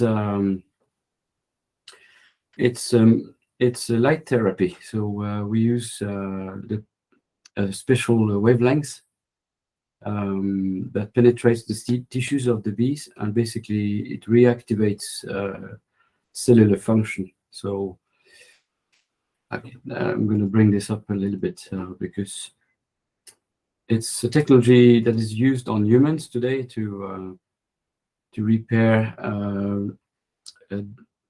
eyes deficiency on elderly people, for example. So do you see my screen here? So basically, in every cell of living animal, or you have a component in the cell called the mitochondria, and the mitochondria, there are many per cell. They are the ones that produce the energy in the cell. The mitochondria, they are also responsible for respiration of the cell, and also responsible for producing what is called an oxidative species, like if you have an inflammation. And basically, what I could explain is that when the cell ages, when the older we get, basically, the less efficient this mitochondria, the less energy they produce. I think it's quite understandable that as we age, our cells produce less energy. And if you are exposed to stressors, if you work all the time, don't eat, don't sleep, you will accelerate this aging process, and it's basically the mitochondria that do not produce energy so efficiently anymore. They don't recharge anymore. They pretty much work like this battery. So, and the more you wear and tear it, the more they also leak this acid that triggers the death of the cell. So, in our research with the Hospital of London, we have implemented the light therapy to stimulate and repair this vital function of the mitochondria. And to do that, we also measure the amount of energy in the cell. That's called ATP. ATP is the energy currency that you can measure in a cell. And for example, here where we took several hives, put in a car, transported for like just 50 kilometers away, and the energy level inside the cell just drops dramatically. So these are bees that are sampled before transporting and just after transporting. Someone mentioned thermoregulation, and indeed thermoregulation is extremely important for bees. And what we've seen also is that each time the bees are exposed to stresses, whether neonicotinoids, so we've conducted a lot of trials on neonicotinoids or transportation, we don't only see that the energy of the cell drops, but also the bees lose the ability to thermoregulate. And over time and repetitively, that's what could be causing also collapsing of the bees. And what we've seen is that when we expose the bees to light, then we can upregulate in a way the cellular function. I'll show you this quick video here. These are bumblebees that we fed with neonicotinoids. It's a video. It's running here, but they don't move at all. I'm just stopping this one. They don't move at all. We film them for 10-12 minutes, and then we expose this to a light, and after just a few seconds, they come back, basically. That shows how this simple experiment we did in the lab to help us to communicate the effect of light, because it's difficult to bring a full hive in the meeting room so, to demonstrate. But that shows really the potential of this light therapy, reestablishing cellular function into the bees. So basically, you combine the heat treatment with the light treatment. So it's a different technology altogether. So this is something we're going to propose as a separate thing. We have been in contact with a few big like those pollinator companies in the US. Indeed, they are intrigued by the idea of helping the bees to survive maybe loads of plant protections when they propose their bees for pollination, but also the transportation, and that could be also a way to really boost the immunity, the respiration, the mobility. It makes them a lot more mobile as well. So it has fantastic virtues all the way. So this is still in field trial for us. Try to build up more and more metrics. There's one thing we're concerned about, for example, is that we don't want to give the message that now you can continue loading your plants with neonicotinoids, because you can just put the light on and then it's fixed. There are side effects of that technology. We just want to make sure it doesn't come out too wrong.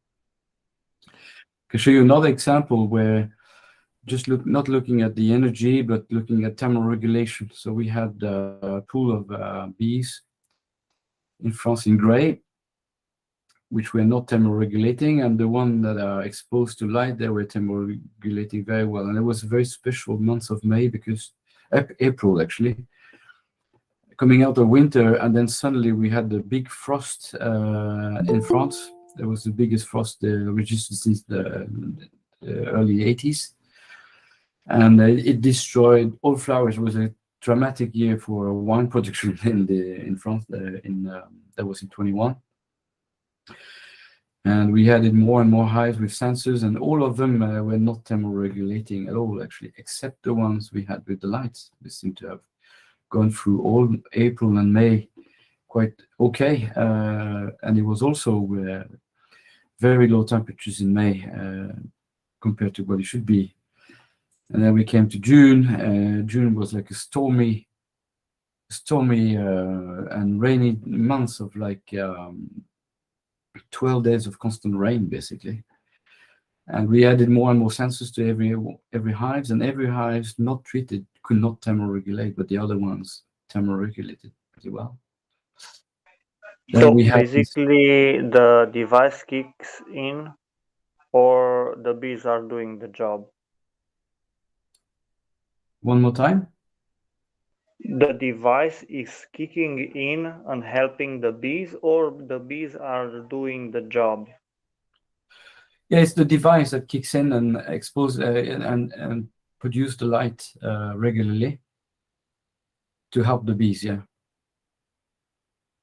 Did you do any trials on viruses? So we all know that after the Varroa mite bites the bees, there's viruses. Even if the Varroa is not there, the viruses still are present in the hive after. Do you think this will help with that? There are good reasons to believe they could help, but we have to be careful because the viral load into hives can be quite significant, right? So, but we do see. I mean, we've had an episode of American food brood in one of our apiary this year, and as Michael said, we ended up burning everything by cautious. But actually, the ones which were treated with the live, they didn't show symptoms before. It took 4 to 6 more weeks to actually display the symptoms of American. But they got it eventually. We're pretty sure. So we destroyed everything. But well, American foul brood is a fungus. It's not a virus. Yeah, exactly. It's a fungus, but of course it is. But it helps still the bees to kind of overcome that infection, probably. But this is something we will have to conduct with proper metrics and with veterinary bodies, and which we haven't done yet for viruses. Did you contact the University of Florida, Dr. Ellis? Because they are doing a study on, I talked to him in spring. They're doing a study on viruses that are present in the hives after the Varroa infection. So they let hives get infected with Varroa, then they kill obviously as much as the Varroa as they can, and then they study the virus effects on those bees after the Varroa is gone, you know. It's gone, yeah. So no, I haven't met them, but I've been in contact with Gru Amdam. I don't know if you heard of her. She's in Arizona State University. She's been working quite a lot with Randy Oliver on vitellogenin and all the kind of gene expression of the health status of the hives. But all of this field of viruses, I think it's going to be really interesting to step into as well. But we haven't done that yet. So today we've looked at increased energy levels in the bees' bodies. We looked at thermoregulation. We looked at oxidative species like the level of inflammation.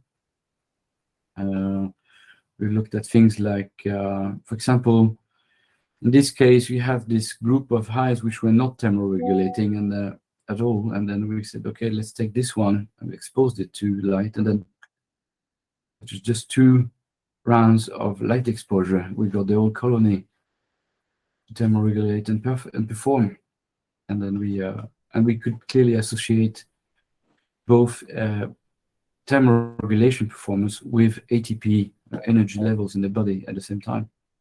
Does the light give a lot of heat in the hive, or it's a cold light? It's a cold light, yeah, completely cold light. Christophe, if you have to catch a plane, and I know you already stayed too long with us, and thank you for coming here, and we invite you next time, because we have more to discuss about this light treatment and the Varroa treatment as well. So. Well, thank you very much for the opportunity. It's up to you if you want to continue. We are still here. No, I really need to get unpack my bag. We don't want to put so much pressure on you, but we're waiting here for you next time when you can join us and explain more about this. And thank you for Mr. Radu, Mr. Dan Margarit, and all the mates here. Thank you. And yeah. Thank you very much for this opportunity. Thank you. And thank you for meeting. It's good to meet beekeepers from all over the world. It's great feelings. It's cool. Everybody's talking actually the same way. It's cool. So I work in aerospace. Your device is like an airplane. No, it's not. Really nice job you have done. Thank you. I'm amazed. I'm amazed.